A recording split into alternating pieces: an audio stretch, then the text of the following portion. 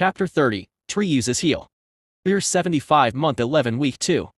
A great battle broke out in the conflict between Tact, Nung and Salah, and a great, cursed spell was cast.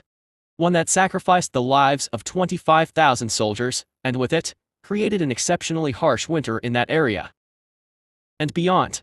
So powerful, that spell that summons a vortex, a magical vortex of ice and frost, and then, the region transforms into a snow-covered land, one of blizzards, snowstorms, and strong gusts of wind. That spell extends to the entirety of the valley, overnight, from what is normally a light rain, into to snow and ice. Thick snow, a terrible cold snap. A few of the smaller streams froze. This stunts the growth of the region's crops, already reeling in the earlier mild winter. Everyone's prepared for winter, so a huge stockpile is already there. Even New Freaka, their efforts to vastly expand their farmlands and crop cultivation meant they are facing this intense cold with at least a few warehouses and silos full of harvested, preserved vegetables and grain.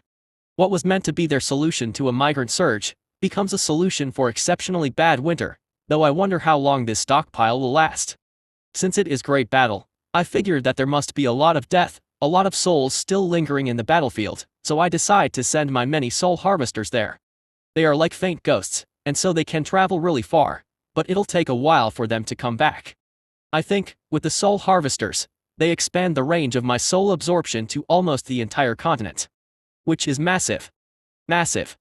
Also, the group from Baruch expanded, after about 2 weeks. I am disappointed, apprentice. A wizard steps through the portal, escorting the sick princess, and followed by a healer and a paladin. They are surprised by the sudden cold, but they come well prepared and put on thick jackets and shawls. I suppose their princess waited a bit too long. My sincere apologies, teacher. We have tried to ask every single one, and yet we could not find one that we think has potential. That's why we asked the oracle whether the healer had moved or went away. Excuses. The wizard is old, he has flowing white, wrinkly hair and a typical wizard's hat, with a pointing tip. The man bows and doesn't respond. The princess follows behind. She's got a very faint presence, and her steps soft, light, and the healer supports her every step and movement. I also noticed the healer using some kind of potion on her, at regular intervals, especially when she starts shivering. The wizard talks with the existing group for a while, and then he stops. Well, let's find that healer. He casts some kind of strange magical spell, and then from a small metal case, a magical arrow appears, and it starts spinning in circles. And it keeps spinning. It even points downwards at times. The wizard then pauses, and looks at the man. The man looks equally dumbfounded. This. The wizard seems stumped, and the paladin steps up next to him. Wizard, what's the meaning of this? This artifact is the compass of oracles. It links and augments the oracle's ability, so that we can locate whoever or whatever the oracle learns.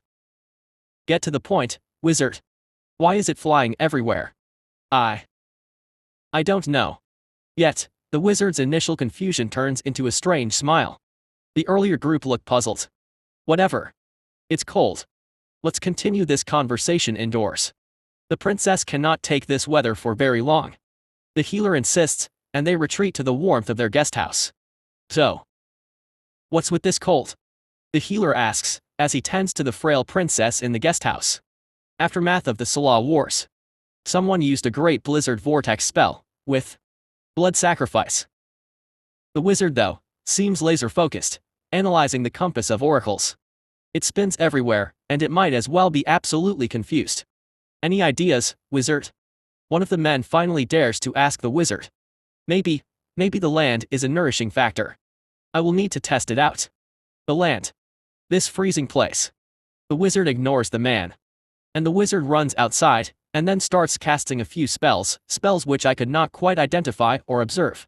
He did that for a good half a day, constantly casting spell after spell, though nothing in particular seems to be happening. At this point, I'm feeling a little bit defensive. A wizard comes to New Freaka, and starts using a whole bunch of spells. That feels a little too close for comfort, so I keep watch. A group of high-powered people in search of something, and casting weird spells. That is just ringing all the bells. That's really odd. What's odd? One of the men, who seems to be the wizard's apprentice of some sort, comes out to accompany his master. The readings and compass, it all points through this entire valley, and yet I don't detect any kind of magical presence from the earth, or is it muffled? Or suppressed somehow because of this stupid blizzard effect on the weather of this entire place? The apprentice shrugs, and shakes his head. I did tell you this place is rather unusual. That cannot be. Magic still flows in this entire valley, and yet there is something that also envelopes this valley, like a large piece of cloth hiding furniture. If it is so, then the healer picked the best place to hide. No, I doubt the healer knows. There is more to this. Tell me, any magical structures? Is there a holy relic of artifact here? You know, if you say it's the entire valley, that kind of reminds me. Some of the people here worship a tree, you know. You want to go and see it. The wizard nods. At this moment, there are few other leads. Let's go. So they brave the snowstorm. That's actually almost perpetual now, to go to the tree of prayer, the courtyard now coated in a layer of white snow.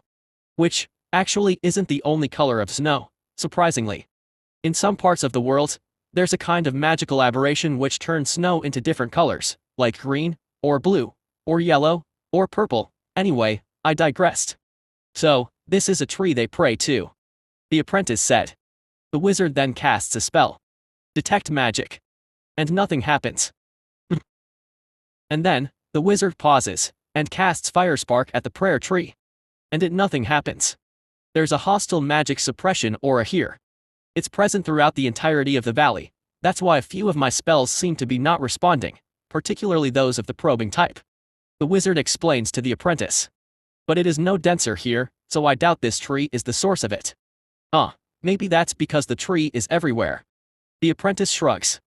I hear the locals say the entire forest belongs to the tree that rules this valley, and entry is at our own risk. The wizard smacks the apprentice. So, that sounds exactly like where a healer would hide. Did you check out the forest? Yes, we have, master.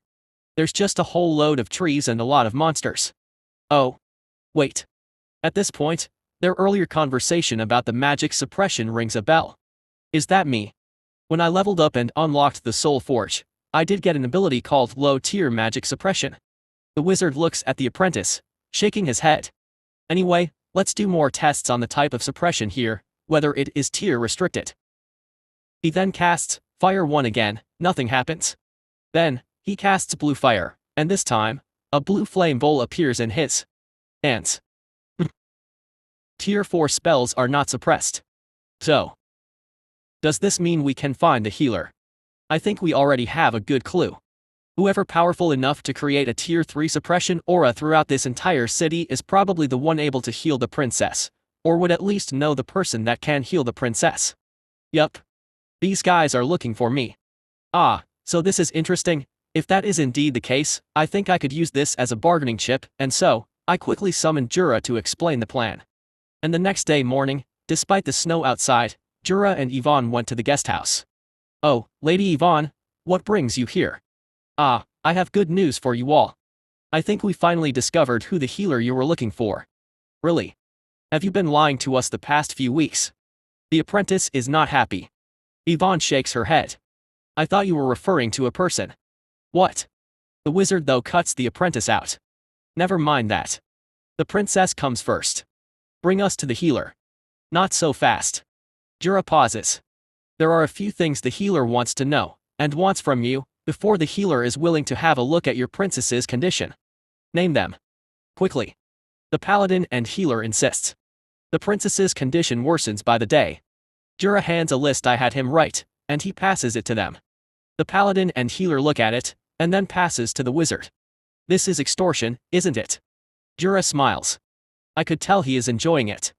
It's the terms the healer proposes, in exchange for his aid. You can choose not to. And he did say, if he can't improve the princess's condition, he won't take payment. Fine. We'll give these things. Great powers do not come cheap, after all. The wizard says. Bring the healer here. Good. But I am afraid you have to go to him. All of the Baruchans look at each other, but then, they nod. It's not as if they have a choice.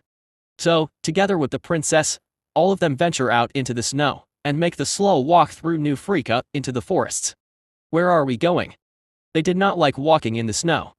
We'll reach there soon. Anyway, what's the princess's diseases? I am afraid. Even I don't know. All we can do is keep supporting her body so she doesn't die. The healer shakes his head. It's almost as if her body wants to kill itself. And then they arrive at the main tree, where the beetles and spiders are sleeping, dormant. Wait. The wizard turns to Jura. A spirit tree. It's as if he struck a realization. Yes. This spirit tree rules over the entire valley. The wizard nods. That explains why the compass is confused. I am guessing this massive spirit tree extends its roots everywhere. Bring the princess inside. Jura says. The healer carries the princess, and Jura then stops the rest of them. I'm afraid I can only allow the healer into the tree from here. The rest of you must wait outside. The tree's rules. The wizard pauses, looks at the paladin, and the rest of them nod. Fine. I can trust a spirit tree. And so, the frail princess is escorted into the biolabe. Once I start examining the princess using the biolabe, it's immediately apparent what her problem was. As with all living beings with mana, there is a spring in their body, and in the princess's case, that spring is almost entirely destroyed. That spring appears like a regular fountain to most, but the princess's spring is charred, dark, and the structure around it has somehow turned into rubble. There's still some mana flowing out, but it's irregular, inconsistent, and at times, corrupted. And when the corrupted mana flows out, it interacts with the body and creates a rotting effect. It's as if the tap that supplies water to a body is broken, and because of that, while there is water flowing out, it is polluted water, and that polluted water poisons the body. The body tries to fight back that corrupted mana, and as a result her body turns blue, kind of like a mana gangrene. So, I look deeper.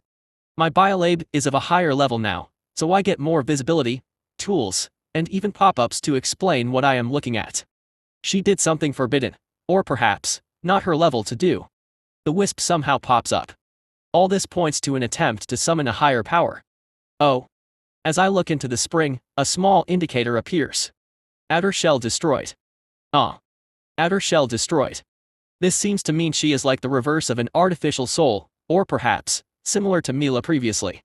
A regular soul comprises of an inner and outer layer, an artificial soul only the outer layer. So, she had somehow managed to destroy her entire outer layer. This is really strange, and I ask Jura to ask the men what did the princess do. The spirit tree wants to know what the princess do. She has somehow destroyed a large part of her soul. The wizard and healer seems really shocked, and they turn to each other. The healer starts first. The princess was last spotted in the wizard's tower. What was she doing? The wizard stares back. I don't know. She was going through the ancient tomes and then. At the same time, I kept looking into the princess's body, and then I discover another thing. Exposed to void mana. What the hell is void mana?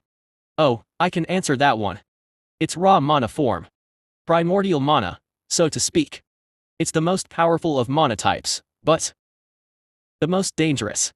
The normal body of mortals is not fit to handle void mana. Even heroes can handle it in small degrees. That's why they only get the second tier form, star mana. If one distills and processes star mana further, one would then get the normal kinds of mana. This sound like the Big Bang, and then the formation of stars, and then the heavier elements. If mana is an element that exists in the birth of the universe, it's akin to primordial quarks, and then they would form protons, neutrons, and electrons, and those would then fuse into regular atoms. This surely begs the question, why would this princess somehow be exposed to void mana? Ask them what was the tome that the princess was studying. I mentally speak to Jura. The wizard pauses. I think she was looking into a tome on. He stops. I don't think it's relevant. Can the tree heal her or not? The healer and paladin turn to face the wizard. I think it is relevant. What was the princess actually trying to do? She might be looking at a tome about otherworld heroes and theories on how to summon them. It's one of the crazy tomes left by the mad hero, Arsène Emir. The paladin then grabs the wizard's hand. What? Why is the princess allowed to be anywhere near to a tome by the mad hero? I was doing research on it, and I didn't realize the princess snuck in. Excuses. So all this was your fault, wizard? The paladin is rather mad. Well, I let the Baruchans continue their argument, as I turn my attention into figuring out what can I do about this princess's damaged soul. The soul forge would be able to fix most of destroyed outer layer, but the exposure to void mana is going to be harder to remove. In a way, It's like Mila's demon poison. But, only from another source, a more raw source. It took about another hour, but I've looked at all I could, so, Jura and the healer helps to carry the princess to the forge tree. She rests inside a platform inside the forge tree, and once ready, both Jura and the healer had to go out. As I attempt to repair her damaged soul, I got a prompt that some items of the princess needs to be sacrificed. Does the princess have any items or personal belongings that she cherishes? The paladin takes out a small hairpin, and passes to Jura, and Jura throws it into the forge tree. Not enough. Another one. The paladin checks his backpack, and the healer checks a bag that contains the princess's belongings, and pulls out a small comb. Her mother, the queen, gave her the comb. And into the forge tree it goes. The logic of it is essentially, to repair a soul, especially one still in a bodily form, one would need to harvest remnants of the person's souls, that are sometimes residing in their cherished items, to then use it and patch the soul. It's like soul organ transplant surgery, but with personal belongings. Unlike Mila's case, who's not constrained by a body any longer. So, the quality and relationship one has with the item, determines the value for the repair. And the comb qualifies. In fact, the comb itself is sufficient, so the hairpin flies back out. The comb itself will do. And it's melted by the soul forge, and it then fuses into the princess's body. And while a snowstorm blows outside, in the immediate vicinity of the forge tree, multiple lightning bolts rain down on the forge tree itself, each creating a connection of lightning to a branch. This is rather scary. I've never seen anything like it. The men, waiting in the snow, watching lightning strike the forge tree multiple times, whilst their princess is inside. And about an hour later, Jura and the healer goes inside the forge tree to retrieve the princess, and put her back into the biolab for monitoring. Under the biolab, the spring itself has been repaired. But, an indicator still exists on top, still saying exposed to void mana. I'm unable to remove this status, as I don't have enough power to do so. It seems that I need access to a few more soul forge color types before I can. At least I actually get to see an explanation of what it does. Exposed to void mana, will have occasional nightmares of otherworldly horrors. Overuse of mana will result in fainting. Cannot use mana potions, as will result in a void mana flaring, and will cause hallucinations and seizures. And indeed, it seems this is as far as I could go, so the princess comes out of the biolab, and back to the worried Baruchans. The spirit tree says this is all it can do. The princess's body should not be killing itself anymore, but she will still have nightmares, and do not give her mana potions. Overuse of mana also will cause fainting. The princess's hands and legs, once blue in color, now gradually regain some color, and she no longer feels an intense weakness and pain through her body, so much so she is actually able to talk. Food. That's the first word she said. The healer and paladin quickly take out, from their pouches, some kind of bread for her to eat. They seem happy, because she is visibly recovering, and so, rather than eat in the snowstorm, they walk back to the guest house to rest. What did you do back in the tower? I tried to summon a hero. It seems the princess had not been able to hold a proper conversation, or even explain what happened because of the intense pain she was in. Why? I wanted a hero to be my husband. Rather than that stupid old duke. At this point I stop eavesdropping. Their conversation went on about Baruchian court politics, international relations, political marriages and power balance stuff, which frankly is not my cup of tea at all. Later on, they all used some kind of portal magic to return to Baruch. They say they will find some way to deliver the promised goods. You leveled up. Level 124. Subsidiary tree limit increased to 700. Biolab leveled up. External biolab unlocked. Customizable branches can now create biolabs. Winter resistance upgraded. You learned a new skill, winter adapted crops. So I gain crops that can grow in this stupid snowstorm. Year 75 month 11 week 4. Despite this horrible cold weather, the traders delivered the blood crystals. And once they did, I quickly got to it. Thanks to the new ley line and soul forge color, I also discovered there's a new upgrade choice for Trevor as well. Trevor, Forest Mind level 20. Upgrade choices. Blue, Root Brain Complex. Requires special minerals to grow. Special minerals required are 10x blood crystals and 50x fresh animal heads. Black, Skull Shell, requires special minerals to upgrade. 10x bone of a wyvern, 1x heart of a lion, and 50x bones of a lizard. Oh well, let's go with the immediate upgrade. The blood crystals and the heads of the animals were put together in a pile, and then, I trigger this upgrade. A few dozen roots appear, and drill into each of the heads and then the blood crystals, creating a rather messy haze of blood in the area. They twist, they turn, they tangle, and sparks fly. It's a bit like watching a dozen snakes mate, with fireworks. And when it's done, a brain-like jumble of roots is formed. It's really just roots folded and twisted many times until it looks like a brain. Trevor's level limit has been increased to 30. Trevor has gained a unique passive ability, Hive's Guardian. Hive's Guardian gains limited control over the lower tier monsters and beasts that spawn in the valley. Does not override their natural instincts. Fairly useful then. But then, as I turned back to my usual view of the valley, I noticed some changes. The interface is now more game-like. And the minimap extends further, and there's more layers to the views available. The granularity of the view is also much better, and I can see more colors. If you desire, Master, I can customize the views for your viewing pleasure. Each of the trees in the valley send back a ton of data through their roots, and it's a matter of processing them into usable information. With this upgrade, my processing capacity has increased. I will be able to provide better alerts and better forecasting ability. Sadly, the area of effect is centered around that new root brain complex, so the further I go, the data available shrinks. But it is still sufficient to cover the entirety of the valley. When I go as far as the 3 trees of mana, the data available in that region is close to none. And still lacking in terms of defenders. Therefore, it is time to create my second forest mind, one for the 3 tree of mana's area, which I will call the Southwest Forest. In order to house your new forest mind, 3 subsidiary trees will be merged. New forest mind has been created. Do you want to name it? Dimitri. Greetings, Master. Dimitri responds, with an accent. Is that intentional? Well, if it is, please continue. Russian/Ukrainian voice presets please. You're tasked to defend my connection to the ley line, and the vicinity of the Southwest Forest. Ask for help if you foresee difficulties. Acknowledged.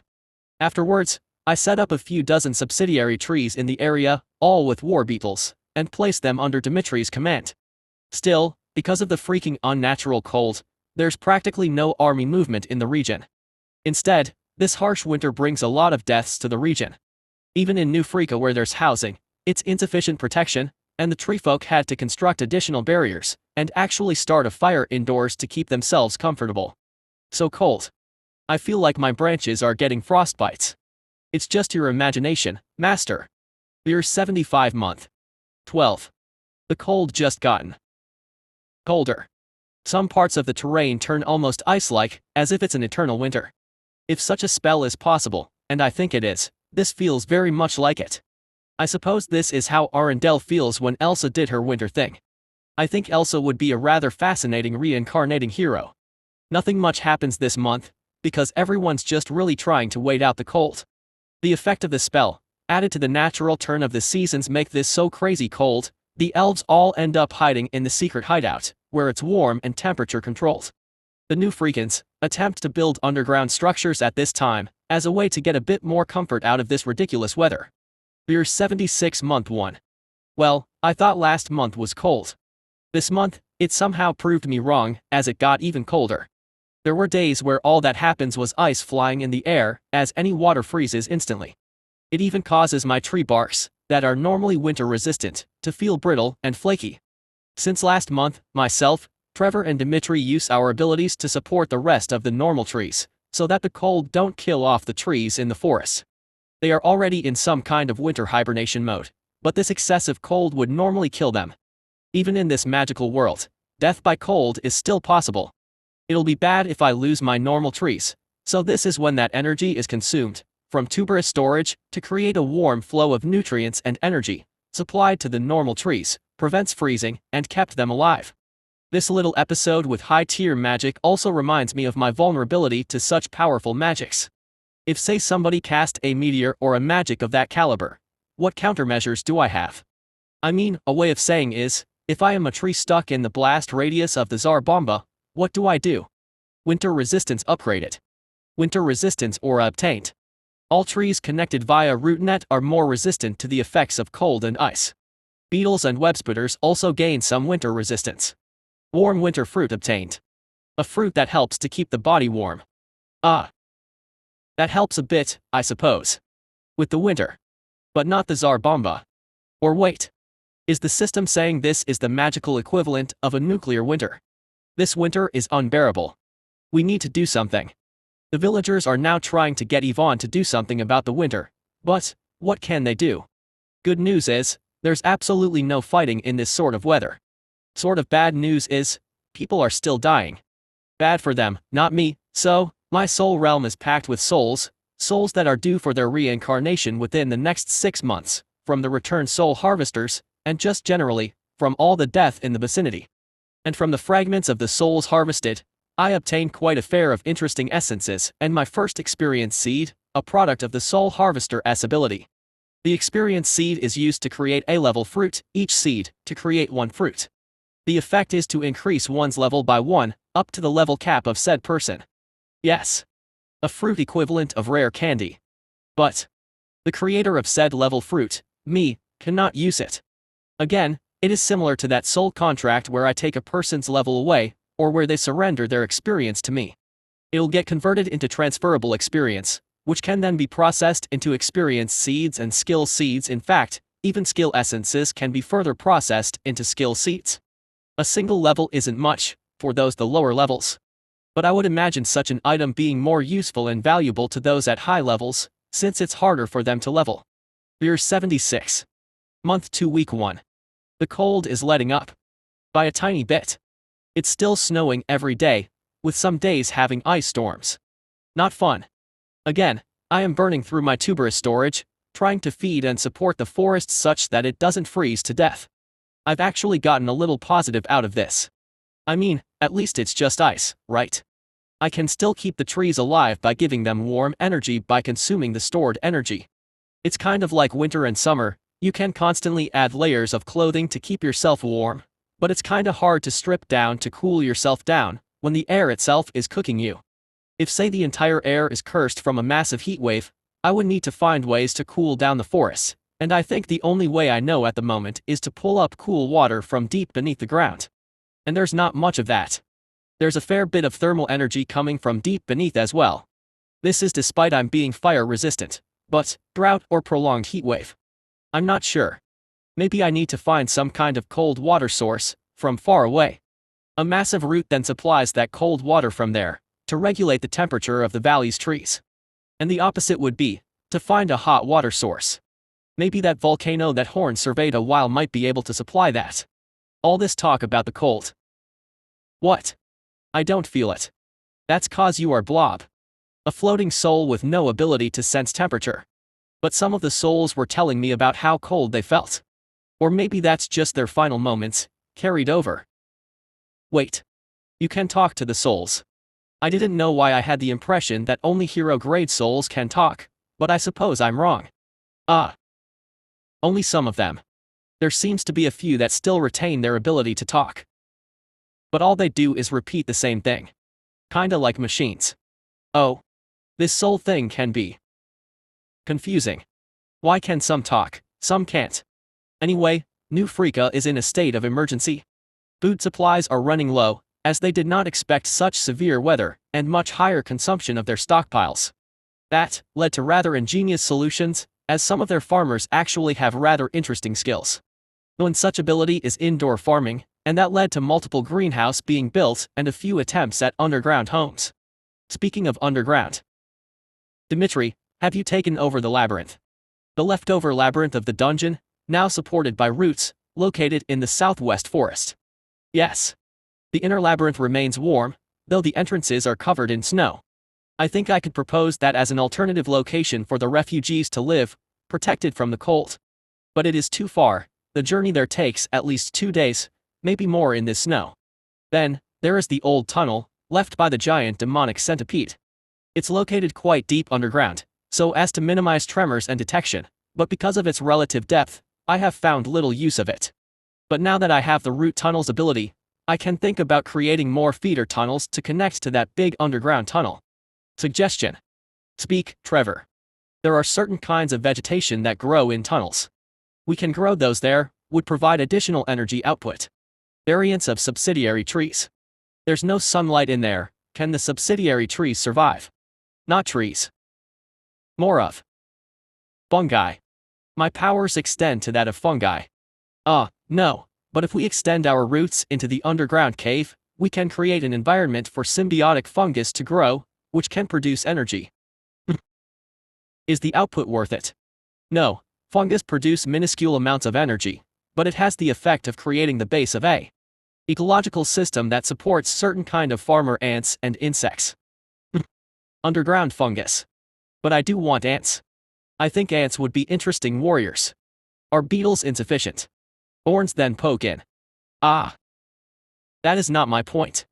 There are many kinds of beetles. I am sure you could have some kind of facility to research beetles that would help. BioLab, Beetle Unit Research Tree obtained. This massive tree allows research and development of various beetle types, such as flying beetles, armored beetles, poison beetles, fire beetles, water beetles. Yes. I think beetles are better than ants. I get the point, horns. But I still want ants. No, beetles are the best. We are already sharing the space with spiders. Please do not neglect us beetles. Ants. Beetles. We have dung beetles. We have dancing beetles. We have colorful beetles. Beetles are superior. I sigh. Okay. Chapter 31 T Research. Year 76 Month 2 Week 3. How long is this stupid blizzard going to last? Forever, until someone manages to disable or dispel the vortex. Not forever, such magics have a natural decay to them. Over time it will go away, but we are talking about years. Troubling news, from Yvonne's informants and diplomats. None, not Salah, not Nung, not Tact has claimed responsibility for using a blood sacrifice spell, and in fact, all of them are now not so secretly launching their own internal investigation into the cause of this catastrophe that brought severe blizzards to an area the size of a country. All three nations are affected by this massive spell, and all three capitals within range, though, Salah, being the largest of the three nations, are least affected. Well, to be honest, if that was all there is to it, it's not really that troubling. I mean, a hurricane is a country-sized disaster, no. Nobody jumps when a hurricane or a massive earthquake rattles the world, right? Though I may be wrong. A perpetual hurricane would be equally horrible. The troubling thing is some of the more sophisticated intelligence claims that it is a secret demon cult at work. A cult that aims to summon and to control the Demon King. They call themselves the Circle Breakers.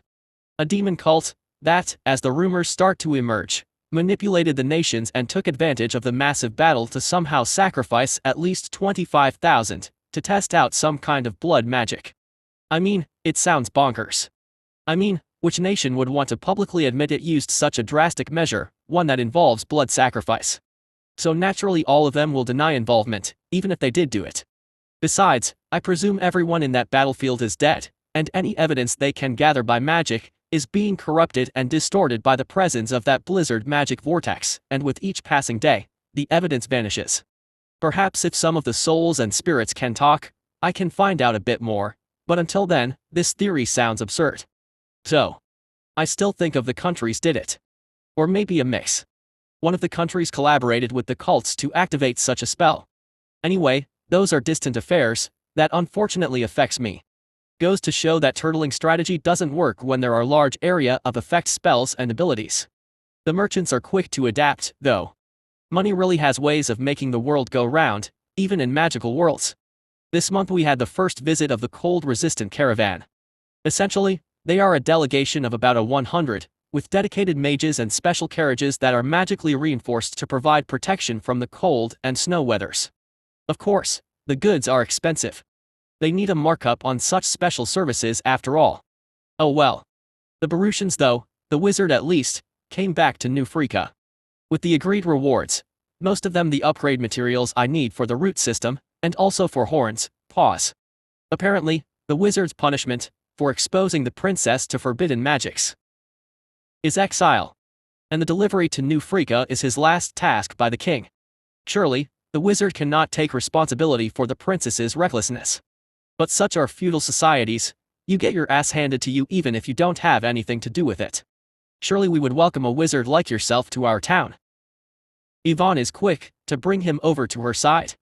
He sighs, nods, reluctantly accepts Yvonne's offer of hospitality. I guess I will stay for a while. And they soon get him to work on some kind of anti-cold weather spell. Meanwhile, I am expanding my territory towards the volcano that Horn surveyed. Most of the beetles are inactive in this weather, and that's a weakness with having insects. But as we approach the volcano, my subsidiary trees are slowly dying, so I could not extend them further. This is despite my own heat resistance, but the death is not due heat alone.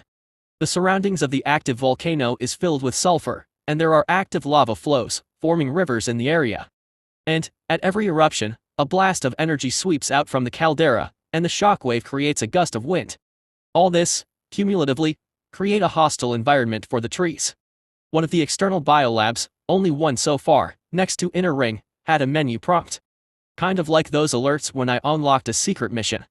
Biolab research option unlocked, Volcanic adaptation.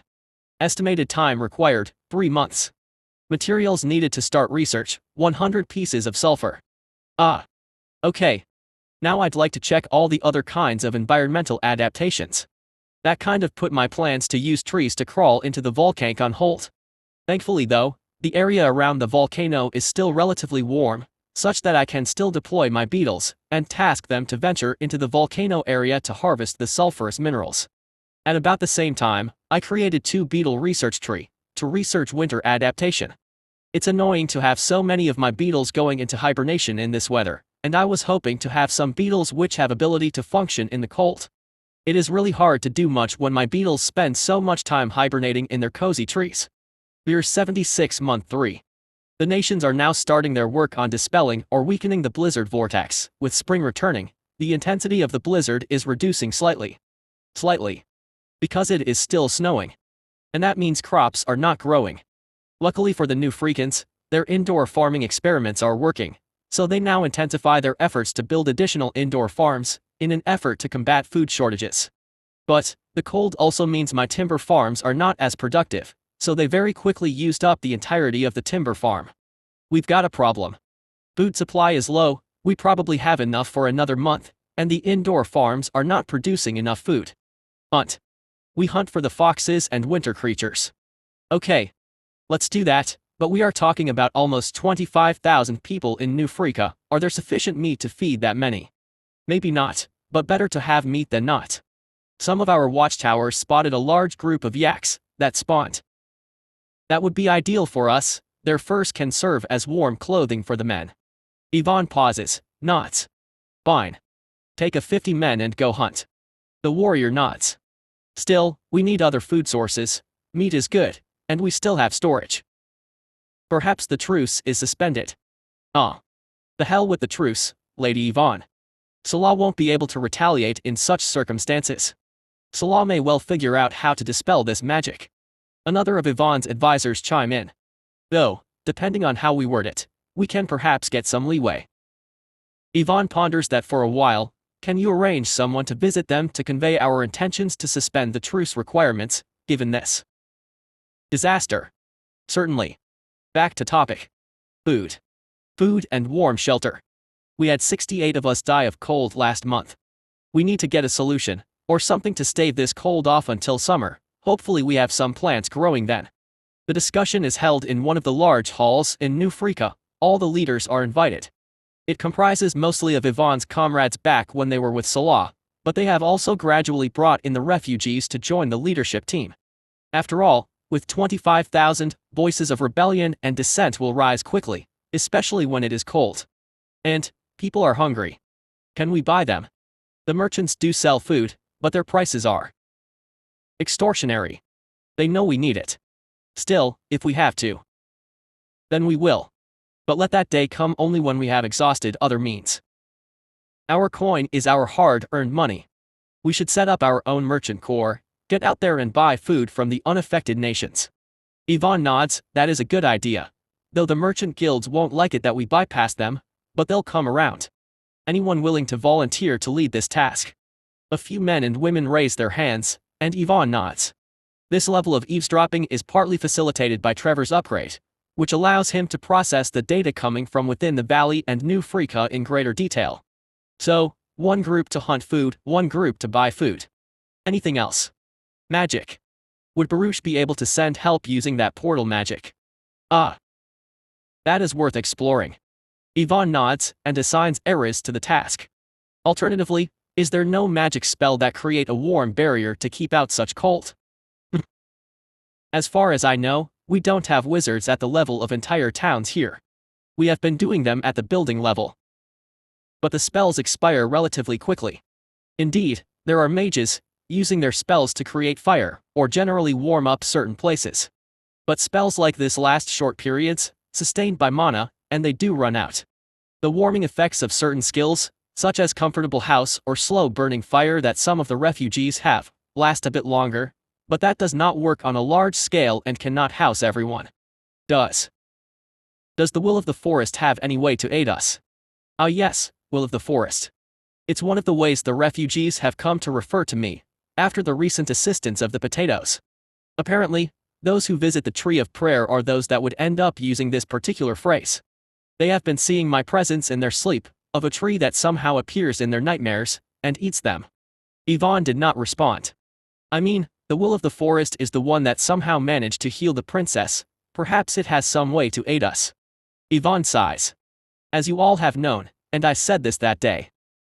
The tree spirit does not give its aid freely.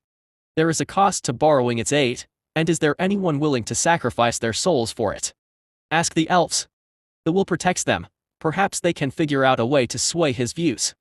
One suggests, referring to Jura, Loanne and the elves. Or Miss Eris. Eris was protected by it. Eris shakes her head then. The tree has punished me for bringing all of you here, back then. I doubt it would listen to me now. If enough of us prayed to it, perhaps it might. That is what the churches tell their believers to do in times of hardship. Ooh. The religious kind. To be honest, my ability to support the valley is also relatively limited. First of all, there is just too many of them. 25,000 new freakins, and even with my new winter-resistant crops, I can grow about 2,500 winter-resistant potatoes a day, and that is enough to make maybe 1,300 meals per day. That still leaves a huge 23,700 guys without food. I mean, I think I am already pretty awesome to produce 2,500 potatoes per day. And add to that, fruits. I have the warming fruits and the winter-resistant healing fruits, which only my main tree can produce, and I can produce about 100 each for the two kinds of fruits. That is maybe another 100. If I had the entire valley's trees, then yes, I can then tap on the normal trees to create food, but now, the normal trees in the forest are consuming energy, not creating them. So yeah. This weather is horrible. Perhaps they can make use of the tunnels. Trevor suggested. Maybe they can grow mushrooms in there. If they have the right kind of mushrooms. And don't they need time? True. Mushroom as fungi, they benefit less from your bountiful growth effect. Well, looks like the new freakins are on their own. Too bad for them. Beetles near the Volcano report they have collected sufficient sulfur to start the research into volcanic adaptation, which, I do. Immediately. Thankfully research still functions under such cold. Trevor. Are there ways to research winter resistance? As your forest minds, we are able to perform research with the aid of external biolabs, though our research functions are relatively limited, and a dedicated research-focused artificial soul will be needed for high-tier research. Oh. So if I assign you to do so, does it come at the expense of anything? Yes, if you assign us to perform research on any of the external biolabs, our ability to support the valley's growth will be impaired by 10 to 20% per research topic. As you have already selected volcanic adaptation, I am already using 15% of my available energy. I see. What other research options do you have? Well, you'll have to tell me.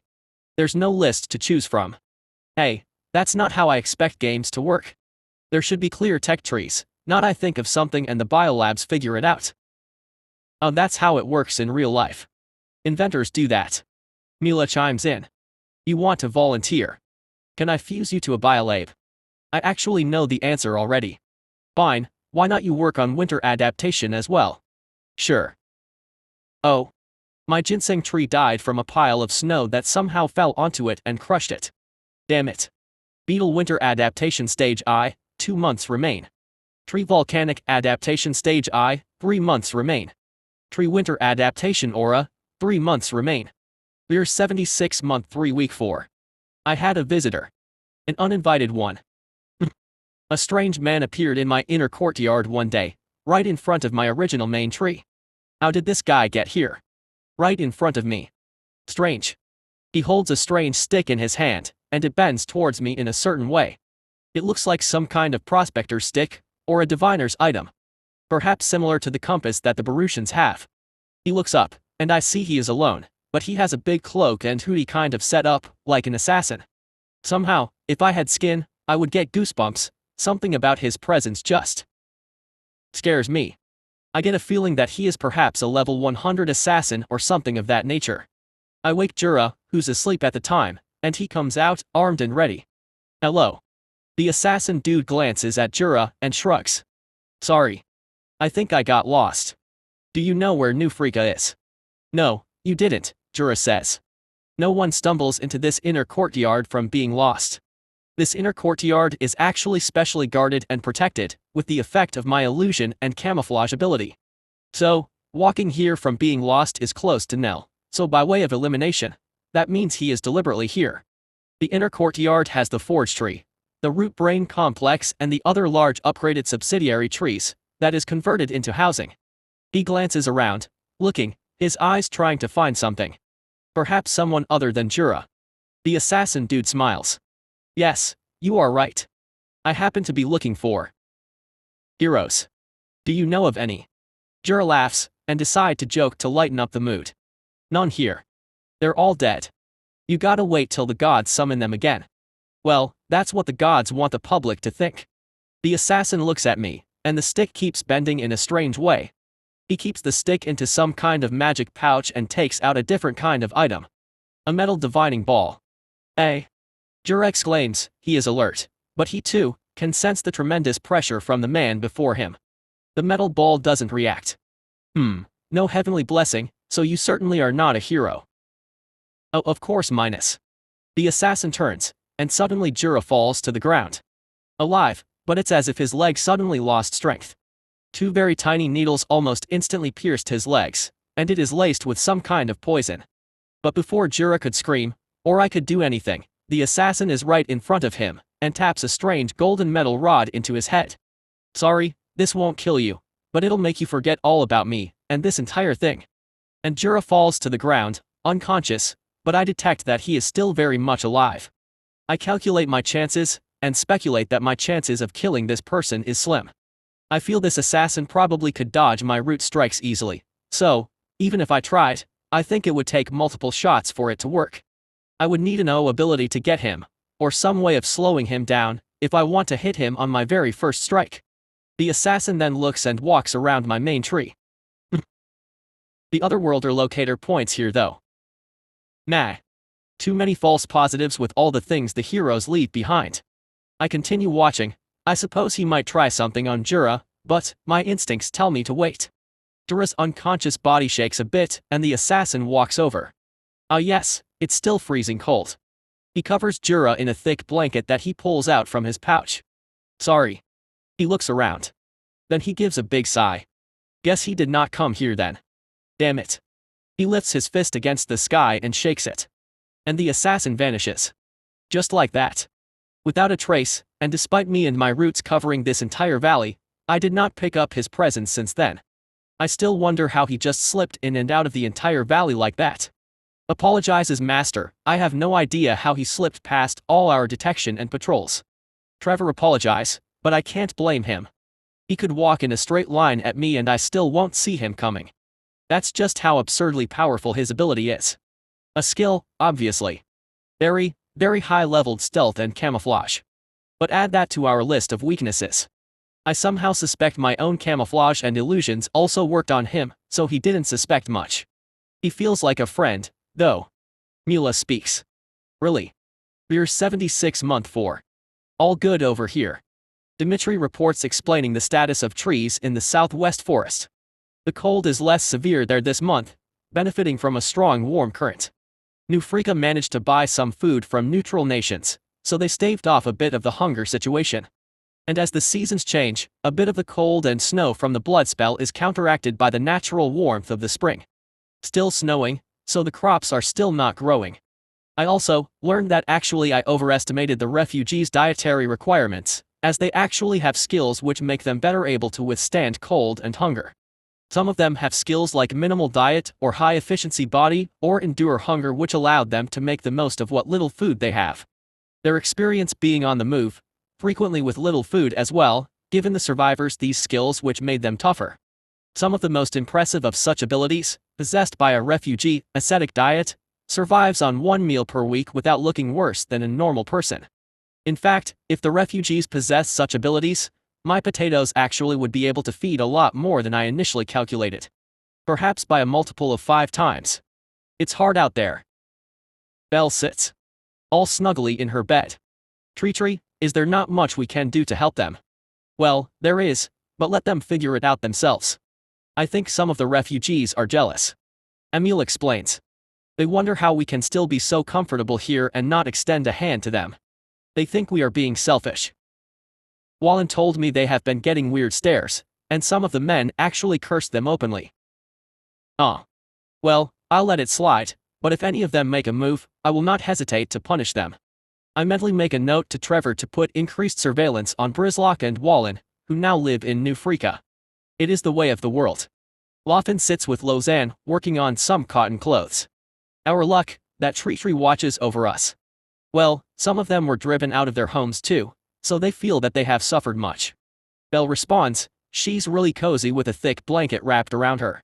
It's actually warm in the room, as the main hideout and the nearby subsidiary trees have temperature-controlled spaces. Loanne then pouts. TreeTree, maybe you should help them. Give them potatoes. I think they will like potatoes. I don't want to assist them so easily. Aid breeds complacency. But they are in need. Heroes help people, no. Well, how do I tell Loanne that I honestly do not care about the new Freakins all that much? Sure, they are useful, but that's about it. How is your practice coming, Loanne? I tried to change the topic, after all she has been receiving dream tutor from me for quite some time. Oh, it's okay. I have been learning a lot, and those dreams where I learn strange skills is really cool. Why can't we get those dreams? Emil and Belle complain. Because Loanne's young mind is surprisingly receptive to it. We are not old. I mean her mind is still growing, so the skill dreams seem to work better. Then Loanne nods, and she runs around for a while. TreeTree. Are you going to help the refugees? Ah, damn it. I thought children easily forget the topic.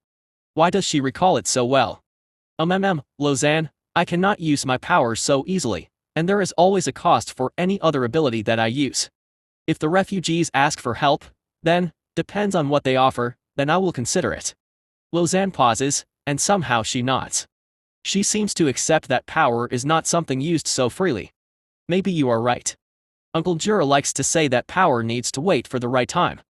That is surprisingly insightful from Jura. Perhaps that new diplomat job has given him new mental perspectives. They must first help themselves. A few days later. Tree Spirit. Mila speaks to me, her voice is serious. The wisp is next to her, and we are in the soul realm. I have a strange dream, or well, maybe it's not really a dream. But like some kind of mental whisper. But I think it means something. Something. Important. Important. What could be important? Oh well, let's go with it. So tell me. I saw Alexis. Okay. What about her? She's not dead. Oh. That is good, I suppose. Somehow my prayers to the heroes reached her. Then again, that doesn't sound good. Her body is currently consumed by demon fire after she used fire form to avoid the destruction of the Demon King's core. She is battling it every moment now. It seems the demon fire, when there is sufficient amounts of it, it gains some kind of consciousness, or some kind of innate instincts. Oh okay. Doesn't sound good, but so. She's really far away, right? And I think the demon fire that consumes her body thinks that a hero is still around, and so it thinks the source of the prayer is a hero. Oh no, I mean, I kind of figured. That is what Mila meant.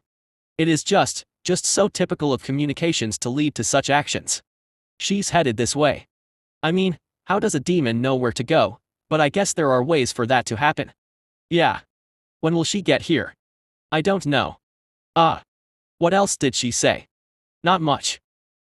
She mumbled about how she is a fire elemental, since she's stuck in her fire body form and that fire body is controlled by the will of the demon fire. Well. Shit. Let's see what measures can I take against a fire-crazy demon. Chapter 32, A Valley Burns. We're 76 month 4 week 4. Fire elemental and a perpetual blizzard. Not exactly what I imagined to face, but here I am. The demon fire Alexis arrived a lot later than expected. I initially thought she would arrive perhaps within 2 to 3 days, given the hero's overwhelming cheat powers, so I scrambled to prepare myself to face a hero, but then again, her body is controlled by demon fire, and that demon fire isn't exactly intelligent. But yes, her arrival is easy to spot, as the demon fire is a lot more flashy. Despite a snowstorm that engulfs everywhere we can see, her glowing, flaming body just shines through all that snow like a lighthouse in a storm. Her body is a huge glowing fireball shaped like a woman. She reminds me of a female version of the Human Torch, or perhaps Phoenix, but there under all that fire is something that looks like a solid core. And she arrives with a bang, shooting fireballs and firing beams of fire throughout the entire valley. This is the monster the tree spirit warned us about. Yvonne's immediate reaction is, well, shock. After Mila had the revelation, I quickly cascaded the alert down to the people that a probably powerful monster is coming our way, so that they can prepare. But I would realize all my preparation was for naught. Jura nods. Yeah. Some kind of fire creature. That is a whole lot more than just fire beast. Alexis floats in the sky, surrounded by a dark, maroonish fire that rages violently. The remnants of the Demon King's fire, it looks unaffected by the effects of this magical blizzard, or even if it did, whatever effect it had is probably minuscule. Yvonne looks back at Jura and shakes her head. Whatever that is, it is flying. There's very few ways to engage that thing, unless it comes down to the ground. Our arrows are not going to hurt it, and I doubt fireballs from our mages will either. As Yvonne and Jura discusses, Alexis clearly does not consider them threats. Instead, she still continues to shoot fireballs at the forest and blast up a whole bit of the valley, one fireball at a time. The first impact vaporizes any snow or ice that is built up, and the second impact instantly sets the normal trees on fire. Indeed, given the monster is a fire elemental, the best option is to use opposing elemental weapons, or some destroy the elemental's core. So, Jura looks at Yvonne. He enters into the bear armor mode. A black-colored wood wraps his entire body, and it makes him look at a giant bear, and he leaps into combat, charges in the general direction of Alexis. The fire elemental notices, and directs the fireballs at Jura. And each time, he activates a wooden shield to parry those fireballs. The shields are only able to absorb 2 fireballs, so Jura had to constantly reactivate the wood shields. Well, how are you going to hit it? Yvonne wonders, and activates a magical arrow. The fact that it's a fire elemental meant Yvonne quickly reorganized the team she prepared for this. Not everyone is suitable to face a high-tier monster of this sort, so some of the guys retreat back to New Freaka and set up defensive positions. Jura's bear-shaped legs contort, the wood armor twirl into a spring-like structure and propel him high into the air, close enough to come into contact with the fire elemental. And he gets blasted with a point-blank inferno. It exploded right in front of him, and he gets chucked super far away into the ground, the wooden armor already black, but now charred and smoking. The impact is enough to knock Jura out, but thankfully, not kill him, as the armor took the most of the damage, as I sense Bamboo going offline. But I think he'll probably need to be in bed for a few days. Jura. Yvonne shouts, but she quickly turns back to face Alexis, who now notices the rest of the men, and retaliates with a few more fireballs. I activate my wood shield to protect them from the fireballs. Well, that went horribly well. I think to myself, as I activated multiple wood shields to block the fireballs. Their effectiveness is pretty good, blocking multiple hits before getting destroyed. Master, they won't be able to harm that monster. Trevor quickly summarizes our problem. True, with enough wood shields I can significantly reduce the damage Alexis deals, but we can't hit or hurt it that much. And this is when I notice horns charge towards the monster. Or the master? Ah. What? I shall defeat the foe. I think he somehow forgot that he can't fly, so I am not sure what possessed him to attempt such a move, and what is he attempting to do? What's he doing? I think he may have some skills, master. Really? Let's see it, but I think he's gonna lose. Alexis is a hero, and that fire is from the Demon King itself. Orange charges towards Alexis, his beetle shell coated with some kind of resin, which is actually pretty good at absorbing the fireballs. And then when he finally gets beneath her, he digs into the ground, and shoots spikes at Alexis, from his shell. Spike attack. Oh. I didn't know he can do that. But, it's too low tier a skill, and the spikes burn up before they even actually harm her body. And so, Alexis lobs a few fireballs at Horns.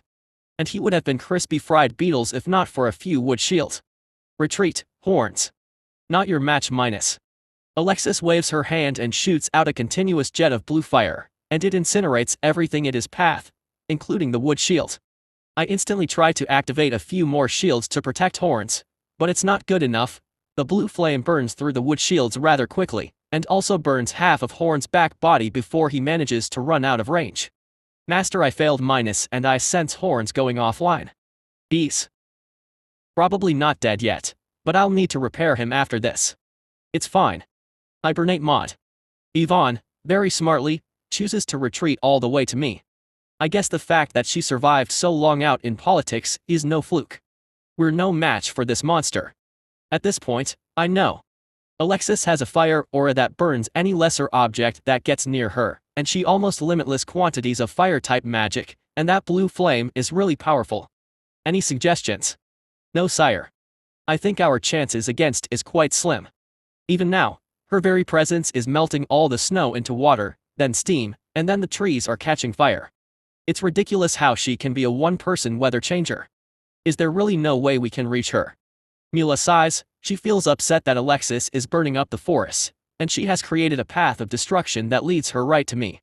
Root strike. A root flies up to her, and it hits her. The damage is low, as the fire aura incinerates the root partially, and so reduces the impact. I thought I could do a repeat of my earlier strategy by using multiple root strikes, but then I noticed that fire soon regenerates the damage. The root strike barrage would need to deliver a fatal strike, or I may just be wasting time. Mila tries the friendship route, and so she prays, and attempts to mentally communicate with Alexis to convince her to stop attacking it. I try a few more root strikes, just to be sure, and like the earlier ones, it does hit, but the damage I deal is not much. I throw a few fruits at her just to be sure, but they burn up midair, without achieving a thing. Yvonne, can you evacuate the elves? And stay out of this. This is not going to be easy, and I suspect the mages will be useless. Ah. Yes. Certainly. Yvonne quickly take the elves and run. A few fireballs go their way, but I block it with the wood shields. The shield generator trees also have been trying to block the fireballs, but not as the shield generators are independent of me. Their strength is inferior, and can only block 2 to 3 fireballs. She's in there, and she says she's in great pain. Mila actually manages to communicate. Ow. It's a thing heroes of the same generation can do. A kind of telepathic link in short distances. Anyway. She can't help us. The demon fire is too strong, and her soul is too weak to resist or take back her body. Okay, no friendship, no jutsu route. Alexis burns up a few more of subsidiary trees, and sends a few fireballs direct at my main tree, and it explodes right on my trunk. My historical experiences with fire has made me very resistant to them, so the fireballs don't even leave a scratch on my main body. My main body, unlike the skill extensions, enjoy the full benefit of my tree heart, and this prompts Alexis to aim blue flames at me. And they don't hurt. The blue flames can't burn me either. This seems to be a stalemate. She can burn up the entire forest and I will still be standing. And I can't hurt her. This outcome is not what I want, so I need to find a different strategy.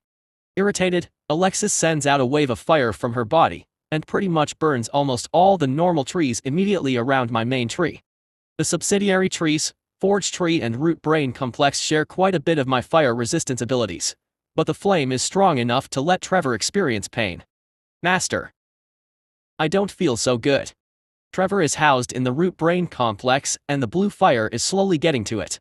It inherits a smaller percent of my godly fire resistance, and would be invulnerable to most fires. Except one from a hero, or a demon king.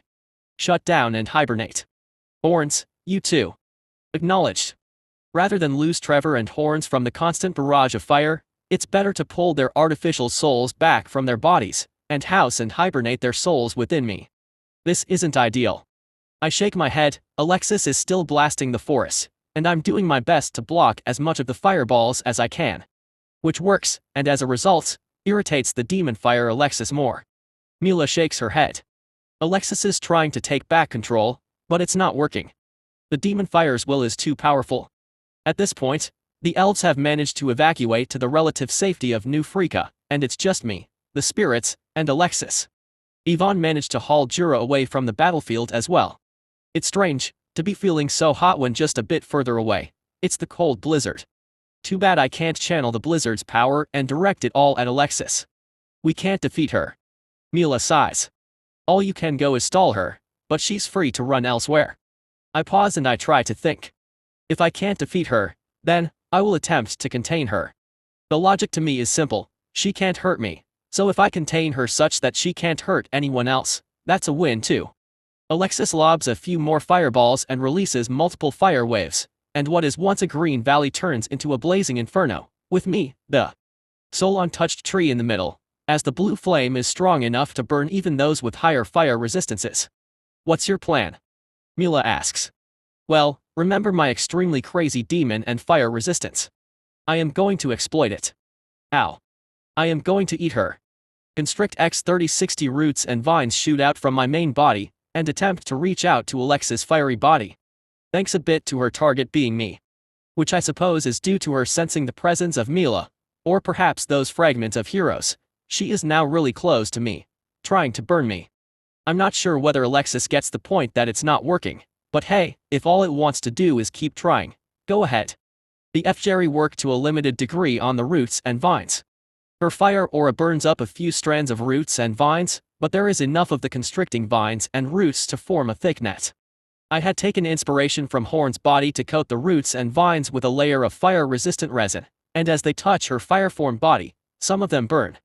With the resin-coated fire-resistant net around her, I begin to pull, and manage to grab her flame body, and pull her towards me, into me. You actually going to? Mila looks surprised. Eat her? Yes. I am. Alexis's body seems to panic, and so released a continuous stream of blue fire, and even stronger black fires, but closer to my main body, the root and vine's fire resistance increase, so, she's trapped. Fireballs after fireballs explode as I pull her ever closer. Alexis's body now almost touches my trunk, and she releases a huge chain of fire waves, the axe of a drowning man, flailing, in an attempt to escape, but she still could not break through her vines. However, that fire scorched the surroundings, the forge tree and the root brain complex burned, the ground charred black. Then, as she closed in on the trunk, the main body of my trunk open up, reveals a biolabe pod. And the vines push her inside into the biolabe. The demon fire attacks the biolabe, and now, I feel like I'm in a sauna. Or like an Arctic monkey sitting inside a hot spring in winter. That doesn't stop Alexis. She keeps trying, releasing wave after wave of fire. Perhaps she thinks my resistance is due to an extreme regeneration and so I will run out of mana, or somehow she hoped that the fire will eventually get through. But it doesn't. I am kinda thankful that its only power is fire, and so its only response to any threat is to burn the shit out of it. I mean, if it had Alexis's brains, she'd probably try lightning, or perhaps ice. So yeah, when you're a hammer all you can do is hammer. This is insane. Mila says, clearly rather amazed to see Alexis dragged into me. Well, it works. And I begin the next step, trying to battle the demon fire's presence. It's strangely familiar. Like the fires of Ball that used to burn on top of my trunk, the fire even feels rather pleasant. This time, I'm not the same tree I used to be, and so I will defeat the demon fire myself. My mana, and I draw on all the mana I have, from the ley line, from the normal trees, from the storage, from everything, and with it, I flood Alexis's body with my mana, and drive out the demon fire and the demonic mana that now runs through her body. It is like attempting to do a blood transfusion, to drive out the dirty demon blood and replace it with my clean blood.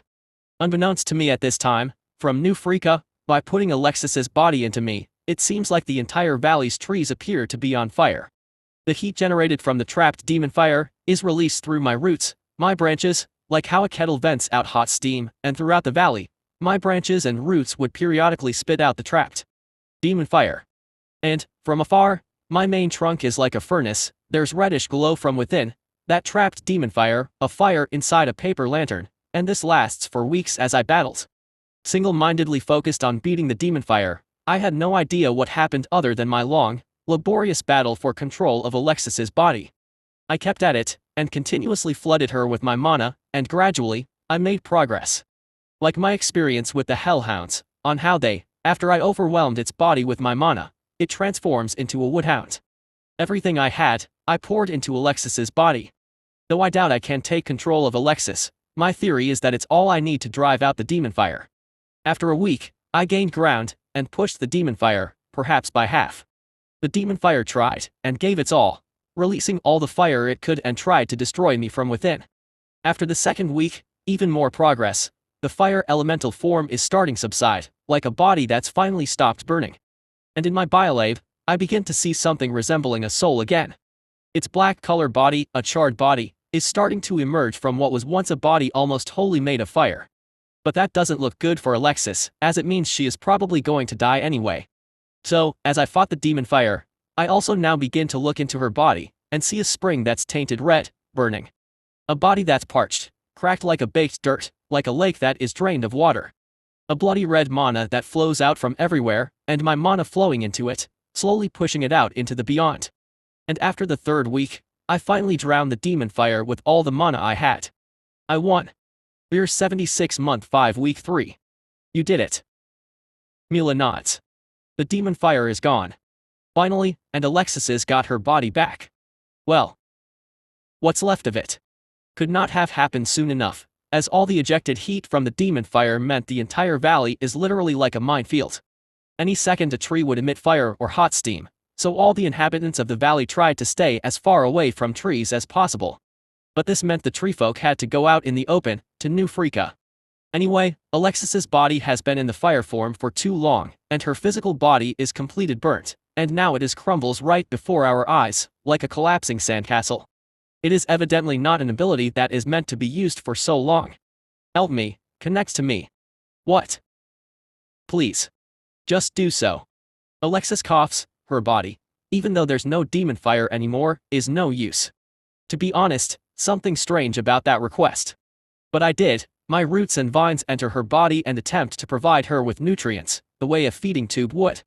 But her body is a goner, unable to receive nutrients anymore. And then Alexis mumbles something. A spell that I couldn't quite understand. It causes her body to crumble, then turns into a paste, and then, it mixes into the vines and roots in her body.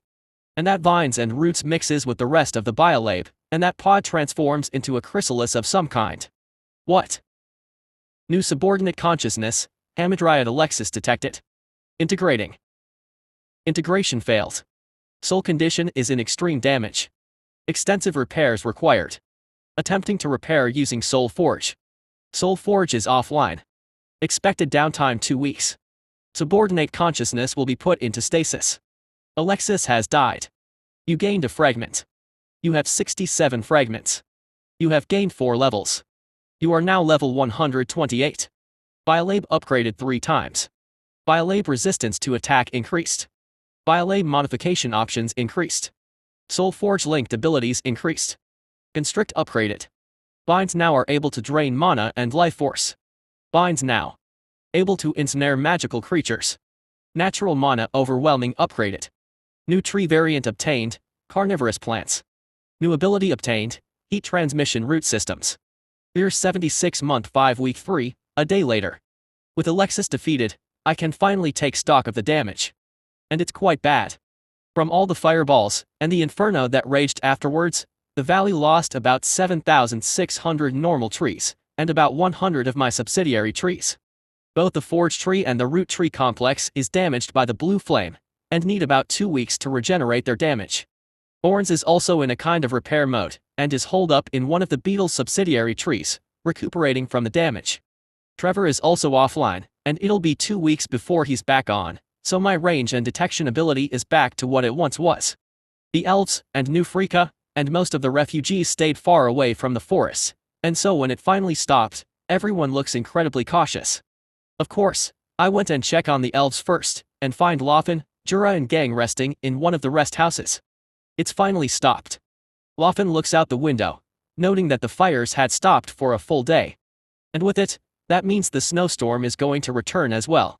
From snowstorm to blazing inferno, and now back to a snowstorm again. Yeah. Jura's awake, but his entire body is suffering from burns. He's recovering though, as the healers tend to his wounds. Wonder how TreeTree is doing.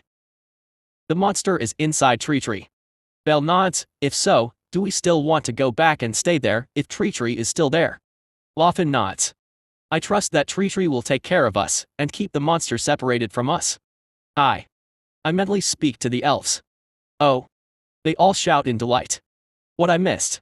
Loanne paused and then soon elaborate how the entire valley is on fire for a good 3 weeks.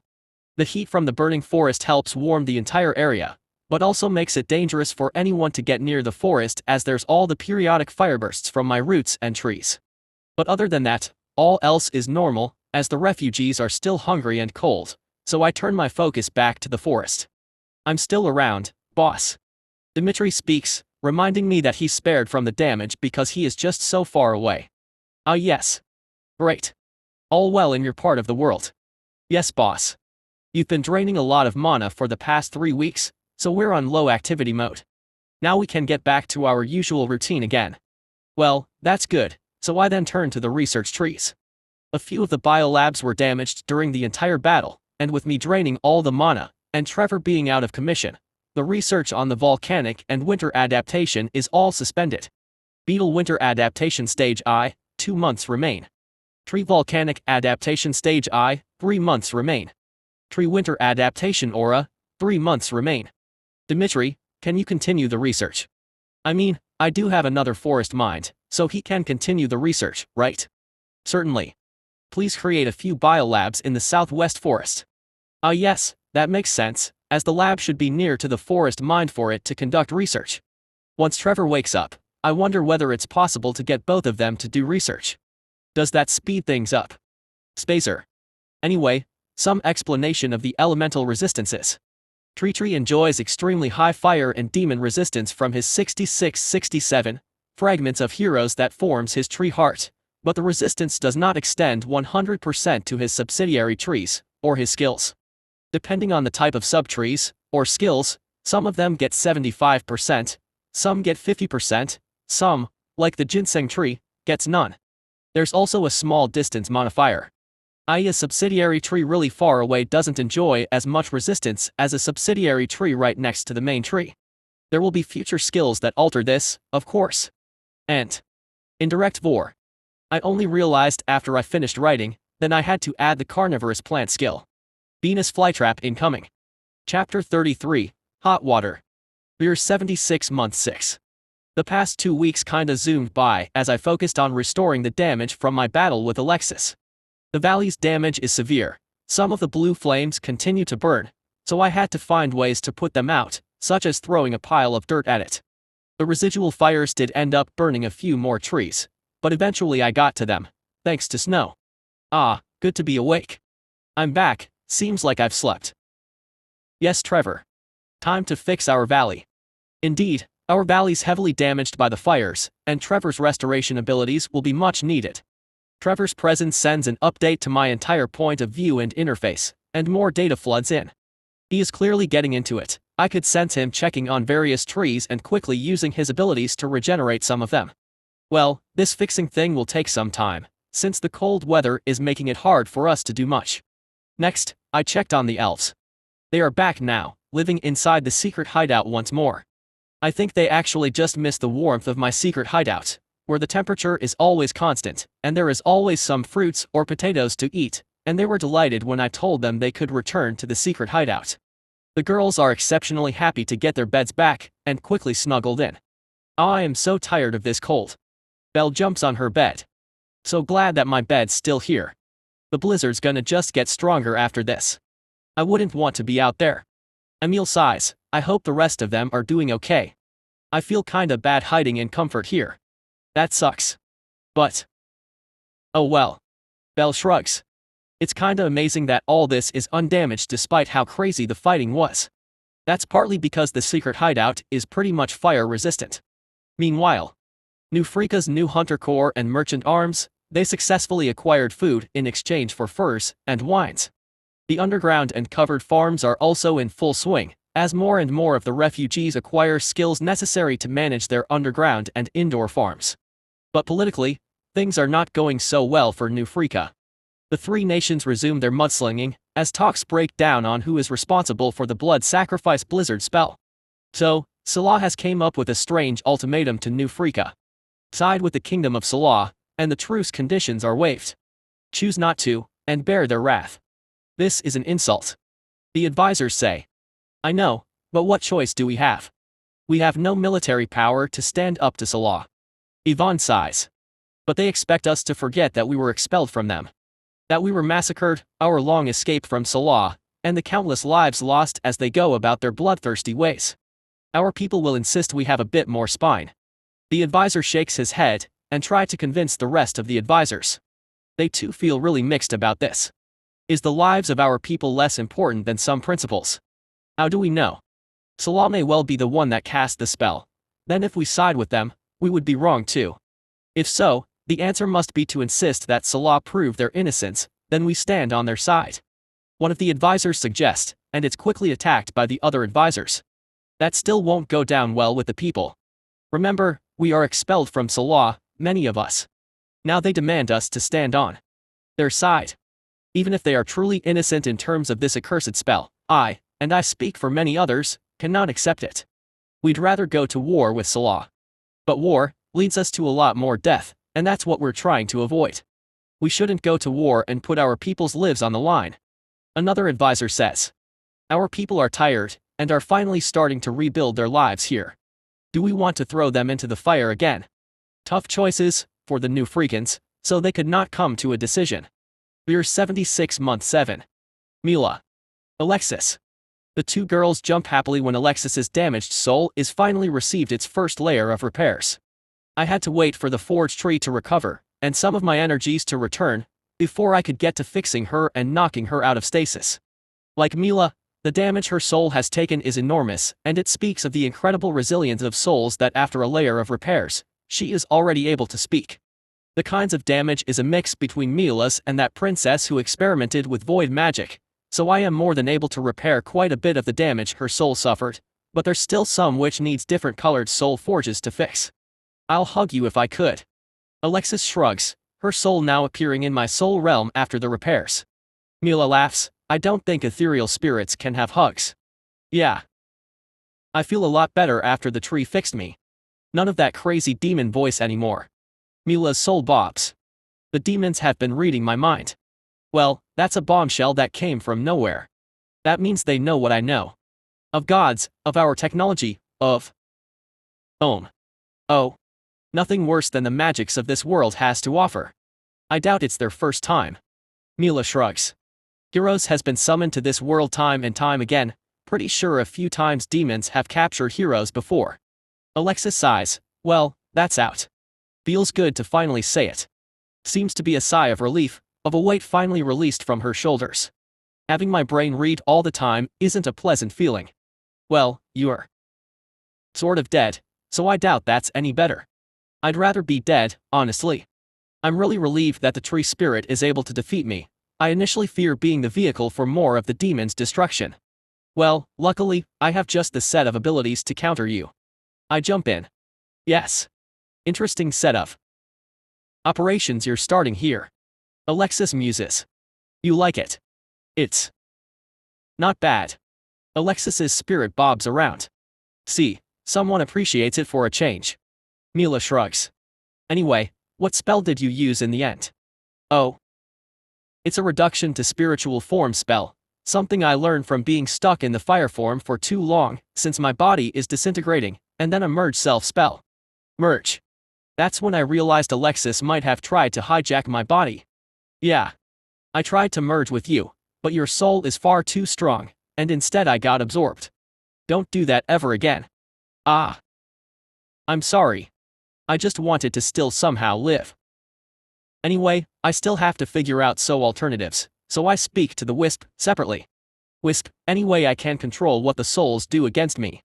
Well, in their soul form they have no ability to harm you, at least directly. They are after all souls that exist with your soul realm, and the soul realm is a contained other space. Once confined and merged into a vessel, their ability to harm you depends on the vessel. Lots to think about there. But, there are safeguards you can perform, such as entering into a soul contract. Such act will constrain their actions for the next 1,000 years. Ah yes, I am an idiot, but I suppose I have to, if I ever want to give them a vessel. There's a vessel already developing inside the pod, which the lady Alexis used. It seems to be a woman made out of wood, but will be some time before it is ready. Ow. I mean, how'd Alexis do that? Her spell managed to only take control of the pod, and so she used it to become a cocoon to grow herself a new body. But because her magic is decayed, the new body that is growing is now under your control. I therefore take a chance to have a look at the body she's growing. It's essentially a body made of wood. But the limbs and the joints are all made of some kind of soft binds. A Madriad body developing the body is made from the nimble wood of a soul tree, and the soul that lives in this body derives energy and life support from the soul tree. So, the body will die when the soul tree does. But at least this body aligns hers and mine, as she dies when I do. But then, she could just hop bodies, and she might still try to take over me, rather than become attached to me. For now though, she's still in my soul realm, so I need to think of some precautions. She failed previously, but that's because her body and soul is in terrible shape.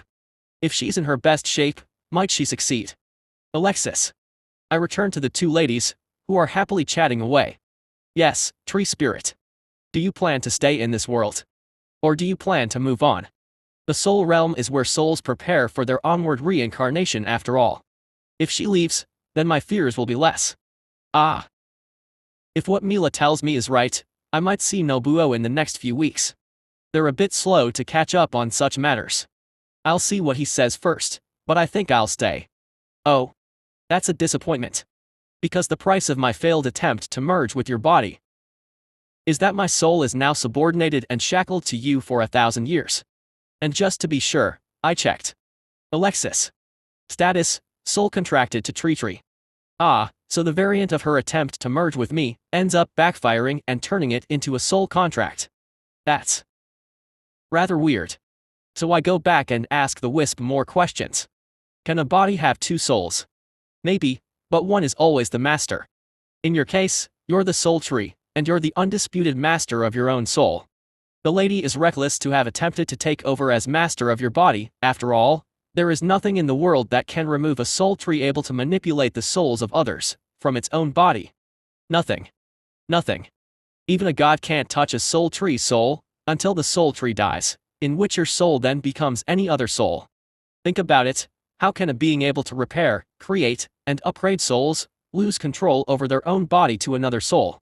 The power to manipulate souls comes from the soul tree's innate structure, and to kick you out involves tampering with that innate structure. But you said early she could harm me. Well, yes. She can cast spells at you, and physically attack you if they desire to.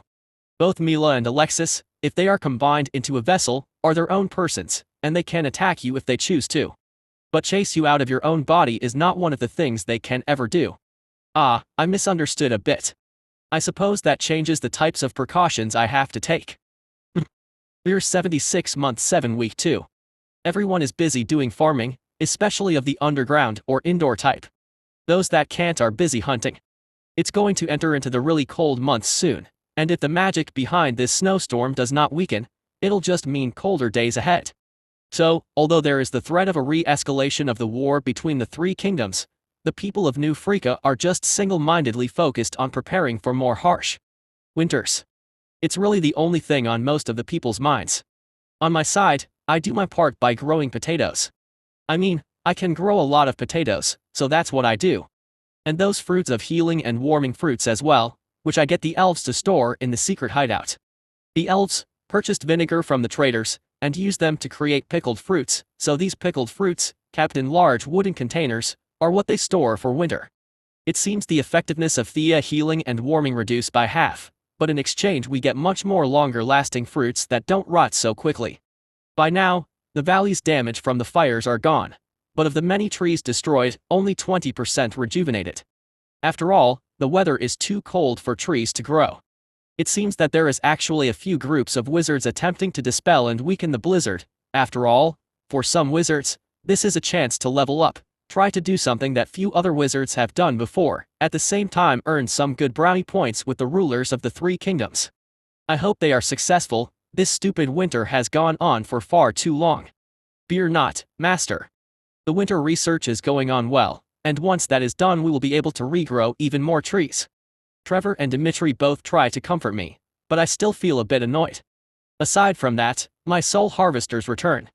I get a lot more souls. It seems the winter is really killing a lot of people, so I have enough to create one more artificial soul. The only problem is, I don't have enough power for it. We're 76 month 8. Beetle Winter Adaptation Stage I, completed. Tree Volcanic Adaptation Stage I, 1 months remain. Tree Winter Adaptation Aura, 1 months remain. Ah yes. My beetles can move now. With the first stage Beetle Winter Adaptation, I noticed the beetles now have some kind of internal warming system, where there is some kind of warm sap which gets pumped to their joints and limbs to keep it warm. However, the sap is produced only in the subsidiary trees, Beetlenists, so they have to periodically return to the trees to restock on the saps. This gives them an effective operation time in winter of about 2 hours, which isn't that great, but at least they can move and function in winter, which is a whole lot better than them sleeping in their nests. I wonder if this gets taken to the extreme, would the beetles actually gain functional hot blood pumping hearts? Interesting stuff you have there. Alexis is a lot more nosy than I expected. She's extremely interested in the kinds of research and actions I'm taking, and thanks to the repairs she's gotten, she and Mila can both be nosy. Still, the fact that she tried to merge with me makes me a little defensive around her. You're feeling suspicious of me because of what I did before I died. And I can understand that, and I would like to apologize again. But, let me be useful to you. After all, there are still many ways you can use me. Well, in this respect, Alexis actually wants to be useful, but Mila just seems rather happy loitering around. But you know, this little incident does make me wonder how loyal Mila would be. Paranoid? Mila chimes in. Yes. But so long as we are in our soul form, we are stuck. Here, as souls, we have no ability to take action. But, if we are to earn your trust, you need to first invest that first leap, to let us be of assistance to you. Well, Alexis is right there. Ah, it's a risk I have to take. All I can do is task my artificial souls to keep an eye on them, and use the existing spells and contracts to keep them under control. But for now, I will put that idea off. The weather is experiencing some oddities. On one day, the weather suddenly got better, but then it got a lot worse the next day. I suspect it's the wizards trying to meddle with the magic of this snowstorm. The new freakas are still busy digging in, building large storage facilities to store the hunt, and they have even started curing meats so that they can be stored for longer. To be honest, I think this blizzard's proving to be a boon for them, because they are developing more unique food storage abilities, which would last them through future hardships. Politically, they have yet to decide who to side with on the whole Salah ultimatum, and that's gotten them a rather stern warning letter from Salah, who insists that they pick a side, and do so soon. Or else. Anyway, as I turn my attention back on the elves. How are you feeling? Better. I started work on Jura's wounds after the elves returned to the secret hideout. His wounds are mostly a whole lot of broken bones, and a bit of burn marks. Bamboo, being wooden armor that protected his body, absorbed most of the damage from the explosion, but that meant Jura still had to deal with the fall damage. Good. His burns are now fully healed, but what is left is the broken bones. The bones have fused together, but are now in the healing process and will take some time before they regain their past strength. I foresee Jura should not join in any combat-related activities for at least 2 months, or those repairs may break. We're 76 month 9. Tree Volcanic Adaptation Stage I, complete. Tree Winter Adaptation Aura, complete. Hell yeah. My trees are growing in the motherfucking winter. With the completion of the Winter Adaptation Aura, trees near me all gain some resistance to winter, and are now able to grow in it. This means a return of growth. This feeling of finally being able to grow after not growing for so long, kinda feels like being able to taste food after losing your taste buds for weeks. Ah, how glorious it is, to be able to grow after being stunted for so damned long. At this point I do realize that I am somewhat a growth addict. I really enjoy watching another patch of snow-covered dirt have a bunch of green shoots, which then transforms into proper trees. And the central trees, those closer to me, are even able to feed energy back to me. It's kinda like being sick for so long, that you kinda forgot how being healthy felt like, and now, whoosh. Hell yeah. Grow www. Is the tree always like this? Alexis asks. I think he's gone a little crazy. Mila shrugs. Also, there is still the volcano thing. The first stage of the upgrades means my trees can now approach the volcanic area without dying, but I am still a distance away from the volcano itself. There are, however, a lake that is being warmed by the volcano's magma, and since the valley does need some hot water, I place a few subsidiary trees next to it, and activate my heat transmission system. It's essentially a kind of root system which pushes the hot water from the heated lake to the valley. Secret hideout upgraded. Hot water now available. Hot volcanic bath obtained. Oh. Did I really have to go that cliched route of getting a damned onsen inside my own secret hideout? Although there is some transmission loss. It's good enough such that I could get the valley's trees a bit warmer too, so there's a bit of steam and mist now emerging in the valley, as the hot water interacts with the cold weather above it. You've acquired the skill, mist. Oh. I like hot springs. Alexis shrugs. Now I want a physical body. Me too. I haven't had one in ages. Mila also comments. Which one, the hot springs, or the body? Why not both? Are these two ladies going to commentate on all my actions and achievements? I find their banter amusing, master. Orange too finally recovered from his injuries, and he too shares a bit of the winter upgrades, so like the other beetles, he has a sap in his body that acts as a heater. Will they be useful? Anyway, the main volcano itself is still further in, and to get there I need to work on my next stage of the volcanic adaptation research, which also involves getting more materials from the volcano. Beetle winter adaptation stage II, 6 months remaining. Volcanic adaptation stage II, 8 months remaining. Requires 200x sulfur. Tree winter adaptation stage II, 8 months remaining. Ugh, I think the higher stages are going to take more time, or so I'll need to increase the number of biolabs working on them in the future. Assign me. Alexis volunteers. I volunteer to do research. Her dryad body is fully developed by now, and if I'm not mistaken, is designed with herself as the template, and so it's going to be making her a dryad, which then undertakes research in the biolab. I'll think about it. Oh come on. You can cast spells on me if you want to keep watch. I won't do strange stuff, I swear. Alexis pleads. We're 76 month 10. Oh, more growth. I love growth. This resurgence in growth is most keenly felt by the new freakins, who are amazed to see the bigger trees sprout even in this snow, and it applies to the potatoes as well. Thanks to my newfound powers, the potatoes produced daily increased to 2,000. Double. All because of winter resistance. And I hide all my potatoes, using beetles as my carriers.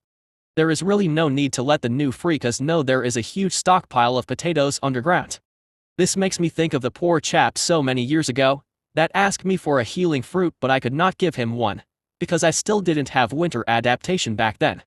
Ah, well. Speaking of which, when did the Demon King die again? About 3 years ago. Is there going to be a 10-year gap this time? Generally 10 years. Was not asking you. I know, but I want to answer it. I think she's a bit of a smart aleck, and maybe a bit chunny. And I think it's important. When I was researching the ancient texts, it seems the 10-year cycle is just a rule of thumb. There has been occasions where the demons choose to delay their invasion although the supposed time is up. That's a whole lot more long-winded than I thought it would be. But I suppose it would be useful to know, somehow. I still don't know why though, and what exactly does the otherworldly demons want? What do the demons want? Don't they just behave on instinct and act out their directive to kill all lives? I mean, so far the demons from the other worlds can't be reasoned with, so we don't actually know what they want. Unlike the local demons. Oh, there are factions in the demons too. Well, when I think about it, it figures, creatures of evil are not equally evil or evil in the same way. Anyway, Back to the growth thing, with the warm waters from the volcano, areas where the hot water is released turns into a bit of an oasis in the cold, and the area there is a bit more fertile. The hot water is also mineral rich, so I noticed the potatoes I cultivate are a little bit larger and different in color. Actually, Master, if we use the minerals extracted by our roots and infuse them into the potatoes, we can achieve a similar effect. Yes, thanks for reminding me that I have a huge pile of minerals I did not use and indirectly hinting I am a dumbass. At the same time, maybe this is why I need all these assistants. I clearly am not making the most of my resources and abilities. Chapter 34, Research Trees. Year 76 Month 10 continued. So, now that things are returning back to normal for me, somewhat, is to focus on the volcano. The volcano clearly is a point of great interest to me, as it generates so much heat and energy, something I would need for my valley. But, the next phase involves defeating the magma monsters that spawn near the volcano, and protecting my trees. And from the initial skirmishes between the beetles and the magma monsters, they didn't do well at all. It takes about 5 beetles to beat one magma monster, because the magma monsters are able to burn the beetles when they get near, and the beetles attack by ramming the magma monsters with their horns. So, bad matchup, really. And that's one problem I need to fix. I can't manually go in and use root strike on the magma monsters. Okay, actually I can, but it's just that, if I do that personally then I don't have time to do other stuff. So I need the beetles or whatever solution I come up with, to be able to act somewhat autonomously. Horns, any ideas? Research fire-resistant protective shells, and magical horns, for more power. That'll take 3 and 6 months, Master. Trevor giving the numbers, but that'll delay our other research on further enhancements to the tree's resistances. Ugh. I want all the research. This feels like playing those games with huge tech trees and you just want to choose all of them available options, because in some ways, you do need them all. Recommendations. We could spread out our time on both of them. Trevor and Dimitri said in unison. But it'll be a 2-month delay for the other 2 projects. No, I want them too. So, the next step is more forest mines, but clearly I am limited in this aspect. Are you willing to consider my help, now? Alexis speaks up. I'll think about it. Year 76 Month 11. Winter. Well, it's rather comfortable this winter, thanks to the hot water piped from the lake and my new winter resistance aura. The new freakins are doing well, fortifying themselves, and they did manage to build up a large stockpile of food. It seems their indecision led to Salah denouncing the truce, and now they even accused the new freakas of collaborating with the enemies. So, the truce is off. But, even though the truce is off, it did not descend into war directly. After all, Salah is still tied up in their conflict with Nung and Tact, and the winter also severely impairs their ability to wage any assault on New Freaka. It's actually a norm in the world that war is declared but actual fighting does not happen until some time later, and for certain human nations, there are even rules of engagements that the rulers follow, or they find themselves having awarded curse titles for falling out of favor of the human war gods. Gaia, apparently, is one such god that demands certain rules of engagement. That battles are fought on open fields. Each battle starts with a commander leading the charge, there is clear publicly declared casus belli behind the conflict, and that a large prayer is held before each large war. Strangely enough, despite how restrictive it sounds, Gaia as a god participates rather directly in terms of larger conflicts, often granting commanders tremendous gifts. It is said that if heroes, the singular most powerful humans in the world, failed, they would turn to the commanders of Gaia to defend the world, though, in reality, there is still a huge gap in their power. Gods in the world interact with it in a few ways, one through gifts, and there are rules around such gifts that all gods follow, even the dark gods native to the world. Well, I partly learned this from Alexis, because Alexis's first acts when coming to this world is actually to figure out how to go back, so she went on head on diving into books on gods, magic and all that. But of course, there are restrictions on going back, and one of those restrictions, placed by the million-headed hydra that watches over Earth, is that the souls return clean. In short, they return without their powers or memories, though they may still experience dreams which reminds them of their past lives. So back to war. The new freakas are of course annoyed by the development, but knowing that Salah's engagement won't happen so soon, they decide to fortify themselves, to prepare for the coming conflict. Despite the cold winters, New Freaka's population is a respectable 35,000, and so, They have the ability to field close to 13,000 fighters to the battle, which is a decent fighting force. Salah may easily send 50,000, or perhaps 100,000, but they are a far larger state with more competing priorities, and an ongoing war with the Nung intact. So unless Salah really provokes them, they may just let this little conflict carry on for a bit more. Yvonne, though, is still trying to avoid war, so her negotiators now are instead focusing on who's the real culprit of the blood blizzard, which, increasingly, is pointing towards the acts of a terrorist group that infiltrated the senior army leadership of all three nations in order to carry out such a large sacrifice. In short, even if they did find who was behind this, the emerging fact still points to all three nations contributing to the blood blizzard, and none of the three nations will want to implicate themselves in the spell, so the war is just going to go on. So, too bad. This week, I converted one of the large subsidiary trees into a training room at Loanne's request. The weather outside is now far too cold for combat practice, so their sword fighting practice goes indoors. She's going to turn 8 soon, and despite her earlier lack of talents, she somehow managed to pick it up. Perhaps through a combination of dream tutor and power leveling, she did acquire sufficient sword fighting skills to have simple spars with Jura. And she has also started to gain levels. There seems to be some kind of barrier from gaining levels for very young children, but this level barrier is inconsistent and varies across races. Out of curiosity, I had her dip into one of the biolabs, just to check on her. I had a theory previously that young children, where their spring that connects their body to the soul, and vice versa, is not yet fully mature, then that person is unable to gain levels. I mean, prior to this I could not even have an assessment of Loanne's estimated soul rank, but now I could. And my intuition is right.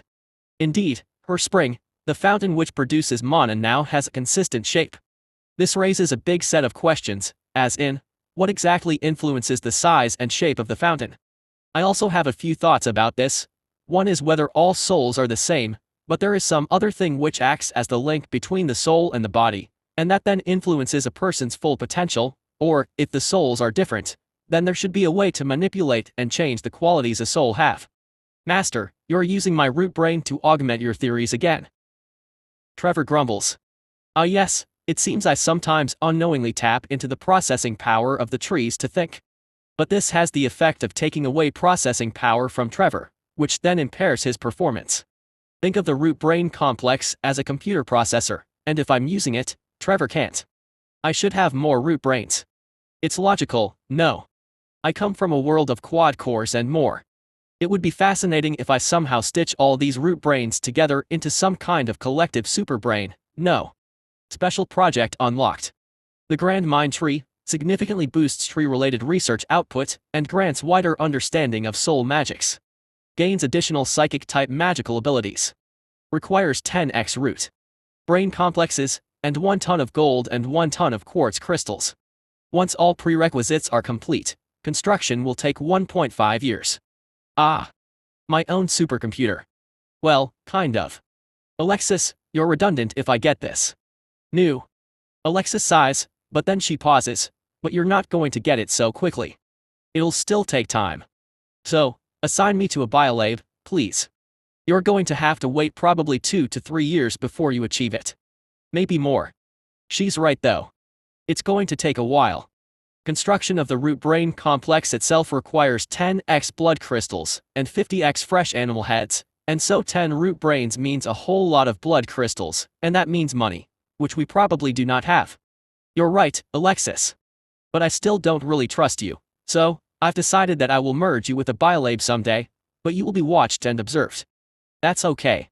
I rather tinker in the biological structure of trees and beetles than being stuck in this dark and dreary place. Can't you do something about how gloomy your soul realm is?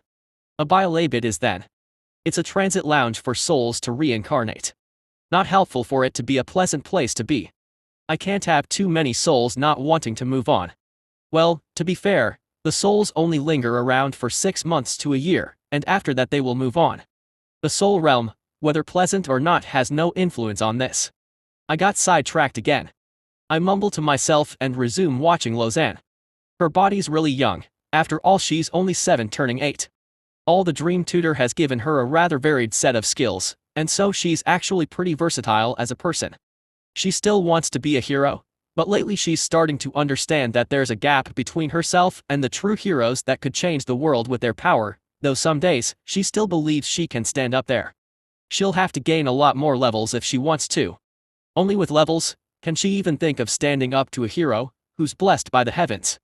TreeTree, do you have powers make me stronger? I do. The ginseng tree, and it grants a permanent boost. But the problem is that they just keep dying, usually after their first unlock. If I grow a ginseng tree inside me, maybe that'll work. And it doesn't help that they die within 2 to 3 months in this cold weather, so I'll have to wait till the wizards actually manage to weaken or dispel this cold weather, before resuming my replanting of my 3 ginseng trees. I do, but you'll have to wait. Okay. I'll need all the help I can get. Loanne raises her hand, like hurrah. Uncle Jura says heroes are super strong, and I'll need all the blessings the world can give me to be as strong as them. That's actually possible. Perhaps throughout the world there are various permanent blessings, similar to ginseng trees. If a person could gather enough of them, they could be as strong as heroes. I think I should go on a journey someday, with Uncle Jura and Mom, to get those blessings. That's a good idea, Loanne. Jura's healed, but his bones still need to fully recover. So he's just doing simple exercises, and relying on Bamboo to provide training to Loanne.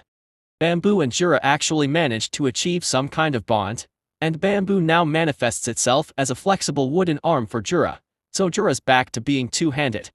Kinda like a prosthetic, but with a summon. Quite a cool outcome actually, I frankly didn't think of that. It's not as good as a real arm, of course, but as workarounds go, it's pretty good since Bamboo and Jura as a familiar has a mental link. Bamboo is due for upgrade too. Yes, so is Horns. I think I'll go on a journey when I turn 15. That's when. They say we're old enough to start traveling. Then Uncle Jura can go with me. I nod. Loanne talks to me a lot and that means she listens to my thoughts about the future. Strangely, I think this means I've influenced her to think about what she wants to do, unlike the rest of them who tends to look at things at a shorter time frame. How's Brizlock and Loanne doing? They're working in New Freaka. I think Brizlock's working in a shop selling potato breads. Ah. Wasn't she doing something else? Oh well. Not everyone has ambitions of the grand kind, and that's not a fault. Loanne's working in the treasurer's office as an administrator. He's learning how to read and write too. Literacy. It's a mix and match in this world. Most of them time it is taught by a village elder in the small villages, and to some extent it is a valuable skill, useful in government matters and trade. Some cultures have stronger emphasis on reading, some less. Elves surprisingly do not have much emphasis on writing and reading, as their long lives tend to mean they will pick it up over the years. They also seem to favor oral traditions, having an appointed old one in every village to remember the traditions and ceremonies. Certain subtleties that the written word cannot capture. I should learn to read and write too. A hero must be smart. Knowing how to read does not make you smart, Loanne. Is it? But at least I'm not stupid. Not knowing how to read does not make you stupid. Less stupid. She mumbles. I can work if I know how to read and write. Good for traveling. Good point. Writers are useful, they are often paid to write letters and messages. Some writers double up as messengers, and sort of mailmen, and this is usually a relatively good way to gain admission into a merchant association or guild. Ever thought of being a merchant? That's a good way to travel the world without involving yourself in too much fighting. A hero as a merchant. Loanne slumps, but then she is actually thinking about it. Yeah. Why can't heroes be merchants? She's seriously thinking about it. To be fair, I haven't heard of a merchant hero before.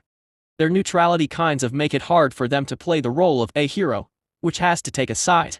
Loanne, rest time's up. Practice. Jura calls, and he picks up a wooden practice sword and shield. Thanks to Bamboo's augmented limb, he can now teach Loanne the standard sword and shield method of fighting. A hero as a merchant.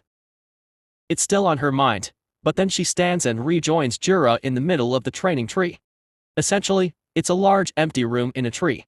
As Jura and Loanne resume their regular practice, I then turn my attention to the volcanic area once more. Some of the magma monsters are getting a little bit aggressive and I have to periodically kill them to protect the subsidiary trees there. The volcano is an active volcano, its caldera partly blown apart, so there's a part where there is liquid lava flowing out of it.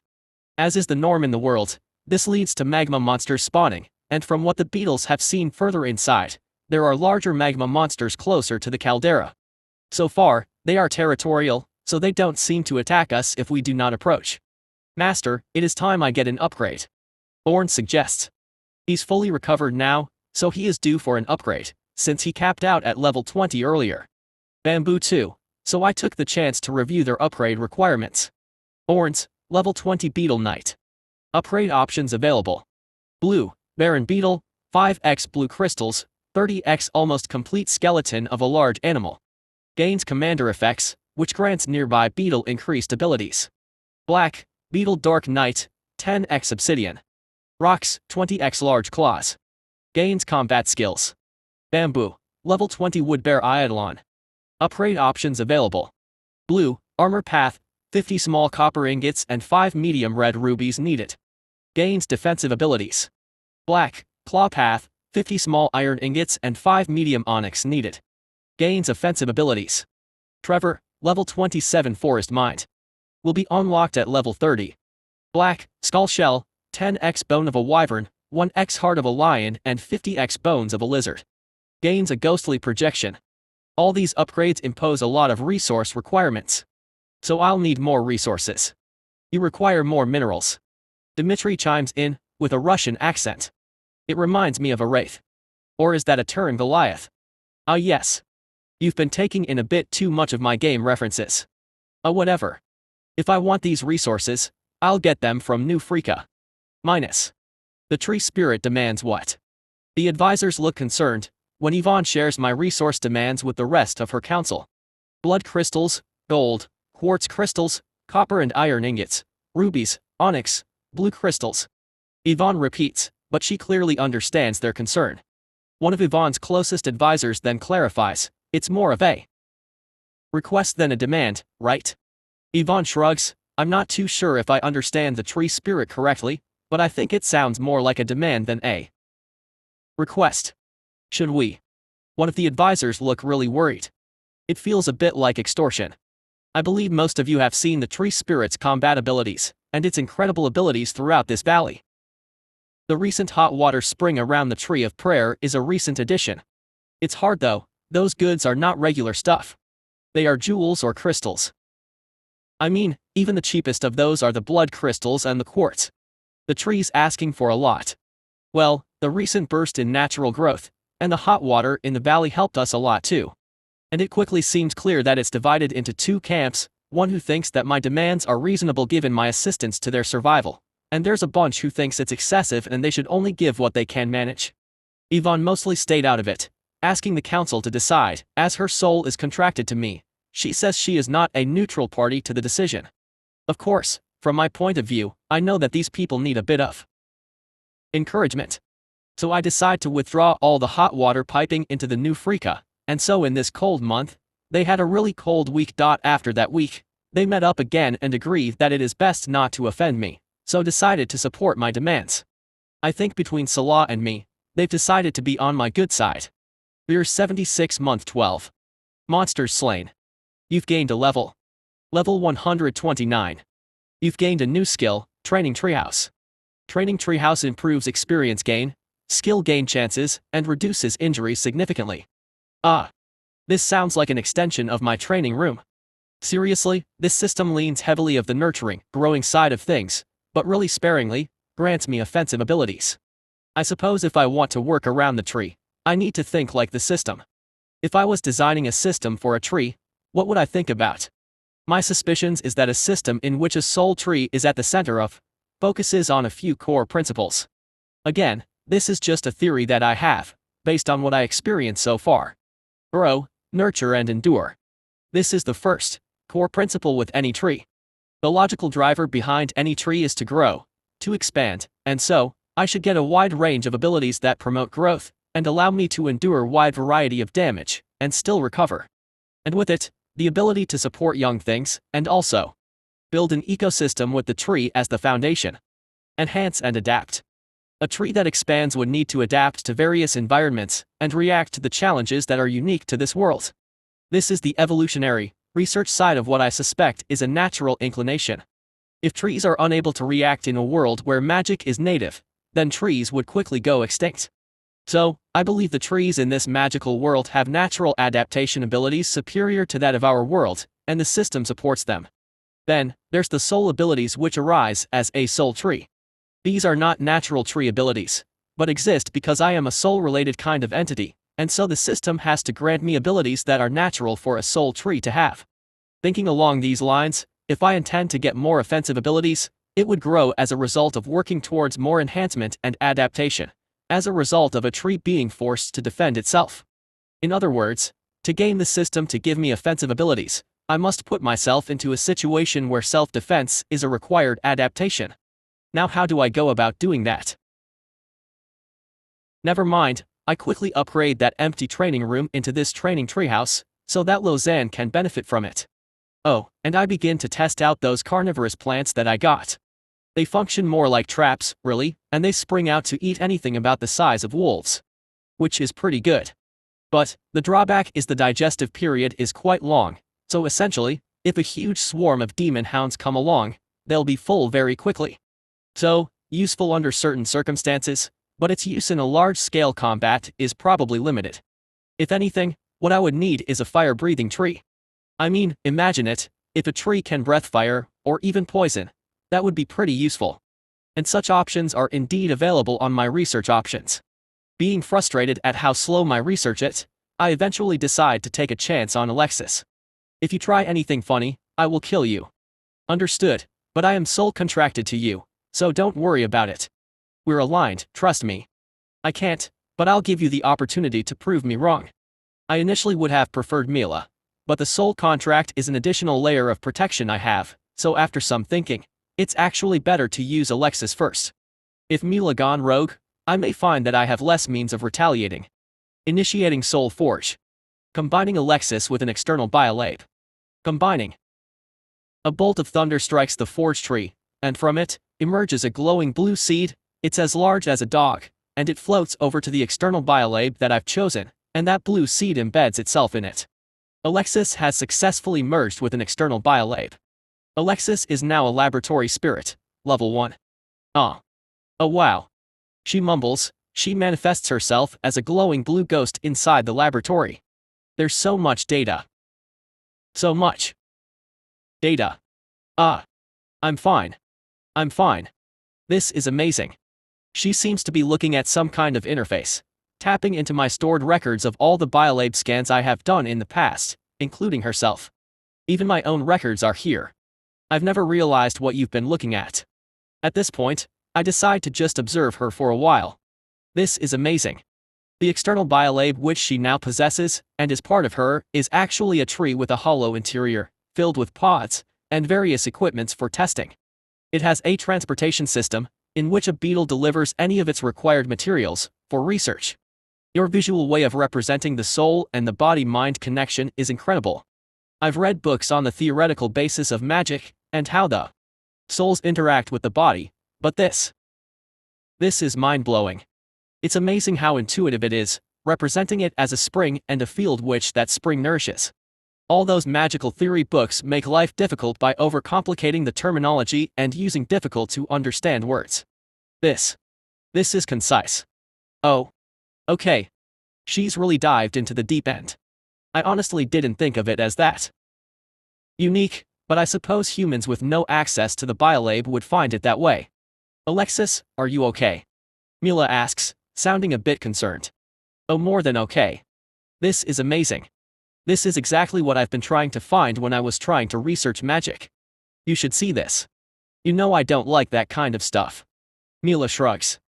Yes, but I'm fine. I'm really fine.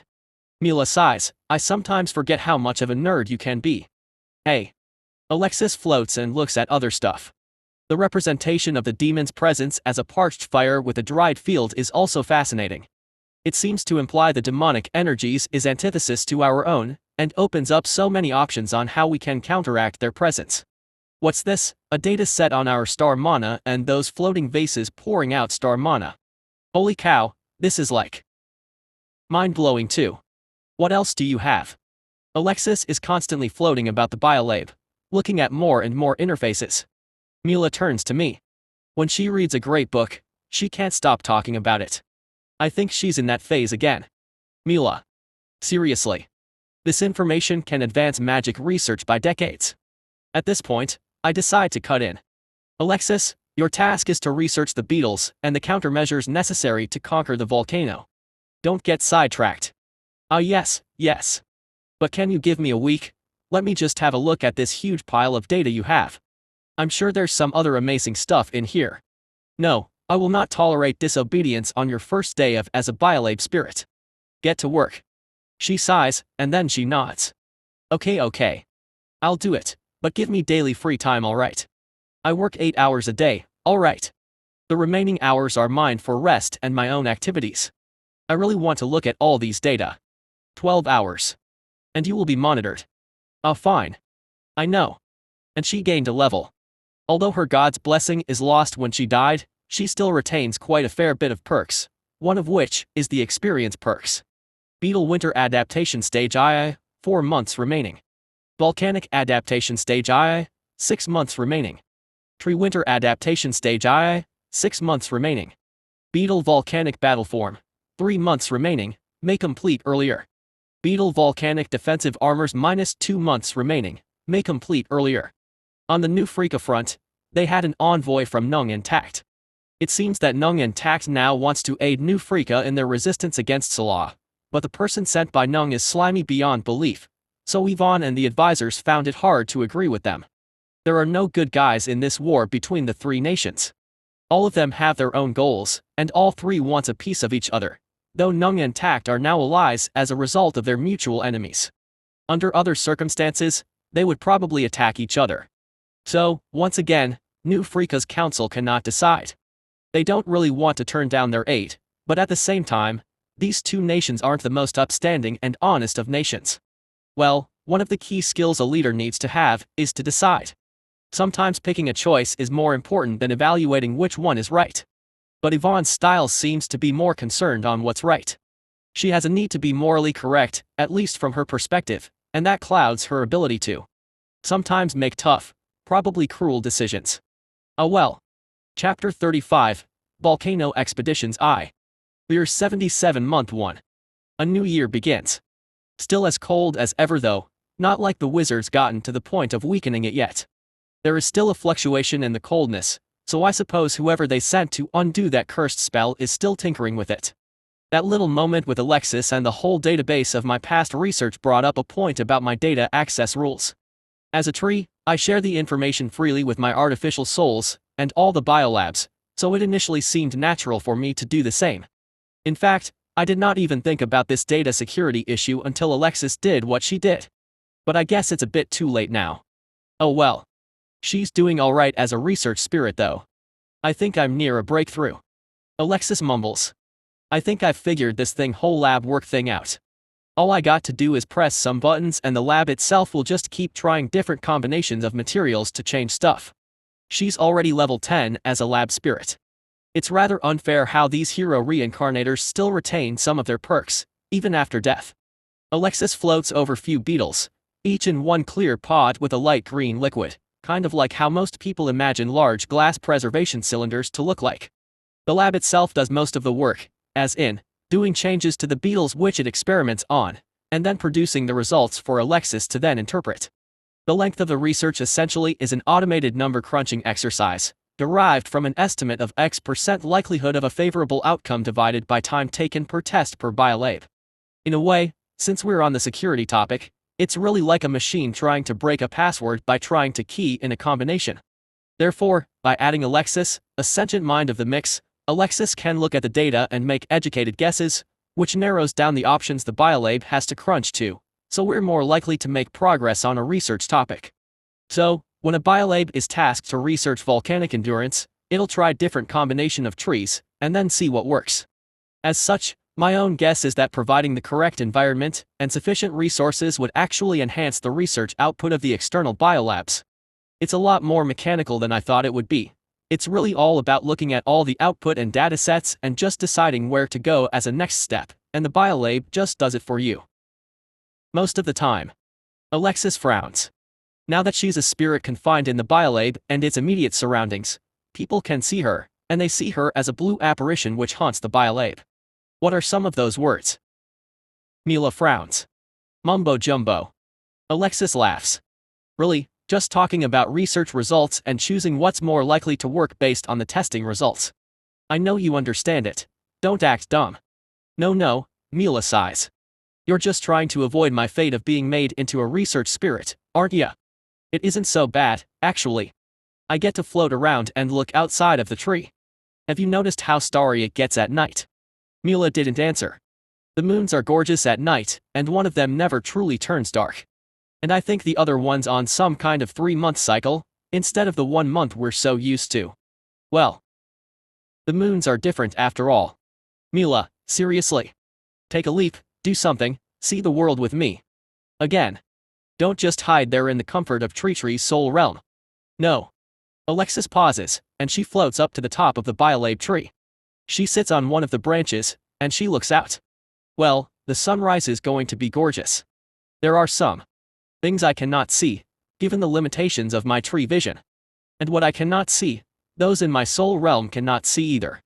I too wish to see how the sunrise truly looks, instead of an augmented version pieced together by the collective data formed through Trevor and Dimitri's gathered sensors and receptors throughout the valley.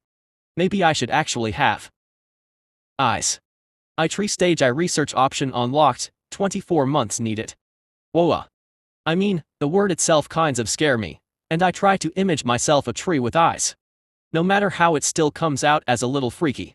Probably the kind of stuff that belongs in a Lovecraftian epic.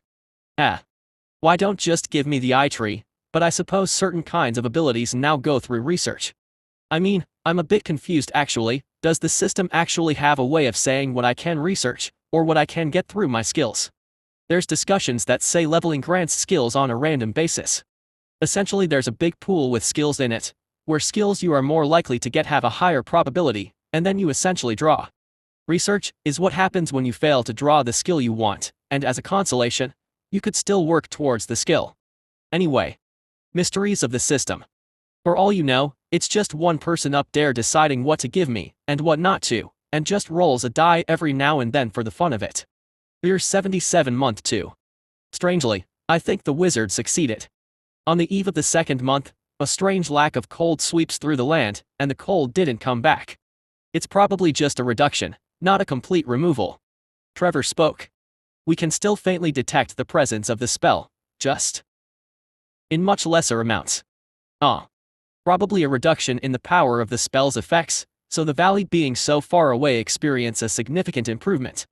You know, if you have some lab that focuses on magic, you could find out. Alexis butts herself in. It's a biolab, with magical sensors that focuses on living things. It's not a magic lab. Okay, but why not make a magic lab? It will help, since there are so many magical unknowns out there. It's not as if I desire for a magic lab, then I will get a magic lab. Research. Alexis taps a few screens in the biolab. Alexis floats onto the middle of the lab, and uses a skill, Research Planner. We'll need to first unlock material testing, then materials lab, then into magic attunement, and then into magic sensitive equipment, and then a basic magic lab. Probably about 1.5 years worth of research. But you'll get material lab within 6 months. I'm thinking. What do you say? I think it's a good idea. I'm thinking. After your volcano research. I want to be able to secure the volcano first. Man, come on. I think magic can help you fix the volcano problem too. No, biological solutions first. I have horns to help me manage the beetles if I can get those upgrades. Alexis sighs. Okay. She pouts and she goes back into her biolab tree. Somewhat unnervingly, this biolab tree derives its energy from Alexis, not me, and so it gains new equipment and abilities as and when Alexis levels. Alexis is now level 14, and her most recent skill is probability charts, which produces an estimated likelihood of outcomes for a test before actually going for it. In short, her skill simulates testing a bit. Her biolab tree has a small chamber which functions as her personal room, where there's a bed that actually interacts with her spiritual form, so she can sleep. Actually, the entire biolab tree seems to be able to react to her as if she of a solid, real person, and at the same time, she can switch it off, and then pass through things. Alexis goes back to her room and decides to take a nap instead. Maybe she's not that happy with my decision. Anyway, now that the snow's stopping, it's a great chance for me to boost my growth. Grow. Expand. I think my tree instincts are driving me a little crazy. Expand. Yeah. So we have more trees. After losing close to 7,000 trees to Alexis, thanks to this month's returning warmth and my newfound winter resistance, we're back up by 3,500 trees. So yes, more trees. More trees. The trees are also now starting to feed energy and resources back to the tuberous storage. Tuberous storage upgraded. High-density tubers unlocked. Tubers will be naturally upgraded. Oh. Yay. They store 2 units of energy now. Back to expanding, and food. And so, I decide to try my luck with the damned ginseng tree again. Alexis, can you also keep watch? The ginseng tree's right next to the biolab, with a lot of beetles and web spiders protecting them. She covers her head in a pillow. Didn't hear you. I know she did, and I know she will. Because her soul contract compels her to. Anyway, new freakins are happy. Warmth means a return to regular farming, stockpiling, and less burning through their stockpiles. Yet, it's also bittersweet, because the opportunity for Salah to now attack them is returning. The winter sort of gives New Freaka a natural terrain deterrent from war. Even in a world of magic, not everything runs on magic, and so terrain still has huge influence on logistics, resources, and even petty things like warm clothing and all. The council decides to reject the Nung tact offer, as they've decided to state that they have no claim in this war, and would prefer to stay out of it. It's a way of not pissing Salah too much, as this gesture would suggest that New Freaka is genuine in not participating in any conflict. Minus. If Baruch were to endorse New Freaka's independence, do you think that'll go well? One of Yvonne's counselors speaks to the exiled wizard of Baruch. They seem to be rather close acquaintances, perhaps, even friends. Knowing my king, I doubt that'll ever happen. He has never endorsed or supported any allied nations, what more one as far away as New Freaka. He is not a man of many friends, and believes each nation should stand on their own strength. Ah. But I suppose you could convince some of the lords to lend some assistance from their private armies.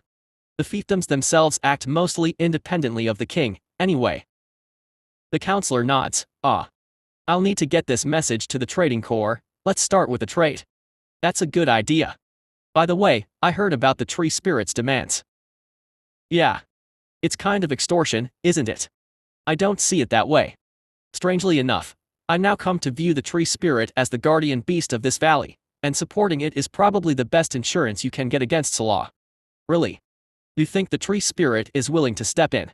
From what I hear from Lady Yvonne, the tree spirit is flighty, inconsistent, and acts rather irrationally at times. Such are beings of another plane, their minds are different. True.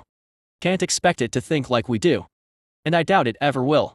Its concerns are different, and my view is, New Freaka best aligns itself to the tree spirit's desires. I think from the fire demon encounter alone, the tree spirit demonstrates far greater destructive power than it usually lets on. Some of the counselors will find that a hard pill to swallow, since we are supposed to be an independent state, not a puppet of a tree spirit. Convince them not to see it that way. Think of the tree spirit as a potentially friendly dragon. It has its own thing going, generally lets you do what you want, and if you make it happy enough, it can sometimes help you. Perhaps get the treefolk chieftains to speak to them. They revere the tree spirit after all, as their deity or summicant. It'll just sound like preaching. The other counselors will hate it. Maybe you should speak to them. You know well enough, that they look at me with the same eyes of suspicion. I am an exiled wizard from another country. What weight does my words carry? The counselor sighs. There must be another way. Maybe you don't actually need to give the tree spirit actual jewels, you know. It's a tree spirit, right? Perhaps all it wants is a nearby location that contains those jewels, even if it's hidden or buried under mountains of dirt and rock. Or, maybe, it doesn't even need it in the processed, polished form we are so familiar with. I highly doubt it wants it for the same reason as our nobles and royalties do. Maybe it just wants raw jewels. So be it if it's mixed with rocks and whatnot. The counselor rubs her chin. That's actually a good point, and worth clarifying with the tree spirit. We've gotten so used to Noble's expectations to have jewels in a certain condition, that I didn't think that a tree may not need it in a similar state. Certainly, raw unprocessed gems are worth far less than processed ones, which need special equipment and skilled gem craftsmen. Yes. Tell Lady Yvonne, we would require more information.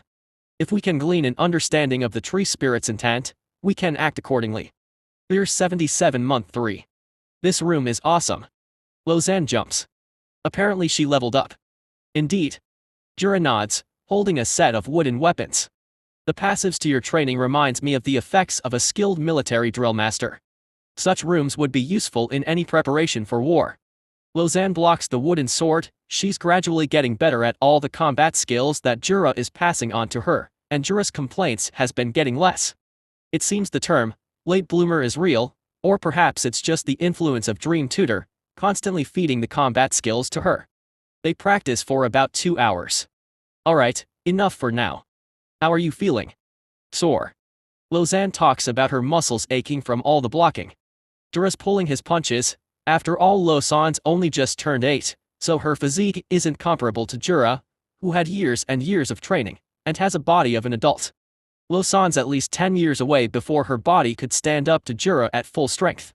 Jura passes her an ointment, made of preserved healing fruits. Loanne's experiments in preserving the healing fruits granted her some basic ointment-making skills, as it seems the juice from the healing fruits mix with the vinegar to form some kind of basic pain-relieving liquid. It's not a potion, though. Loanne sits on one of the chairs in the training room, and applies the ointment to her sore joints. I expected to find you here. Loanne walks through the door. Hi Mom. Just finished practice. I spoke to some of the merchants in town, and found out there's a proper teacher for Elvish writing. Do you want to? Loanne nods. Oh really? Good. Can he come here? This training room has training boosts. Maybe I learn better here. I'll ask the teacher about it. Anyway, come, we need to go work on the olives, now that we're finally getting some fresh batches. Audible man. Loanne pouts. Jura pushes her along, making hand motions, chasing her away. Next stop, Volcania. Okay, I came up with that name, but the Volcano area is a mouthful, so I decided on Volcania. Volcano research is complete, so I task Alexis to research more volcano-related countermeasures. Beetle Winter Adaptation Stage II, 1 month remaining. Volcanic Adaptation Stage II, 3 months remaining. Tree Winter Adaptation Stage II, 3 months remaining. Beetle Volcanic Battle Form, complete. Beetle Volcanic Defensive Armors complete. Beetle, Anti-Magma Weaponry, 3 months remaining. Beetle, Basic Magical Lances, 6 months remaining. With the completed research, the beetles near Volcania gained a special armor and their head changed significantly, such that it's enveloped in the new special armor. With these changes, 3 beetles could take on 1 magma monster. So, with the improved status, the beetles attempt to head further, closer to the volcano, and find a bit more information about the inner volcano. Failed. Too many magma monsters. Undeterred, I create more subsidiary trees, all designed as beetlenists. Each beetle nest houses 5 beetles, and with an additional 30 subsidiary trees, I send the larger beetle army into the volcano. And still failed, because there's just way too many of those magma monsters inside. Fine. If it's a game of numbers, I am a tree spirit with the ability to spawn multiple subsidiary trees. So I spawn another 70 subsidiary trees. Subsidiary tree limit increased to 1,500. Hell yeah. Power to the tree swarm. I'm an invasive species of trees about to take over this volcano. Horns, you take command of the beetles and do some recon, alright. Got it boss. The next few days, Horns mounts several expeditions into the inner volcano area, only to encounter stiff resistance from large swarms of magma monsters. It seems, the inner volcano area is crawling with giant magma monsters, large enough to be buildings on their own. Magma golems. If not for their rather lack of horns, they would actually look somewhat demonic. We can't get past the magma golems, they are far too powerful. I see. It seems the upgrades are still insufficient to take on the larger monsters. So I will have to wait for more upgrades. If Alexis could do some research. I'm already doing them. Ah yes. It'll take time, even with my skills. Well, she's not lying, and I foresee materials to be my next bottleneck, as higher tier research requires exotic materials, which will be harder to get. An expansionary approach is necessary, at least to secure additional materials that I will need. My current root extraction, mineral refining, essence harvesters, reactivated now that I no longer have to be in winter mode, are producing iron, copper, and a few other commonly found materials, and for essences, the common ones. The Nightmare and Soul harvesters brought me 2 experience seeds, so I have a total of 3 now. It seems this is an incredible rarity, a gift that even kings desire. A fruit that guaranteed a level. That's worth a ton, and I think it is something I should use to make a trade someday, for something of equally great value. I wonder whether I can detect the demon kings coming. Alexis muses, tinkering with the lab. You sure you don't want magic labs? And sensors? You still hung up about it? Yes. There's so many things I want to know. Can we reliably predict the demon king's arrival? Is there a magical fluctuation in the world that we can pin on? What are the kinds of magic that create the demon rifts? Don't you ask yourself those questions? I do, but my priority is the volcano. Why? Because it is a volcano. I want to expand there, I want to gain the volcano's powers. My instinct tells me a volcano, as a natural force of nature, is similar to a ley line. Okay, that makes sense. Alexis pauses and then floats onto some branches. Her biolab grew over the month. It added another branch which houses more pods, smaller ones, which is used to run smaller experiments, which then helps to speed up the entire research process. I mean, that's what I think. My gut feel is there are natural energies in the ley line, magic of the world, and perhaps I need to find ways to tap it. Gain new research. Perhaps its raw form is not so easily accessed as a ley line, but it is a kind of native ley line. So I want it, happy. Help. Alexis pauses, and I think she buys my explanation. So you want some kind of permanent establishment on the volcano, which allows you to tap on its strength like some geothermal power plant? Yes. Well, yeah. At least I now understand your obsession with the volcano. And I see why it takes priority over magic. Sensors. Good. I am a tree spirit, and gaining more powers for my soul forge is logical. I could even say it's something that drives me. Research planning. I checked. It's not clear yet. I can't see a clear path to it, but it seems having magma-tolerant roots, tremor resistance and natural energy harvesters seem like the few basic precursors to collecting energy from volcanoes. What else you need? It's still unclear. That's a good start. We can start work on that after we are able to reliably expand and hold a position on the volcano. We are in this for the long haul. Still, you're not worried a demon king pops up and ruin your project? I think he's about 5 or 6 years away. The first of the rifts should open within the next few years. I am betting on the chance that he spawns on some other continent. Demon kings don't always appear in the same place. Then, the heroes will come along and save the day. As they always do. I hope. Alexis sighs. I guess you have a point. Even heroes just gears in this system. That just keeps churning. So much for heroes. I think heroes are a stopgap measure to solve the demon king problem. Well, that's how I see it. Maybe the gods hoped some heroes become so powerful that they could beat multiple generation of demon kings, but so far, that has not happened. The best is a generation of heroes surviving 3 demon kings, according to Yvonne's knowledge of history. Has it always been this way? Ask the gods. I mean, that's really the way, right? They don't say shit. The reincarnation gods know nothing about the history of this world. All they know is the gods of this world ask for reincarnators. Their job is to give it to them. What's in it for the gods? What's their stake in keeping the world this way? Can't gods just snap a finger and make things back?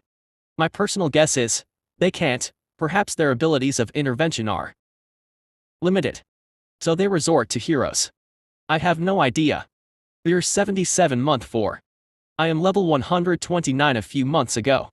When am I getting the next one? So, I decide to go to the volcano and root strike on a lot of magma monsters. And it proves to be less effective than I thought it would be.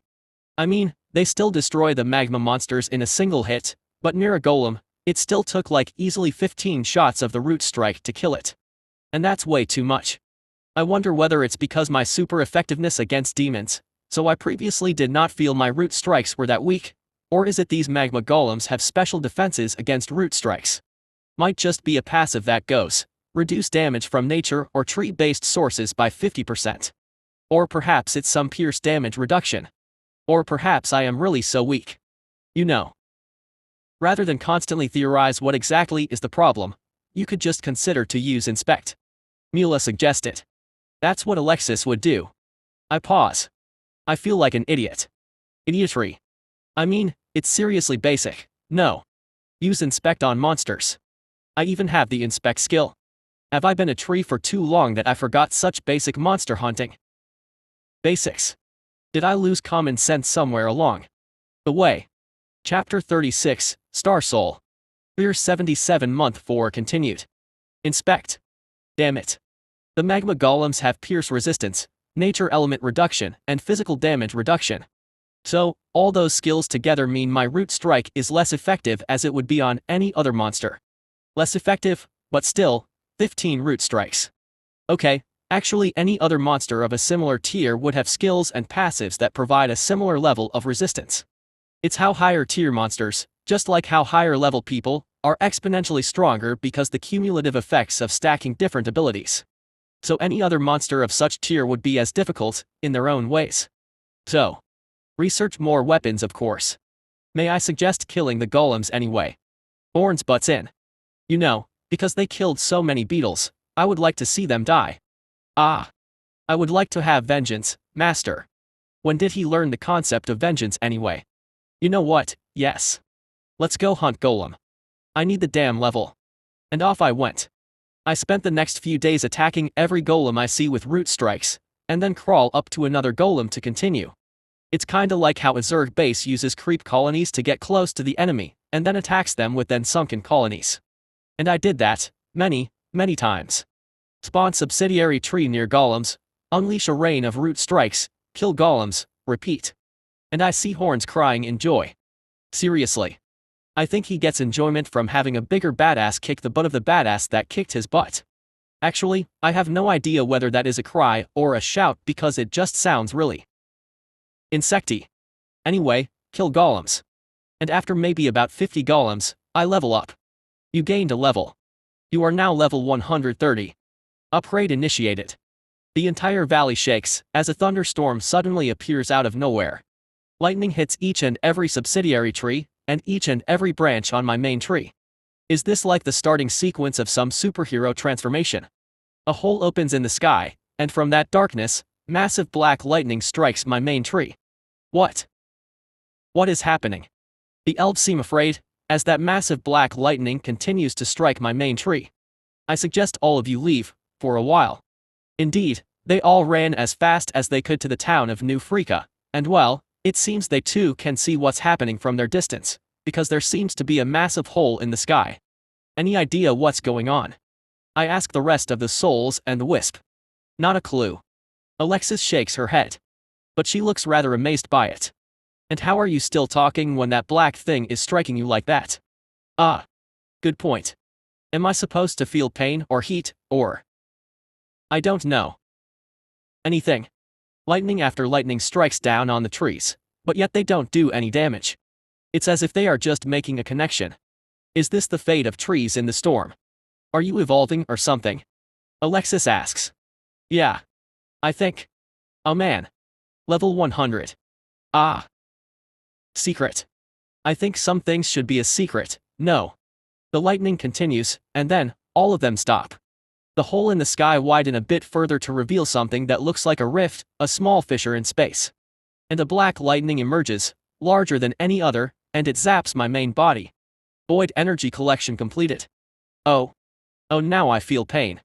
It feels like every single part of my body is cracking, like a snake trying to change its skin, or a sea creature replacing its shell. The branches, barks, trunks start to swell, and the leaves all drop from my main tree, leaving me looking like a bare but bloated looking tree, all the bark expanding to reveal cracks and seams, like stretch marks. Upgrading.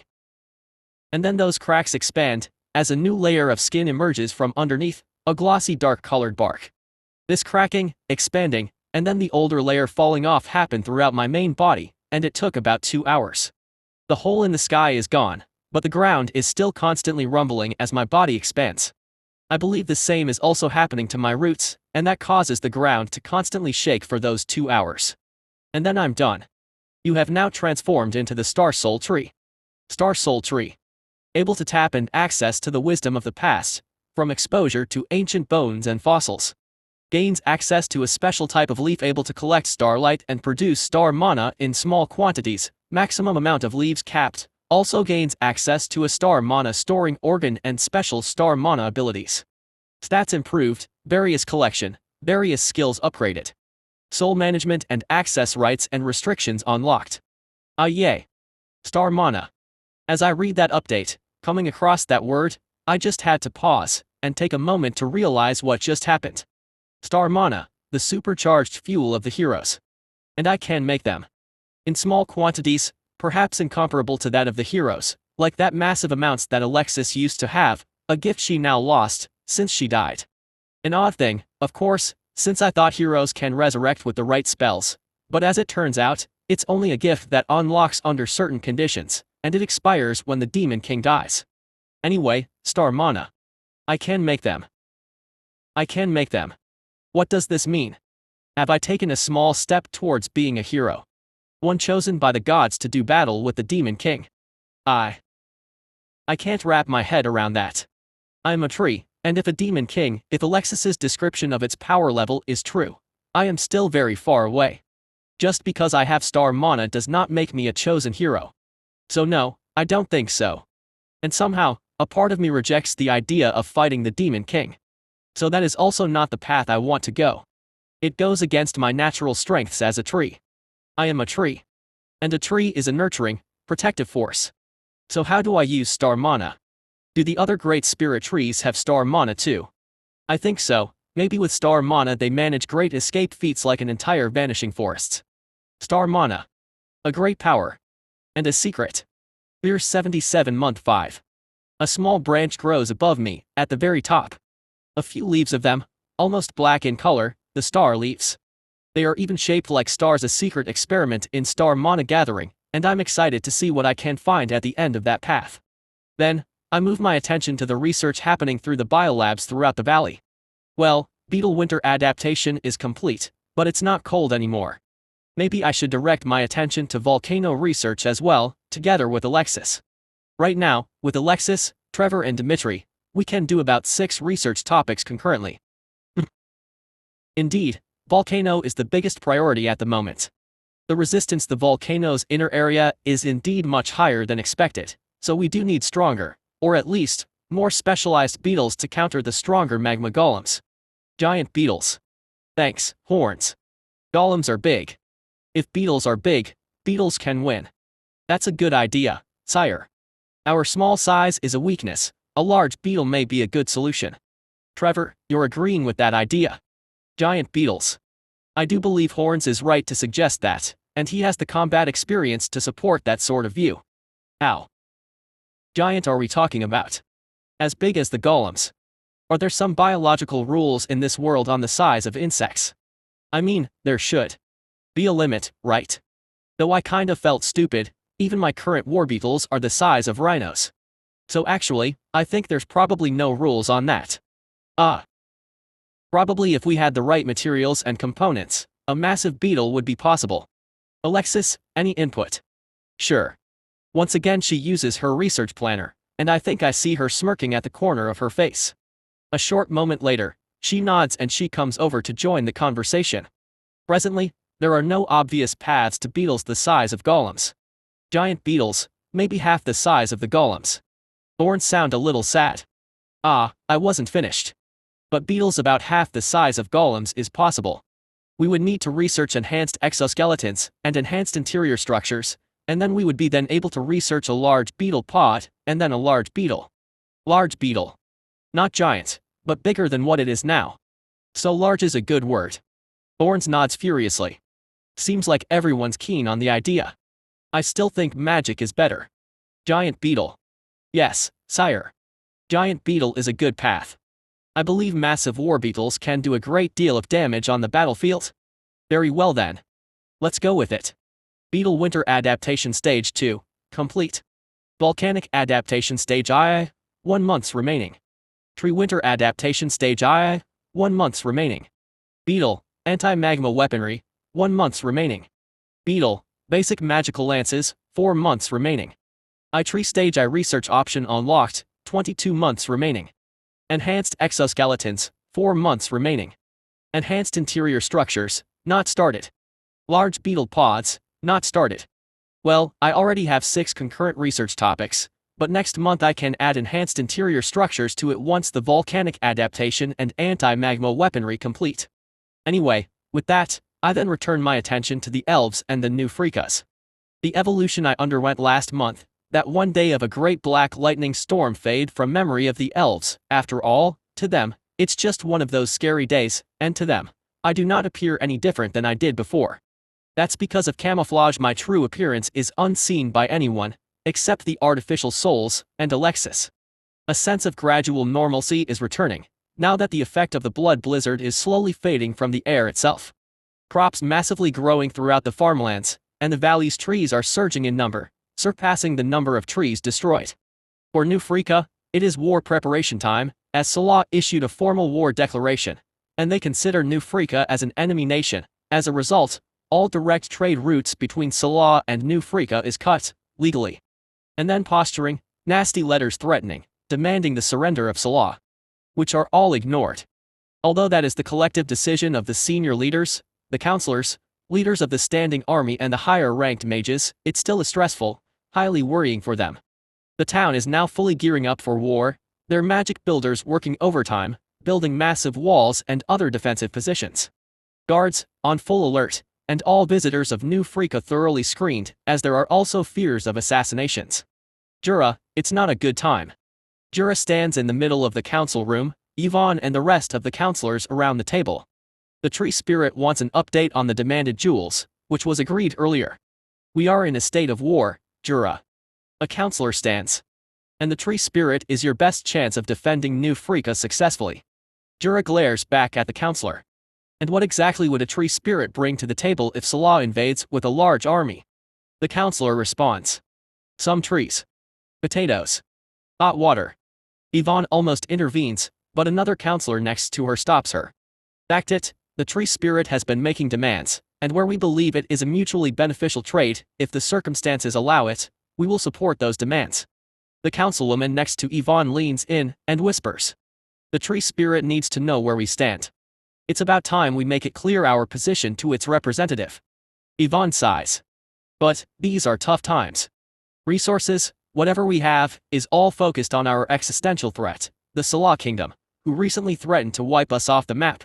We need all our resources into more men, more weapons. Not the whims of a tree spirit who claims ownership over the entire valley. Jura listens and then laugh. And he laughed like a maniac. I think Jura laughed for a good 3 minutes before all of the counselors, all of them staring at him like he is some kind of a madman. When he stops, he looks at Yvonne. Yvonne, are the counselors aware of the extent of the tree spirit's powers? She paused, before responding. I did tell them. What did you tell them? Perhaps your knowledge too is incomplete. Tree spirit has the powers of an archdruid, many very powerful healing powers, some ability to repair soul damage, abilities to absorb fire, abilities to control beetles, abilities to create hot water, spawn various trees and use root attacks, ability to boost growth rates and spawn different types of trees. Jura nods, not bad, but let me ask you. How many beetles does the tree spirit control? 300. Maybe 400. Yvonne answers. Any other guesses? 700. A counselor decides to humor, and says as a joke.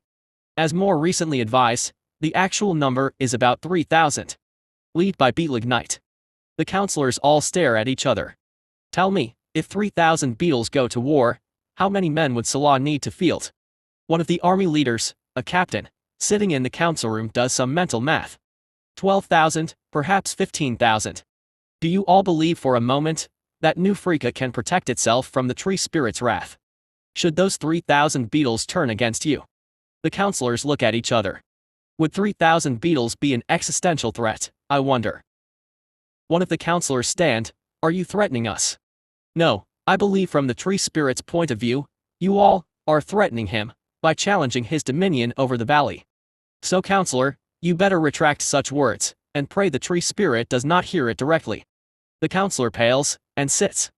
Yvonne, I believe you recall the agreement when the tree spirit consented to your new settlement in New Freaka. One of the older counselors stands, that our presence is at the tree spirit's grace and mercy, and we are to acknowledge the tree spirit as the rightful master of the valley. We are not to encroach on the forests more than the tree spirit allows. It is but a phrase, no. Another counselor, a younger one from the refugees, stands. Such phrases exists in the founding documents of many nations. A formality to acknowledge a benefactor.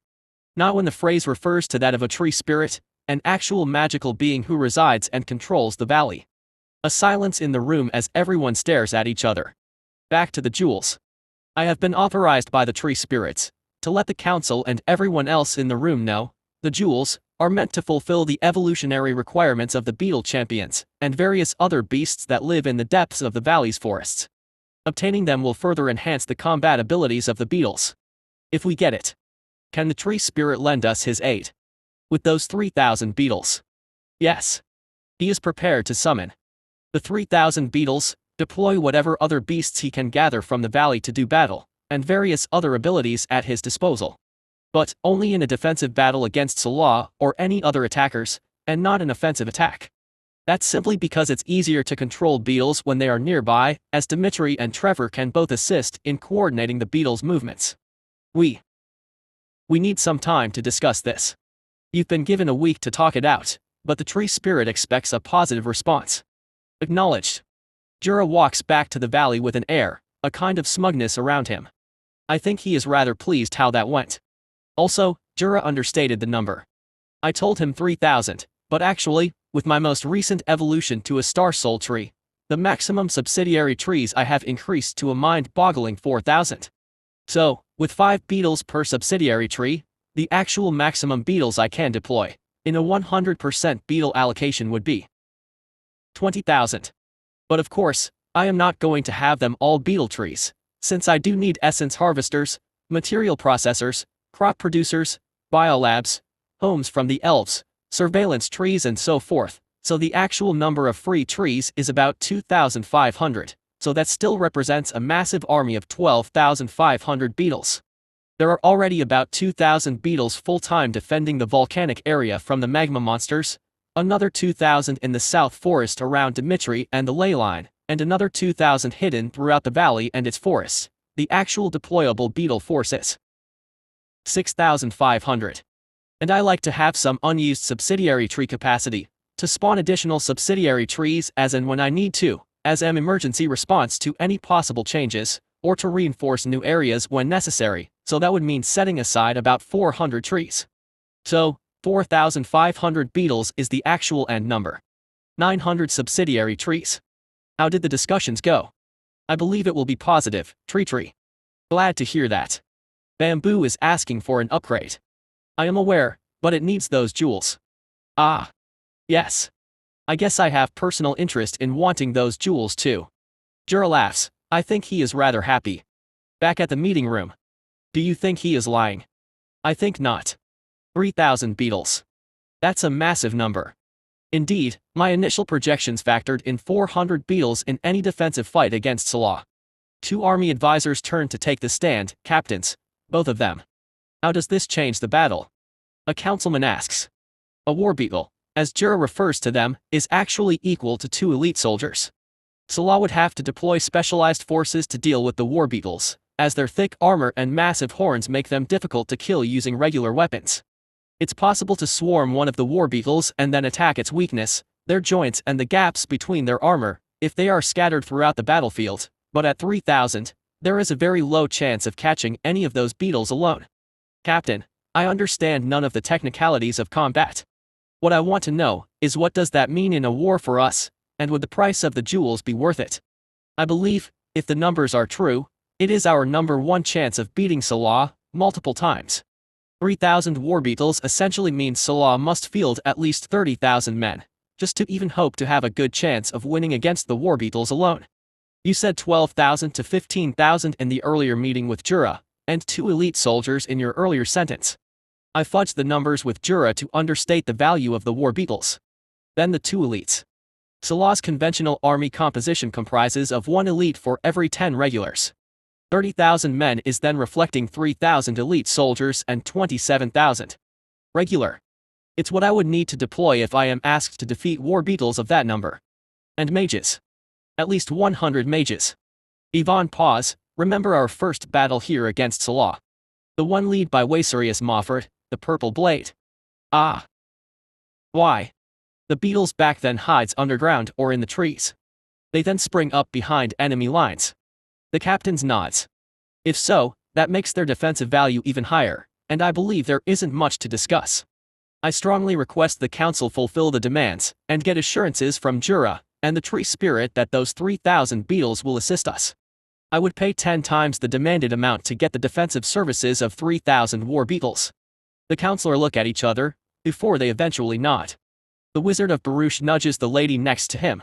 As I predicted, the tree spirit is truly the guardian beast of the valley. The councilwoman turns and shakes her head. Certainly, even I underestimated the number. You're right, I should have brought it up earlier. The wizard smiles smugly. Glad to be proven right. The councilwoman shrugs, ugh. We're 77 month 6. Tree, Volcanic Adaptation Stage 2, complete. Tree, Winter Adaptation Stage 2, complete. Beetle, Anti-Magma Weaponry, complete. Beetle, Basic Magical Lances, 3 months remaining. Tree Stage I Research Option unlocked, 21 months remaining. Enhanced Exoskeletons, 3 months remaining. Enhanced Interior Structures, 4 months remaining.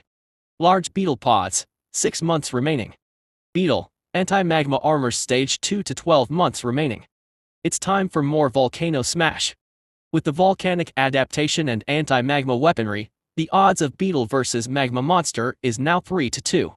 So, with the 2,000 beetles in the area, I attempt another round of Volcano Invasion.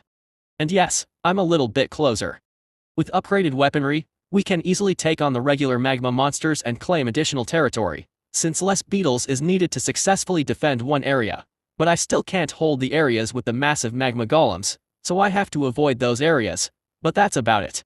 I'm a step closer, and the trees in the volcanic area are black, reddish in hue, reflecting their adapted trunks and roots, which are highly heat-resistant, and able to extract their resources from the dried magma that forms the earth around the volcano. Progress, but now consistently holding position against the magma golems will be the next hurdle for an actual volcano base, and then to move on to finding ways to extract the energies from the lava beneath it. A part of me realizes, that's probably the point. I do need a magic lab of some kind, since extracting magic from lava is probably out of the scope of the biolab. Oh well. Alexis will be happy then. And, the first batch of the jewels from New Freak arrives. And a request for a demonstration of my 3,000 beetles. I guess seeing is believing. Spaizzzer. Clarifications on labs. I spent quite a bit of time thinking about the labs, and about what they can or cannot research.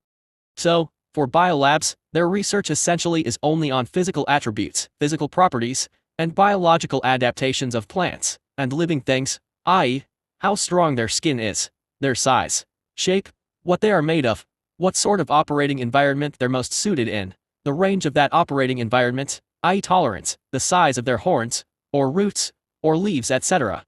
What the biolab can't provide are skills and active abilities. Chapter 37, Third Skirmish of New Freaka. We're 77 month 7. I got to level 20 yesterday. Jura pauses, and looks at Loanne. Loanne's next to him, and the little girl then says, I got a passive ability. It's called Blessed by a Soul Tree. The two adults glance at each other. In a way, they are now like her father and mother, and there's a mix of pride, worry, and confusion when Loanne says she hit level 20.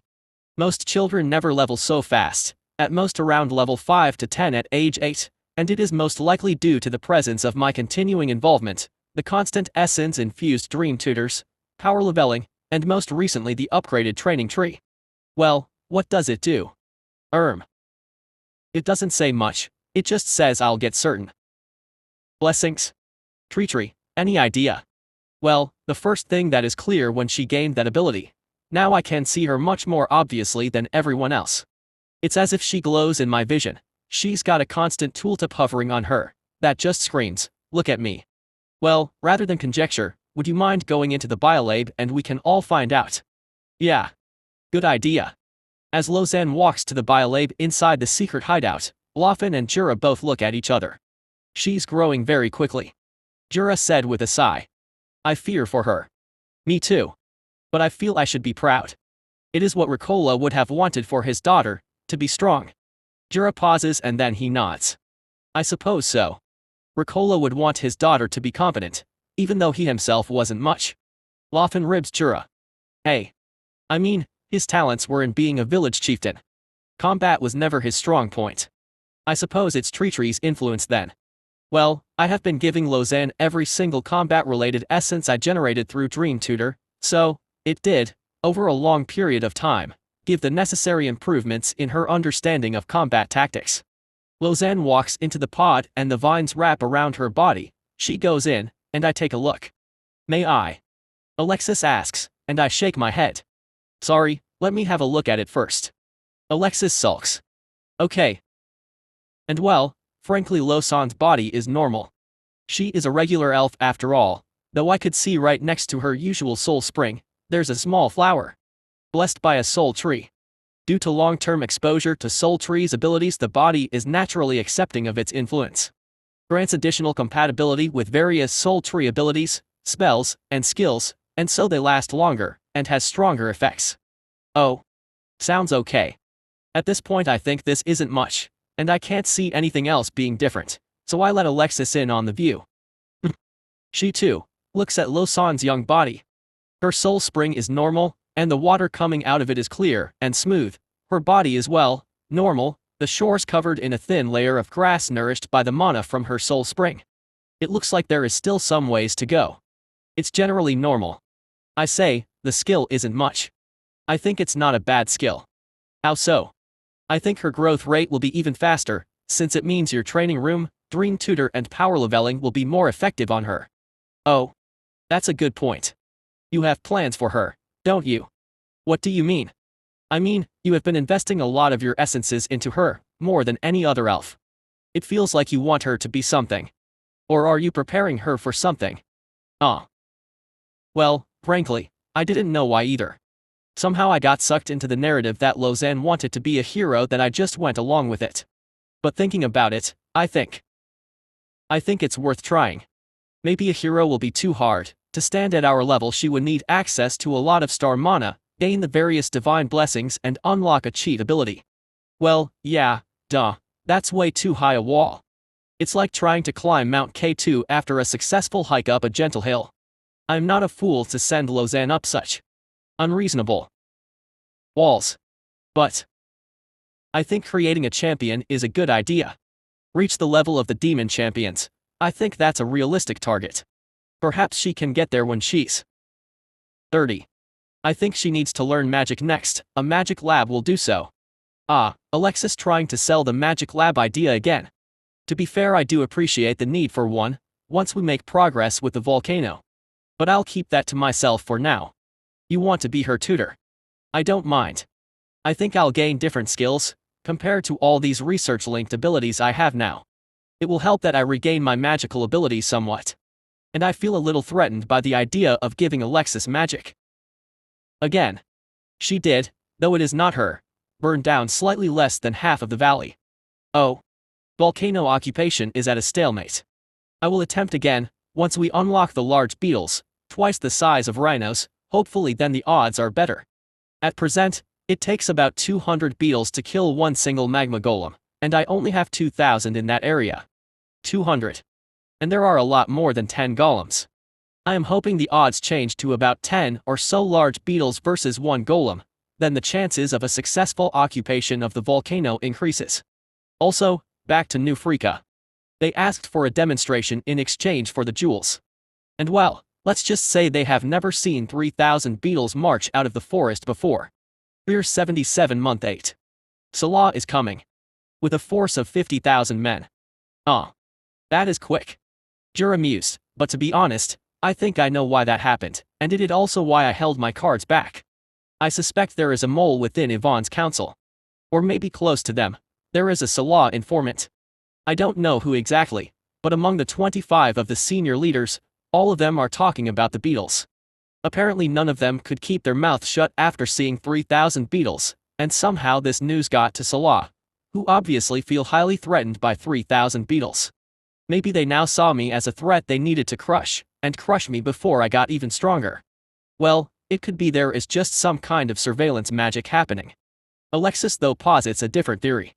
As far as I can tell, there are no scrying countermeasures or spell barriers in New Freaka, except the forest itself, which gets some scrying protection, your massive camouflage and mist ability.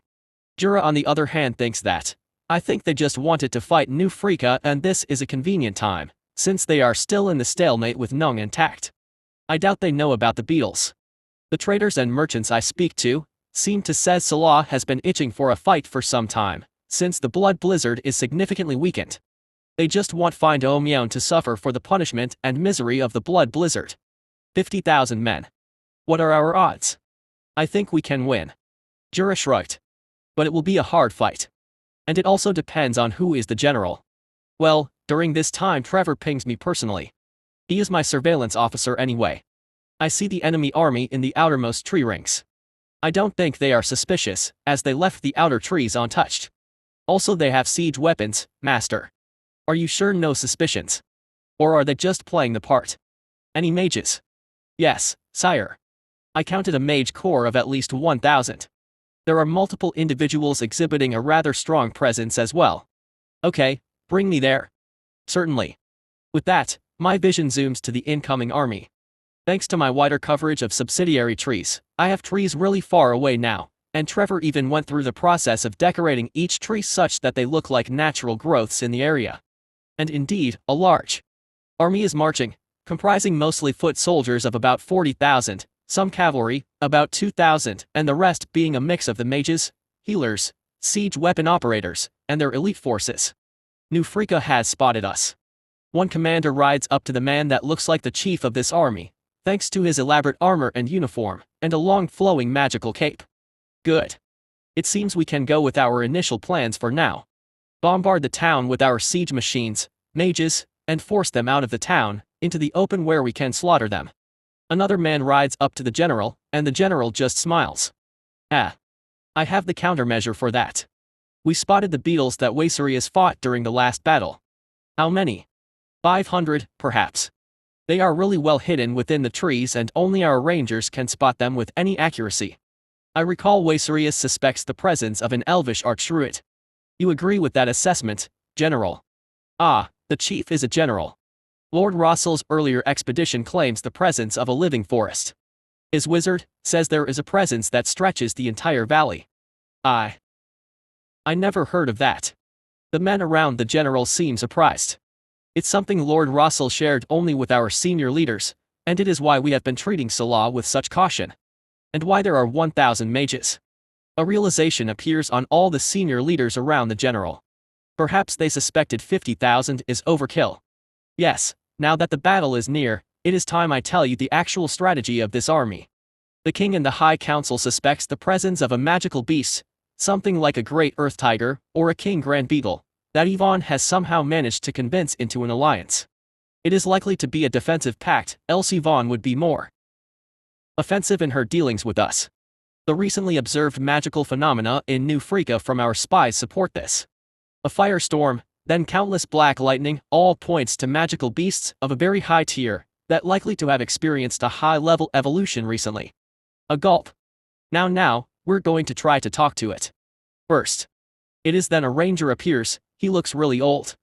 This is Master Ranger, Volcano. He's very good with magical beasts, he has the ability commune with magical beasts, locate magical creatures, beast talk no jutsu and charm magical beasts. He'll sneak into the forest first, and find the magical beast. Our invasion of New Freaka is only after he gives us the signal, if he can convince the magical beasts to withheld or ignore their defensive pact. Else, one of the alternatives is that we will have to bomb the shit out of the forest as well, then fight the beast. But we will weigh our chances when that happens. Siege weapons against magical beasts. A captain asks. Not ideal, but if we have to fight it, we best weaken it first. High-tier magical beasts are powerful, but siege weapons and magic will still hurt. Now that we are near, what do you think, Master Volcano? Confident that you will succeed. I think our chances are good. There are magical creatures, I sense a few in the forests, My senses tell me of a fairy of some kind or a forest sprite. Charming fairies will be a huge challenge, but I think I can succeed in convincing it to break the pact. Ooh. Ranger. Interesting. How will we know? Volcano will fire a flare. Green flare for go, red flare for bomb, blue flare for run. Run. If the magical beast is a lot more powerful than we currently suspect, we better retreat than attempt an invasion. No point wasting our lives, right? What if there's no flare? Then we wait. We wait for a week if we have to. Communion with magical beasts is going to take time. And we will give Master Volcano the time to talk. But after 10 days, and Master Volcano is alive, we will expect a flare. If Master Volcano is dead, we will run. But that's unlikely, right? Master Volcano grins. His face is really wrinkly. Run. One of the younger captain asks. Of course. We must know exactly what we are facing. I will take calculated risks, but magical beasts are a category of monsters that is best dealt with by powerful adventurers. The rest of the men nod. The general is a highly conservative man. Volcano made his way towards the valley, under the cover of various stealthing abilities, such as hidden amongst trees and other such effects, which makes him close to invisible to other men trying to spot him. Except the tree itself. So, yeah, I see him sprinting, alone, into the valley. Despite his age, he is still clearly a high-level ranger and has the stats and abilities to back it up.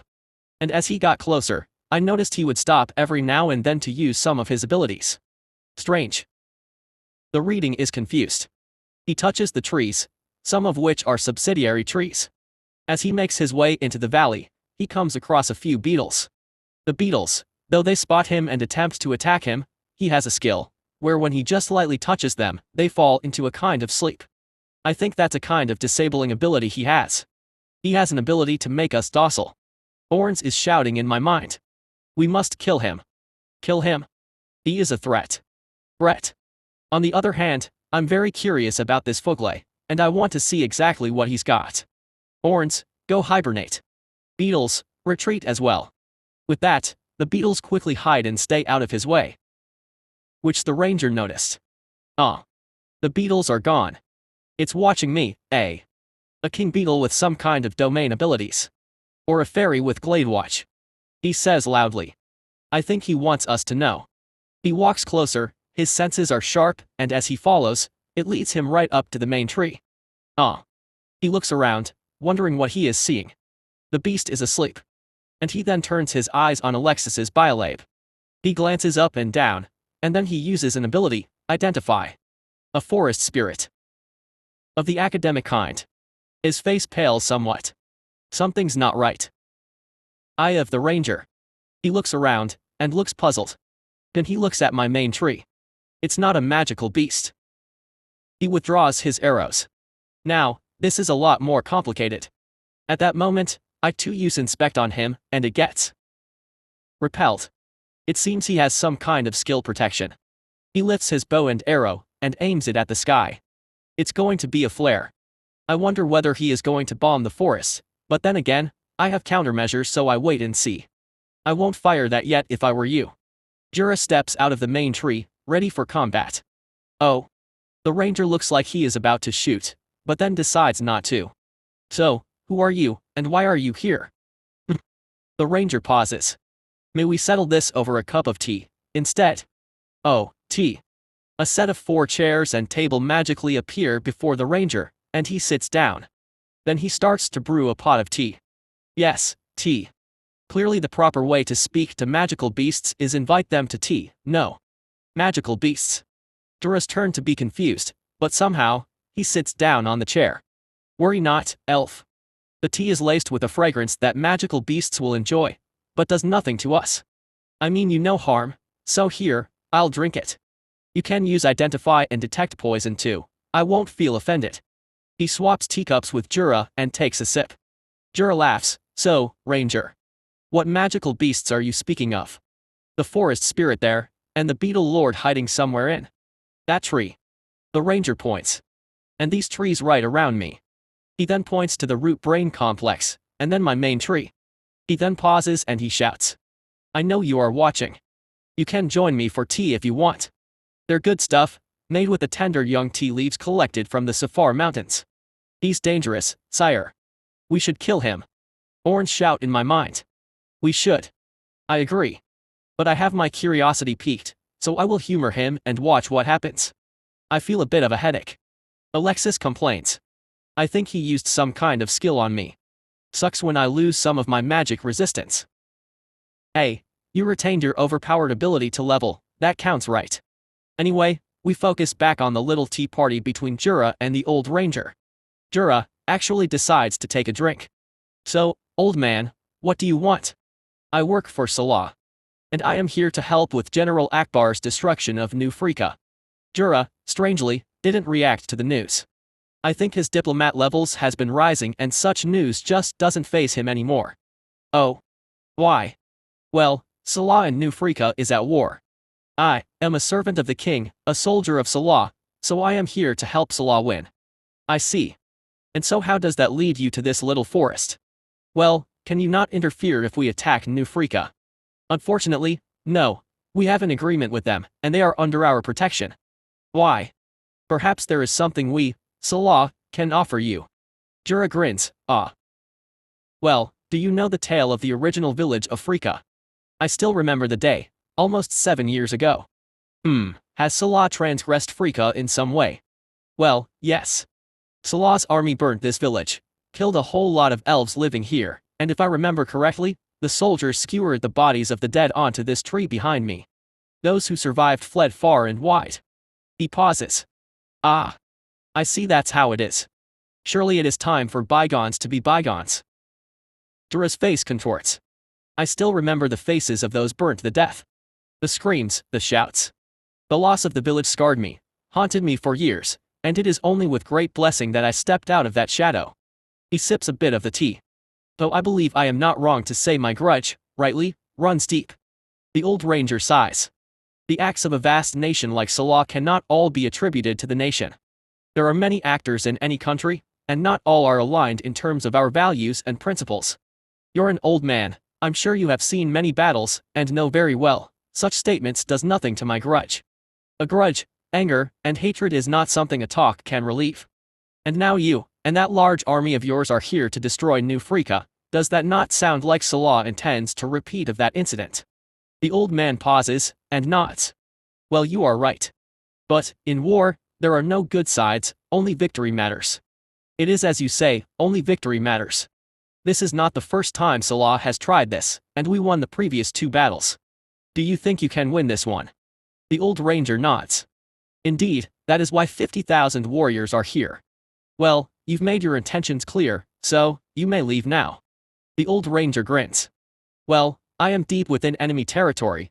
Do you think I will leave without taking out all of you? Root strike. That's the moment a few root strikes surge from the ground. He dodges, and shoots a few explosive arrows, but a few wood shields block them. I follow up with a few more as Jura, transforming into his bamboo armor form, gives chase. Trevor releases a poison field that covers the entire forest, and frankly, there's no chance of him running. Unlike the assassin from before, I know exactly where he is.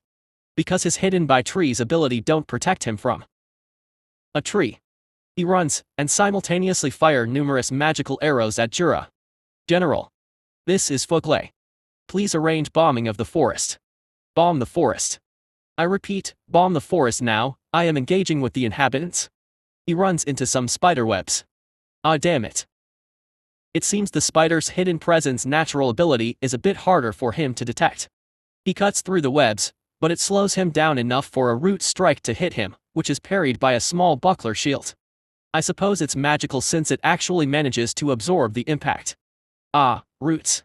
He ducks from the arrows Jura shoots at him, but that gap allows Jura to catch up. So, why not stand and fight?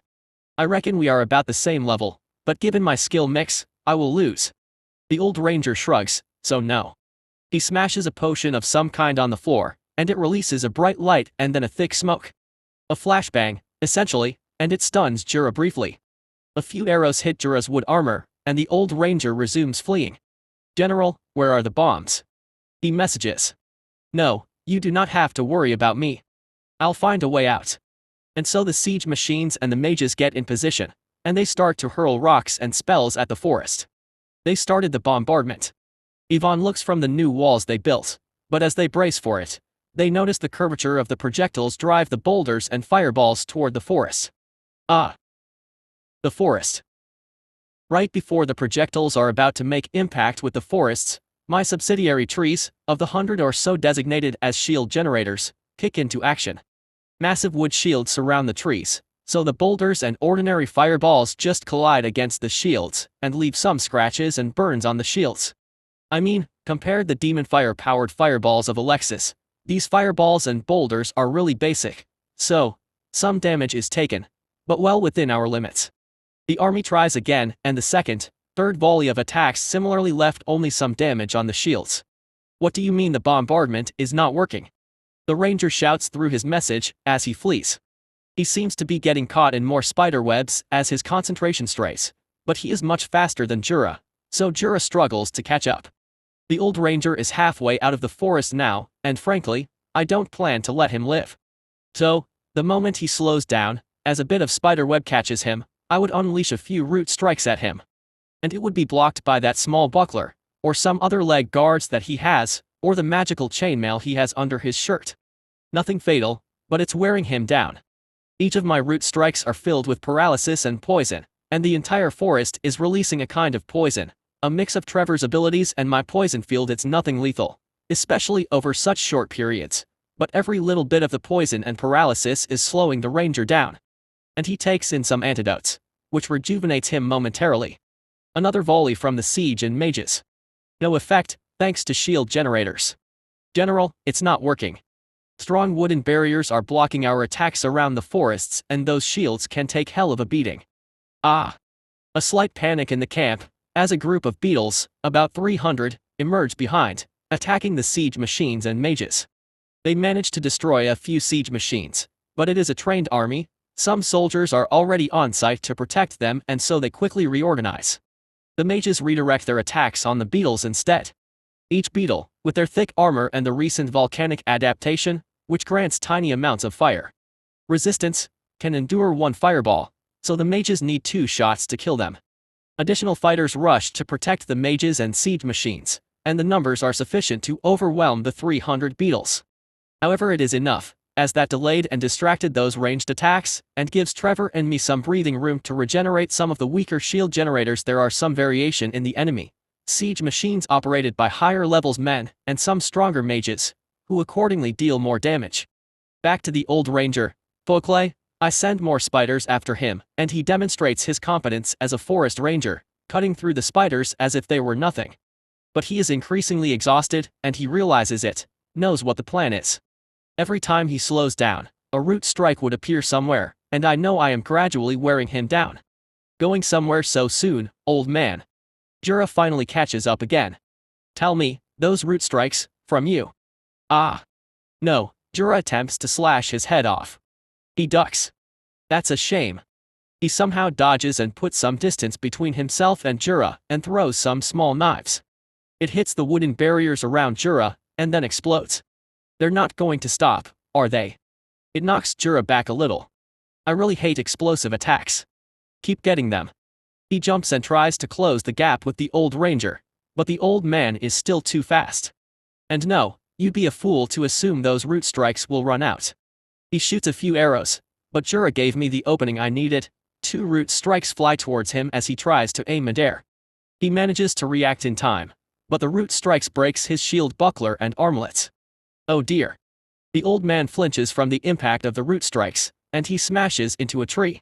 Before he manages to recover from the impact, I quickly activate Constrict. Vines emerge from tree he's on and entangles his legs, and then injects a poison through his skin. Oh no, he then realizes he is done for, as the vines quickly wrap around his entire body. Jura lands right in front of him. Well, looks like the bombardment stopped. I think they are busy now. Kill me. The old man said, as a soldier, this day will come eventually. Oh. That's not for me to decide. He stares at Jura. You deny me this right. Oh come on. Your country burnt my village and you want to play honorable? Please, did you somehow think I am in charge? Then who is? Jura thinks for a while. I almost answered you there, but that is a secret. A root appears, with the strongest paralysis and sleep poisons I have, and stabs him right above his heart, through the damaged chainmail. With that, the poisons spread quickly, and he loses consciousness within a few seconds. The mages and soldiers, after a long 2-hour battle, defeat the group of 300 beetles but with quite a few casualties. General Akbar, Folkley lost consciousness. An adjutant reviews the magical artifact linked to Folkley's arm. What? The general is deep in thought. Should we resume bombing? Another of the general's assistants ask. My gut feels tell me it is no point. You saw those shields, they take just a little damage from regular attacks and ordinary fireballs. We'll just wear ourselves down doing the same thing. Get the mages to group together for a grand fireball, and fling some oil barrels into the forest. Well, that's no good. So before that happens, I activate my attack. Multiple tunnels appear throughout their camp. It's a function of my root tunnel ability, and from them, thousands of beetles stream out, horns blazing, charging into the soldiers. From above, they appear like a horde of ants that just got triggered, and a black tide sweeps out of those holes. Then, root field, poison field, and then root surge. The field of roots slow down the soldiers, the field of poison weakens them, and the sudden surge of a wide area skewering of sharp roots from beneath the ground kills hundreds of unprepared regular soldiers, while harming some of the elites. General, we are under attack. By a massive beetle force. How many? Maybe 3,000. It's throughout our position and I have not gotten a good count. Even our lookouts are under attack and they've not responded minus. Before he finished the sentence, a root strike emerges from underneath the camp that pierces the man through the chest, splashing some of his blood onto the general's face. The general is armored with enchanted gear and probably has numerous abilities to protect himself, so I decide to first pick off the rest of his men. It's probably too much effort to kill the general now. He draws his sword and lifts it up, and it glows with lightning. And he then pierces the ground with it, and I feel some electrical zaps. It stings a little, maybe like a small numbness. But no matter, I have plenty more to go. Another adjutant runs over. General, the siege machines are under heavy attack from the roots emerging from the ground, and almost all of them has been destroyed. Together with Trevor and Dimitri, we unleash multiple root strikes on various positions of the enemy army, picking on the mid-tier elite forces, who are stronger than regular soldiers, but has limited defensive abilities against multiple root strikes. Retreat and stay away from trees. The general shouts, with some kind of skill, carries his message to his entire army. General, our elites are falling minus another root strikes pierce this assistant's legs, but fail to deliver a lethal blow. I know, the enemy's targeting those stronger than the beetles. This is a trap, and the longer we stay the more we are going to lose. He shouts, and activates some kind of skill. The skill spreads out to the entire army, all the soldiers, those lightly wounded and even the heavily wounded, experience a sudden rejuvenation in their energy, their bleeding stopped temporarily although the wound remains, and their steps turn into large, quick strides, unhindered by the rooting field or the poison field. They retreat. Our kills, mine, and those of the beetles combined, is probably about 3,000 to 4,000, though many, many more are injured. The beetles got most of the kills, and also suffered the most casualties, as I focused on the mid-tier forces, and I think I got about 400 or so kills. Frankly, if the battle went on, it'll probably result in heavy casualties on both sides. The beetles are less effective than I expected, and that's due to the general's passive buffs for his entire army. They flee for as long as the general's ability lasted, and that brought them quite far from New Freaka. And for now, the battle is over. I think the general will return with more firepower, but that is a worry for another day. 2 levels gained. You are now level 132. You gained a new skill, Serpentine Root Strike. Poison Field and Rooting Field upgraded. Shield Generators upgraded. Oh. Best part of any battle. Spaizzzer. Layers. Description. Additional notes. Soul Core. The true immortal entity that gets reincarnated and lives life. Artificial souls do not have this core. Core shell. Inner soul. Memories and very few skills are stored here, and depending on the condition of the soul, this means some people get reincarnated with them. Most inner souls do not survive the reincarnation process, so in the case of heroes, special protective measures by the gods are necessary. Soul contracts are at this level. Memories of spells and rituals are here. Inner soul and outer soul barrier. Represented by the soul shell. Outer soul. where experience, levels gained are stored. Produces life force and mana. Some rare skills are stored here. Titles are stored here as well. Also contains a blueprint of the soul spring. Demonic soul contracts exist at this level. Heavenly blessings also exist here. Level caps also exist at this level due to restrictions in the size of the outer soul of artificial souls. Soul inner body barrier. Represented by the soul spring. Takes life force and mana, and releases it into the inner body. May have certain filters or amplifiers which alter life force and mana released into the inner body. Most learned abilities exist here, as something, either a brick, a runic alphabet etc., on the soul spring. Destroying the soul spring is like sealing one's abilities, as it means the body's production of mana and life force slows to a trickle, and the skills learned are disabled. Inner body, mental and spiritual realm. A personal space. This is the mana pool and the life force pool. It's usually a mix of both, and the size of this grows together with levels, and also the experience gain. Some passives, curses, abilities exist in this space. Gods may create special wellsprings that grant extra mana. Certain personal tragedies and burdens, nightmares will also manifest here. Familiars, summons, eidolons make a connection at this level to borrow, or share the mana and life force with the host. Inner body and physical body barrier, represented by the shore. Absorption challenges manifest on the shore. It may suggest why certain organs are more adept than others, as it takes in more life force naturally. Certain skills, such as disabling abilities exist in this level. Such as disable hands, or chakra sealing abilities here. Mana drain from enemies creates leaks at this level. Physical body, represented by the land which borders the shore. The part which actually interacts with the outside world. Experience, foods and what the person experiences in life is then absorbed here, and it is then carried by the inner body to then be absorbed by the outer soul. Physical damage taken here. Skin, physical body, external. External environment. Chapter 38, Extending Vines. Year 77 Month 8. Few days after the battle. First things first, loot. Since the Beetles did most of the fighting, New Freaka had no right to any of the loot and remains, so, the Beetles collected all of the remaining armor, weapons and stuff, which is stored in my nursery. I'll trade them for something someday, though, there seem to be some magical items in there. Next, is my prisoner. Frankly, I didn't think he's going to talk, and actually, I personally didn't really feel like interrogating him, which I feel is a waste of time. After all, Salah is an enemy and we're playing defense. The things he can tell me, my prediction is, will be quite worthless. So, I didn't waste time interrogating Fukle, as my interest in him was more academic in nature. After stripping him of his remaining magical items and storing them in my nursery, I turned to my main objective. Drugged with all kinds of paralysis and sleep, I put him inside a biolab where I can investigate him, and eventually, I will suck him dry with my vines and feelers. I liked to see how a high-level person looked under the hood, just to compare. I have seen the heroes, Jura, Yvonne, and now I have this ranger, and I wasted no time to have a look under the hood.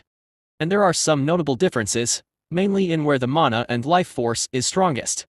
The eyes, nose and ears are more pronounced than others, probably due to his need to be sensitive to his surroundings, and his soul spring, with all the stones around it, combined to create a nice fountain. Taking a good look at the fountain, there's a kind of wooden frame around the fountain, in between the stones, and as I reach out to touch the stones, little tooltips come up, telling me what skills he has. And I try to yank the wooden stones that has this. I mean, it's just something I always wanted to try, but did not do with people whom I consider my allies. I had always wondered what could happen if I took one of those rocks out. So I yank it. And it doesn't move. Oh well.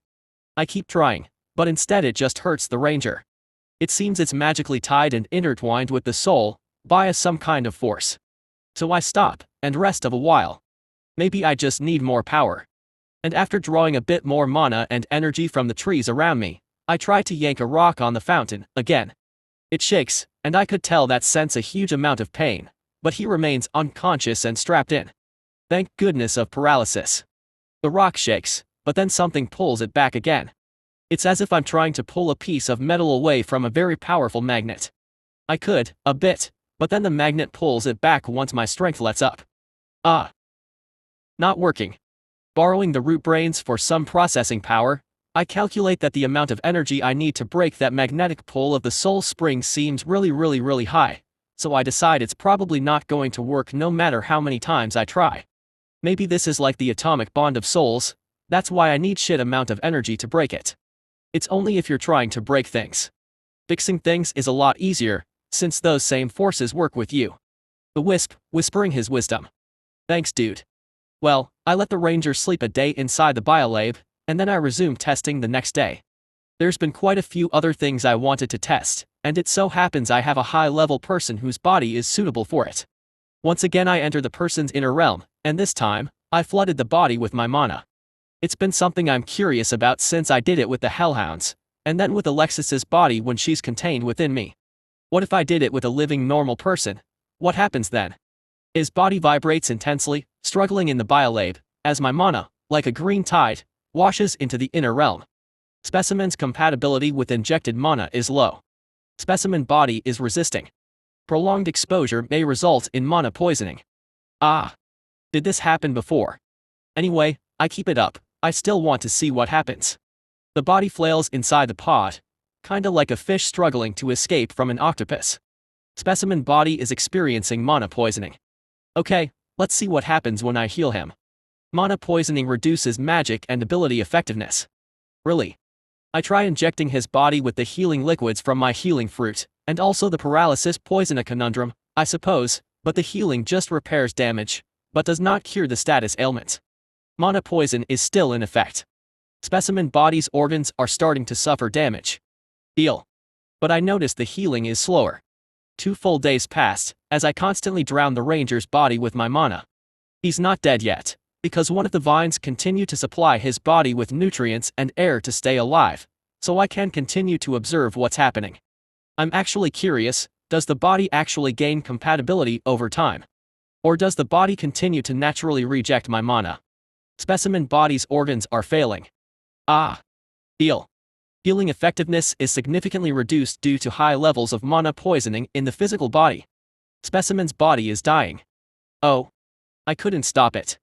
The decay in the body is surprisingly quick, as the mana poisoning somehow makes the body turn on itself. It's as if the body is rejecting itself, and strangely, I kept watching. A part of me was like, this is a rare opportunity to witness death under a microscope, and where I paid attention to most was the soul spring. I see the land surrounding the river and lake that forms the person's mana start to break apart, as if a great earthquake is shattering them into small pieces. Then the water in that river and lake start to leak out into the nothingness, and it reveals a crumbling riverbed of some kind, filled with unusual marks. I couldn't see much, as the crumbling went on rather quickly. I wonder, is it because he is dying too quickly? But I didn't wonder long, because I had to focus. I want to see what happens to the soul spring then. As the crumbling riverbed closes in on the soul spring, the spring starts to dry up, the height of the spring falling and eventually stopped. Then, the rocks and the structure surrounding the soul spring start to break up too. This is something I waited for, so I reached out to it, and tried to grab hold of the rocks. As I touched them, they vanish, and poof ed into dust. All of the rocks did. And all that's left is a bare, empty hole floating in the nothingness. As all the land and riverbed has crumbled away, the background changed into that of a bare emptiness. In a way, it's like a black hole sitting solitary in space. Perhaps at that empty hole, there was once a star, a soul here once.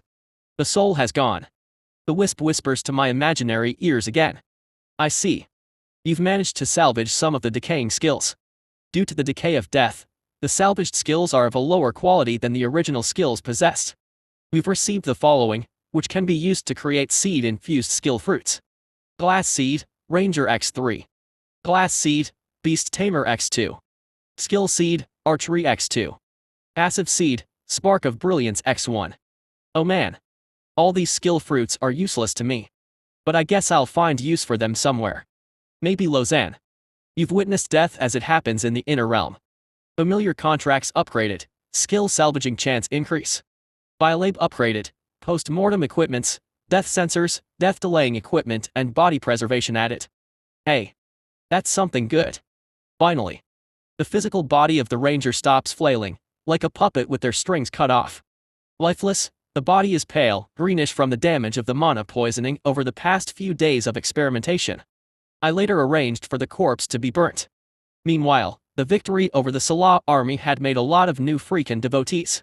A few days after the victory, they held some kind of feast in the courtyard of the Tree of Prayer, where the leaders of the new Freaka thanked their lucky stars and the protection of the valley's spirit for their victory.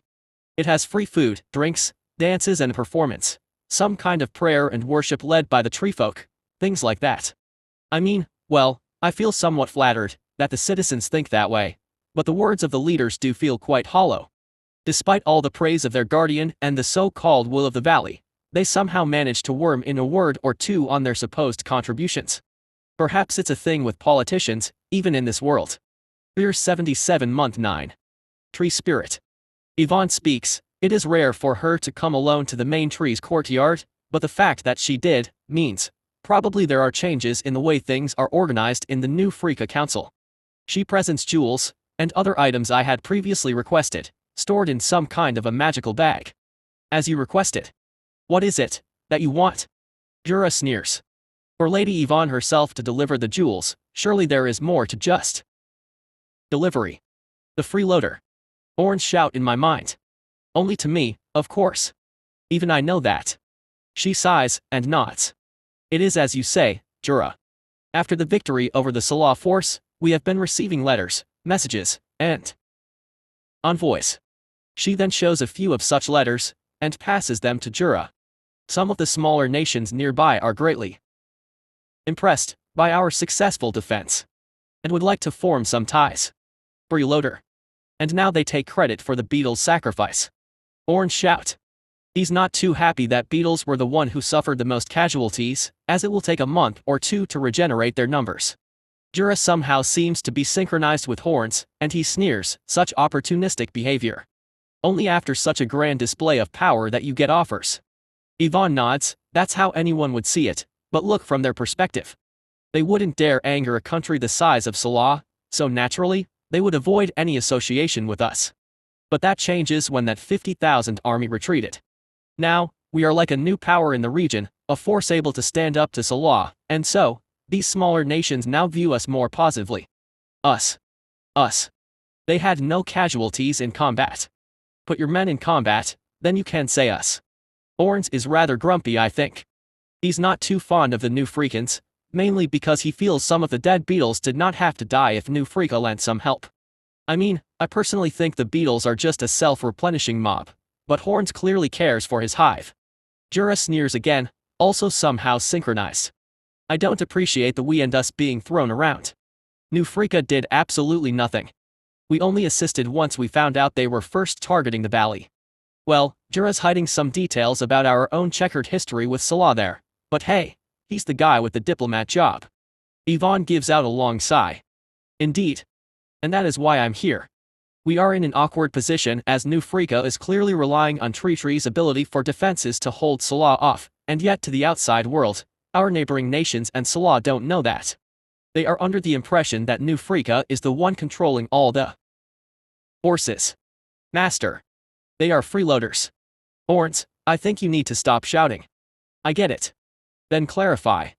Tell them New Freaka did nothing, and it is the valley's protector who did. Jura retorts. You do not want to overstate your military prowess and face the consequences later. Yvonne sighs, I wish it was so simple. But the people of New Freaka too, wants to believe that the tree spirit is on our side. Yvonne, you, of all people, should know that TreeTree cares very little of New Freaka. It's a transactional arrangement, one out of favor. It is about time you let the people of New Freaka know as well. I can't snuff out their hopes like that. The tree spirit is their newfound pride, their source of stability in this world. If I tell them that, I am afraid a riot may break out. Then crush it. Permission to let them run riot. Then we may have Beetles running riot too. Thorns interjects in my mind. Even the counselors want to believe it, and they want to believe that TreeTree will protect them. It seems it is my mistake, for being vague and unclear about the real relationship of New Freaka and TreeTree. So, can TreeTree officially be our guardian and protector? Shameless. Thorns commentates freeloaders and these beggars want to demand our master's protection. Oh shush now. I'll think about it. What do I get in exchange? I spoke into both their minds, and Yvonne pauses. Ah. Our loyalty. Reject it. I care not for that, and you have no way of ensuring loyalty. I demand servitude. I have need of minions to carry out my demands. Ah. Make Jura and the elves royalty of New Freaka. Jura and Loanne will be my two spokespersons. They will play the role of as the new joint rulers of New Freaka, and the rest of you as advisors. From henceforth, the one who rules will be Jura and Loanne. All citizens of New Freaka is so acknowledge their position as your new joint monarchs. They will be the voice of my will, my elven avatars. Jura seemed surprised by that, TreeTree, that. I think he didn't expect that, but seriously, I have been wanting to give Jura direct ruling powers for some time. The arguments and issues we had with New Freaka over the past few years, especially the last few months, really solidified that view, that Jura deserves a seat at the council, such that my demands are heard and known, my needs are respected and complied by these people. Unlike the tree folk, who seem perfectly content living in their small villages, or the centaurs who are similarly happy to have their hillside slopes, these New Freakans have been creating the most problems. Yvonne herself too seems shocked, and her mouth just gasps, a little too dumbfounded to respond, and she takes a few deep breaths while just staring at Jura and my main tree before she finally manages to respond. Ah. We are founded to be a council, a collective rulership, such that everyone has a say. 2. To return to a monarchy would be against our founding principles. The council and the people will not accept it. Then be gone. New Freaka stands alone. I respond, not like I really needed them. It's really more of a mutual coexistence since they have the ability to partake in trade to acquire materials that are not available locally. Ah. Please wait, Tree Spirit. Let me have some time to discuss this with the wider council. Such a crucial decision. I alone cannot make this decision. I will summon a meeting immediately. Jura too seems to be taken aback. Ah, TreeTree, we may need to discuss this later. And then I turn to Yvonne. Go, gather your council. Ah. And so Yvonne runs back, leaving the jewels behind. Orns, we got the jewels already, let's break your first level cap. TreeTree, wait. About that proposal earlier, to make us king, Are you serious? Yes. Well, not really, but if New Freaka agrees to it, I don't mind at all. Please reconsider. Jura shakes his head. It is a position I'm not willing to bear, a weight I cannot carry. I must have my position heard and respected on New Freaka. Let's see what they are willing to give. Jura gulps. Surely there is room to compromise with them, something that does not involve usurping the entire ruling council. Even I think that sounds a bit too much, although they've been absolutely deadweights in the past 2 battles with Salah. Well, I am willing to compromise, but let's see how sincere they are in their counter-proposal. Meanwhile, Yvonne quickly gathers her council for an urgent meeting. The tree spirit wants to make Jura and Loanne monarchs. Kings. Yvonne gulps and nods. No absolute monarchs and kings. Quite unanimous, the decision from the councillors. None of them want to have a king over their head, and New Freaka models itself after the Elvish republics. Then we lose our protection. We're all on the walls when the battle happened. You've seen the fury and damage the tree spirit can bring. I still can't help but think this sounds a lot like a criminal gang's extortion. One of them says. The tree spirit has no reason to help us, so quash that thought. Yvonne glares at the rest of them. But at the same time, I too disagree with having a king over our new nation. It is not something our people wanted, and I believe most of them are happy with the way things are. New Freaka organizes itself into multiple districts, and each district elects 3 councilmen to the High Council. So, in a way, there is a fair bit of representation by the people, which does help in making the locals feel somewhat connected to their rulers. It's a partly democratic structure, though the title of councilman does often seem to pass from father to son, due to the family's influence, even in such a young state. Then. So, what are we willing to give? Yvonne. Give. Look, if we are to negotiate this with the tree spirit, we better be prepared to offer some meaningful concessions, or give some rights away. Without the tree spirit's protection, New Freaka's chances of survival is rather slim. The tree spirit's annoyance at us was very clear in that previous meeting. I frankly do not want to have that annoyance turn into outright hostility. I hope everyone now understands why this meeting is so urgent. All the counselors glance uncomfortably at each other. Unfortunately, I agree with Lady Yvonne's assessment, and so. King is totally out of the picture. The people like the leaders the way it is now. Even if the tree spirit turns against us, I think none of our people will agree to having a king. If we tell them this is to secure the tree spirit's protection. No, I know our chances are slim without the tree spirit, but we are a sovereign nation. If we agree to have someone else rule over our heads, that's against what we have fought for all this while. Oh, cut the political bullshit. We didn't fight a bit. One counselor says. All the fighting so far has been done by the tree spirit's minions. I meant the fighting figuratively, as in, our struggle so far. Anyway, are you on our side or the tree spirit's side? You really want a king to rule over us? That's not what I meant. We must know what exactly we are dealing with here, and to do so, we must recognize we are very vulnerable. The other counselor rebukes. It's a messy argument, with a lot of side conversations. So, can we have some consensus? I believe it's clear we will refuse having a king. But are we willing to give Jura and Loanne a seat, and accordingly, authority? Yvonne tries to steer the conversation back to the topic. These councilmen tend to go off tangent sometimes. There is an awkward look among everyone as they shrug. It took one of the more daring counselors to finally say, yes. Then all the others started agreeing. Fine, now that we agree to give them a seat, what will be their authority? Remember, it must be something concrete, with actual powers, else the tree spirit will not agree.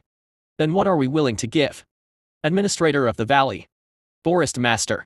The tree spirit won't accept that. It's no fool. It's already Master of the Valley, and does not need us to grant it that sort of authority. It must come from something only we can give. Our men. Our money. Ability to directly intervene in our affairs. Fine, let's go about giving Jura and Loanne combined voting rights over the military, diplomatic affairs. They also get a share of our tax collection as tribute, and smaller voting rights on domestic, trade, and policing. The counselors went about debating the finer points of the proposed rights and powers of Jura and Loanne, as politicians are often inclined to do. Okay, so. Those are their rights and powers, but how do we give it to them without making the rest of the population feel that this is something arbitrary and without basis? As it is, some districts are already uneasy over their representation, and are demanding for more councilmen. One of the rare centaur counselors then speak up. I believe, the tree folk worship the tree spirit, do they not? The counselors turn, mostly out of surprise. If so, we can follow how some elven kingdoms have special positions for the senior members of the church. Are you suggesting elevating the tree spirit to a god? In principle, yes. From the powers we have seen, he might as well be a local deity. So, a spokesperson of a local deity surely can be given a formal position in the ruling council, with special rights reflecting the local deity's influence in the area. Ah! There is precedent. The dwarven nation of Prumash far north gives the great four serpents chosen a special position in their advisors' council. What matters is then how we convey this decision to the people. If the tree spirit accepts it. If it doesn't. We'll have to figure it out. And with that, Yvonne's meeting is over, and Yvonne returns to meet us, this time with 6 other counselors. So, have you agreed? My voice speaks into their mind. The 7 exchange glances before Yvonne takes a gulp, and she steps forth. Tree spirit, we are truly humbled that you've assisted us during the defense of New Freaka, and our words cannot describe the gratitude we have for sparing us from the bloodshed of battle. Ah, the freeloader has finally learned gratitude, eh? Orn seemed to be happy. Spare me the flowery words. I take you've decided not to accept my proposal. I've been in enough meetings to know that what starts flowery often ends in a refusal. They pause. I wonder how I sound in their minds sometime. Ah. We have a counter-proposal. Something that would be more aligned to our own founding ideals. We would propose to create a special religious role for both Jura and Loanne, whereby the tree spirit is elevated to that of a local deity. Jura pauses. He seems to be thinking. In this way, Jura and Loanne gains a position as the voice of the tree spirit, which will have similar rights and authority to that of a religious leader. As the voice, they will have significant authority in areas of the military, diplomacy, and external trade. We also commit that our military will be split into a few divisions, with 1/3 of it will be under the command and rule of the voice, and to enforce the demands of the tree spirit, within the framework of authority that the voice has. A third of New Freaka's forces. They will be given a special name of your choosing, such to differentiate them for the regular military. There's a silence, perhaps for a few seconds, before Yvonne continues. And we will formally now set up a new institution under the voice, and we will contribute a sizable portion of our tax collection to this institution, which will also fund the force. Oh, and tax revenues too. A third of all tax revenues and collections. I speak into their minds, and they freeze. The 7 counselors exchange glances, and then they nod. Yes. A third. Anything else? At this point, New Freaka is willing to offer a third of their military and their tax money to me, so I'm actually quite satisfied with the offer. Yvonne shakes her head. That's all we could give. Well, in terms of land, I do control the valley, and that's been my right since day one. New Freaka only controls the unforested areas further south, the large farmlands, and the town itself. Never mind. An awkward silence. Perhaps they are waiting. Even Jura, he looks a bit worried. I agree to it, in exchange for my participation in New Freaka's defense. My thoughts behind this is fairly simple. I do intend to somehow rule over New Freaka eventually, but at the same time, I do realize that putting Jura as king over New Freaka is extremely sudden, and most likely, the New Freakans themselves, the 50,000 non-humans are going to resist it, and I would have a rebellion on hand. Not that crushing it won't be an issue, but that would delay my ability to gain the necessary resources to further upgrade the rest of my artificial souls and research. So this sort of transitory arrangement helps, and I think it will give Jura and Loanne the necessary experience needed. Let them learn about managing a town, before ultimately usurping the entire New Freaka. It'll be easier to boil the frogs of New Freaka gradually, so let them get used to having Jura as a member of their ruling class, before, one day, taking over them entirely. Ruling the New Freakans by proxy isn't a bad idea anyway. At least the nitty-gritty of people management is left to the appointed proxy, and the world would look at the town, not at me directly. And really, the tax revenue will help. I can buy more jewels. And weird artifacts. I'm really eager to test out that ability I gotten when I evolved to a Star Soul tree. A few days later. Beetle, basic magical lances, complete. Tree stage I research option unlocked, 18 months remaining. Enhanced exoskeletons complete. Enhanced interior structures, 1 month remaining. Large beetle pods, 3 months remaining. Beetle, anti-magma armor stage 2 to 9 months remaining. Brute bombs, increased range and power, 3 months remaining. Tree, volcanic adaptation stage 3 to 18 months remaining. I'll need to start working on the volcano again. The enhanced exoskeletons grants the beetles stronger, faster bodies, but at the expense of consuming some of my harvested metals and some essences, and also longer regeneration time if they die. While the beetle magical lances, even though I completed the research, is not immediately usable as I need to obtain some kind of mines, before they can be infused into the beetles themselves. So I do need a mine, preferably with one that will supply me with non-ordinary resources, such that I can further upgrade the beetles. There is a natural limit on how I can keep upgrading them with ordinary items, without giving them the ability to level via an artificial soul. Also, at the rate of my mineral harvesting from the earth, I have sufficient metals to support only 4,000 beetles with the enhanced exoskeleton. So let's recap. Guys, what are our priorities? I call on my artificial souls for a meeting. Take over the volcano. Kill all the golems. Orn say. He's just had his upgrade as a Baron Beetle, increasing his level cap to 30. The upgrade grants the beetles around him extra strength, armor and speed. Still, it's not sufficient to take on the golems. They are just far too large and tough. And locate additional minerals, resources and ley lines. Trevor's turn. We're actively sending some beetles to scout on the faraway locations. Upgrade. Spiders, fruits, healing. All require upgrades. Thanks for the reminder, Dimitri. We do need anti-air. That reminds me, where the hell did I leave that airship from Salah? Were you not working on it the last time, then you broke it apart and then dumped it into your treasury? I think you got stuck when the biolab couldn't look into the materials or decipher the runes. That's Trevor, digging through my memories faster than I can remember it myself. Really? Was it that long ago? I tried to dig through my own mind. Oh god, it's already 3 years ago. I think I'm also getting more forgetful. Trevor, can you do me a favor and help me track all my outstanding tasks? Certainly. I'll create a task manager in your interface. And a calendar. We'll do so. Then mark when the date of the 10-year anniversary from the Demon King's death. I want a countdown timer in my interface. Fear I may forget, as I move on to all these lesser missions. Chapter, Side Stories 1, Alexis and Mila. Side Stories, Alexis and Mila. Sometime around year 77, month 9. Looking at the skies again. Mila's soul pops up in Alexis's mind. It seems there's a kind of shared network that exists for all the souls and artificial souls under TreeTree's care. Perhaps it's the RootNet's ability. I always do. Alexis sits on the branch of her biolabe. From the outside it looks like a very large tree, but inside it's filled with all sorts of unusual equipments. I really like the sky. It's orangey today.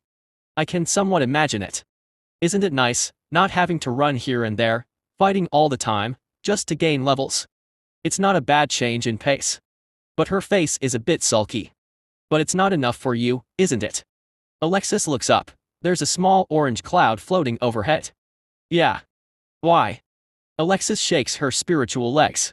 For those not attuned to magic, she'll appear as a wisp, a faint blob of blue light on top of a branch. For those with the right affinity to spiritual magic, she appears as a young girl, but ethereal, that is bonded and lives in that biolabe.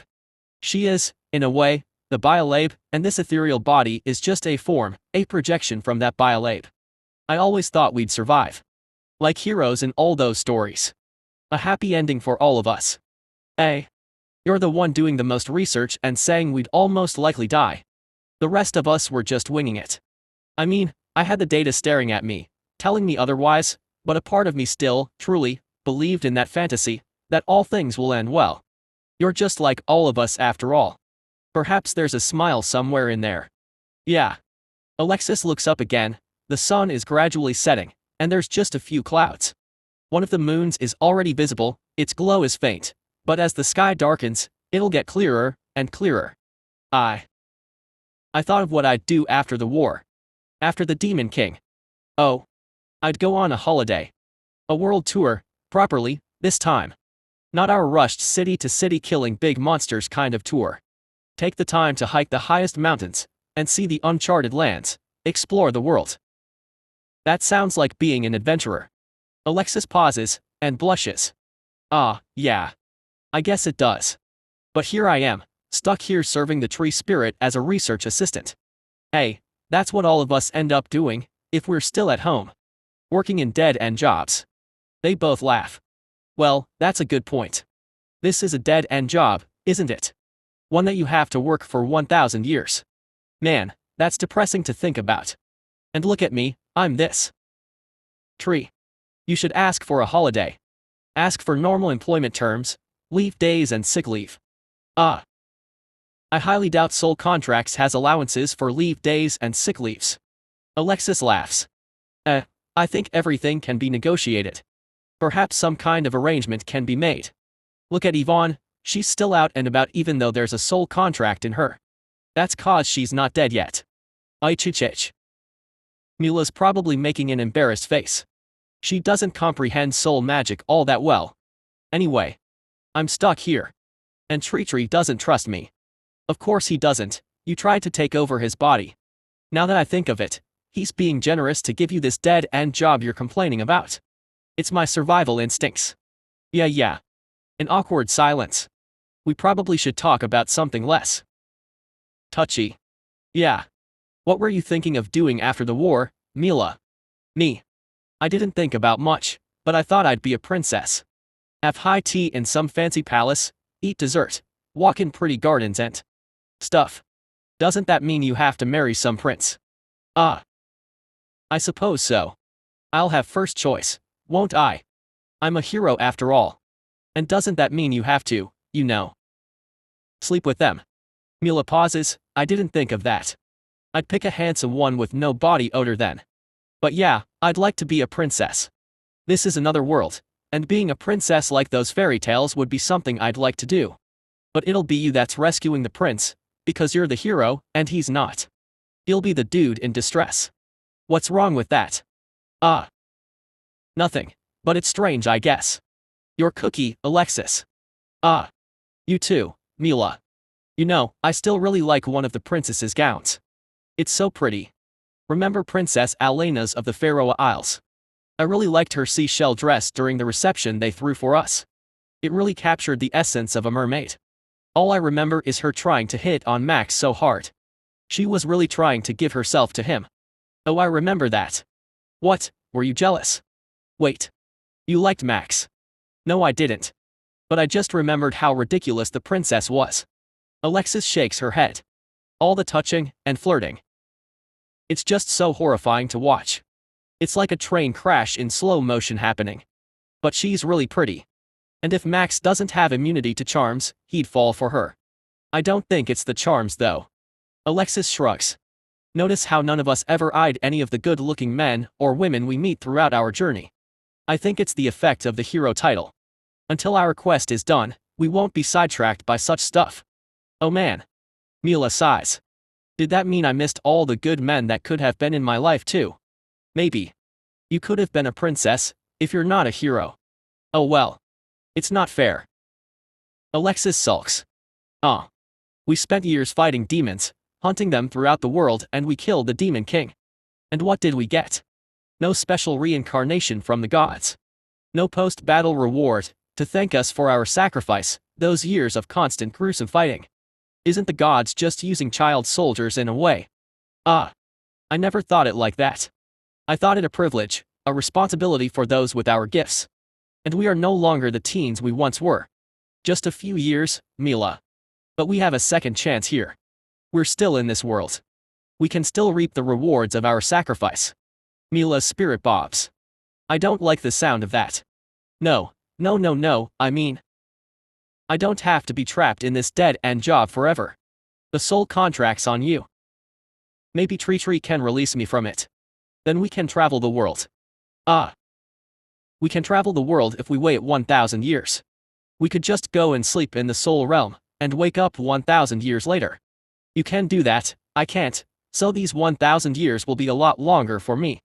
If I have to keep doing research for the next 1,000 years I might go mad. Well, talk to TreeTree. A bit of honesty, and maybe you can achieve something big for him. Then he can free you from your contract. I certainly don't plan to serve minus Alexis winces in pain. It's an intense one and sends Alexis into a kind of fidgeting shock. Oh dear. You triggered it. The pain lasted for a good 10 minutes. Mila, a floating soul, could only watch as her friend is in intense pain. Ugh man, that was a bad headache. What was I saying? Where was I? What were we talking about? Alexis finally recovers from the pain, and seems to be having some kind of amnesia. Mila pauses, before deciding not to remind Alexis of the discussion. Oh nothing, we were just talking about dresses. Remember Lady Alice's silver bling dress? Chapter, Side Stories to Loanne. Side Stories. Relax, and be focused. TreeTree whispers into my mind. A small wolf.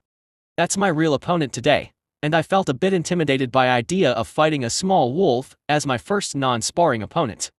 But it's a monster that appears all the time in the forest, so TreeTree says, it's probably the easiest one around. Still, not easy for me.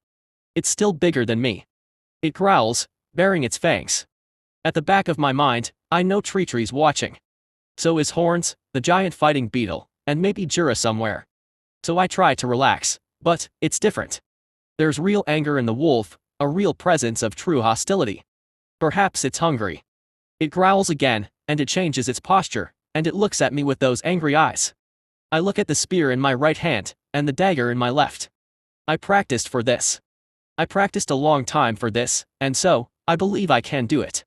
I have it engraved in my mind thanks to so many dreams of me just swinging the spear and the dagger.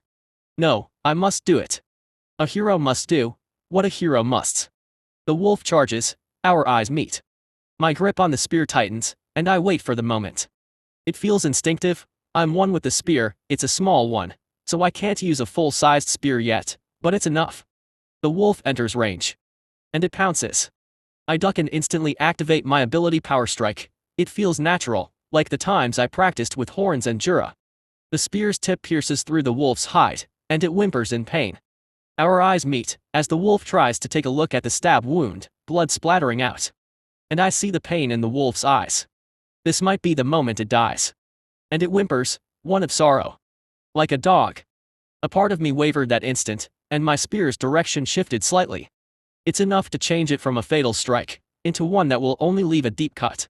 The wolf falls behind me, but because it's not fatal, it manages to get up and then run away, leaving a trail of blood dripping onto the dirt floor as it flees. And yet, I didn't give chase. I froze. My mind somehow replays that real pain in the wolf's eyes. The whimpering voice, that almost dog-like sound. "You're okay." TreeTree whispers. I couldn't do it. A part of me curses myself then. Is this how my dreams of being a hero ends? Am I not meant to be a hero? Heroes kill monsters. The first time you draw blood says a lot. Jura walks over, still holding his bow and arrow, ready if the battle went bad. How do you feel? I'm disappointed. I'm angry. Why couldn't I do it? I look at Jura, and he smiles. His big hands holds me on my shoulders, and gives me a shake. Why are you disappointed? Because heroes are supposed to slay monsters. But I failed. Didn't you tell me that some heroes started fighting monsters when they were 6 or 7? Does that mean I can't be a hero? Jura shakes me again. Are heroes mindless fighting golems? No. I mean, heroes are supposed to be like gods in the battlefield. No, the power of the heavens made flesh, the fury of a hurricane made into human form. So, why are you disappointed? Is it really the right thing to feel? The question is this: why did you have to kill the wolf? Because it's a monster. Why do you have to kill monsters? Because monsters hurt people. Did it hurt you? Well, not yet. So why do you have to kill it? Because it could hurt me. Then you'll be killing everyone. It's very likely to hurt me and shows aggression. If I didn't, I would be hurt. Good point, but in this case, you've wounded it and chased it away. Is that sufficient? Uncle Jura, you're giving me the moral answer again. I can sense it when you're lying and don't believe what you say. I'm young, but I know it when I hear it. Uncle Jura will kill anyone that even scratches us. Maybe only TreeTree can stop him. Jura shrugs and rubs his head. Well. It actually comes with experience, young Loanne. When you meet more people, and meet more monsters, you will be able to better judge who do you spare, and who do you kill. So that was the morally correct answer. I think the standard education that all elves, all parents try to give, is to be morally just. But I live in a world of wars. Even 8-year-old children like myself know the morally correct is just words. I live in a world where might makes right. Where heroes can order nations, because their powers give them that right. Where demons can crush nations overnight, because their might is stronger. Jura pauses, kneels next to me and rubs me on the head.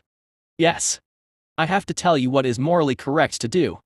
When you deviate from them, you must be able to answer to yourself, why did you deviate from what is morally correct? I may not truly believe in them, but that is because I know what is important to me. Well, a hero should do what is morally just. Do they? Maybe there are other ways of thinking. Or I am trying to take the easy way out. I sometimes think being a hero is really hard. All these types of justice, fairness, how do they think about these kind of things in the heat of battle? A week later, I asked TreeTree to let me fight the forest monsters again. I thought long about it. I mean, it's hard to think about it. I'm only 8, and I get headaches when I think for too long, and when I do, I feel like going to the playroom and just play with my wooden toys again. So, why do you want to fight again? Jura asks. Maybe a part of him wishes I stopped this hero dream of mine. I sometimes still hear Uncle Jura say that when he talks with Mom. I don't know. I just want to. Maybe I will get better. That's not a good reason. I just want to. I insist. Just because you want, does not mean you can get. Uncle Jura frowns, and gives me that look when I am being a bit difficult. Okay. But I still want to fight monsters. I want to level up, gain experience. Jura sighs, and he probably knows I'll run to the forest myself anyway, since TreeTree's always there looking out for us. Fine, be careful. So I found another small wolf to fight. There are lesser animals, like those giant rats or big squirrel-like stuff that live in the forests, eating whatever fruits and leaves that grow here. This time, I want to beat it, but maybe I don't have to kill it. Do I still get experience that way? We spot each other, and the wolf sizes me up. I think that's what it's doing when its eyes seem to roam. Hello wolf. I'd like to fight you. The wolf growls. Well, I growl back. Naturally my growl isn't really threatening.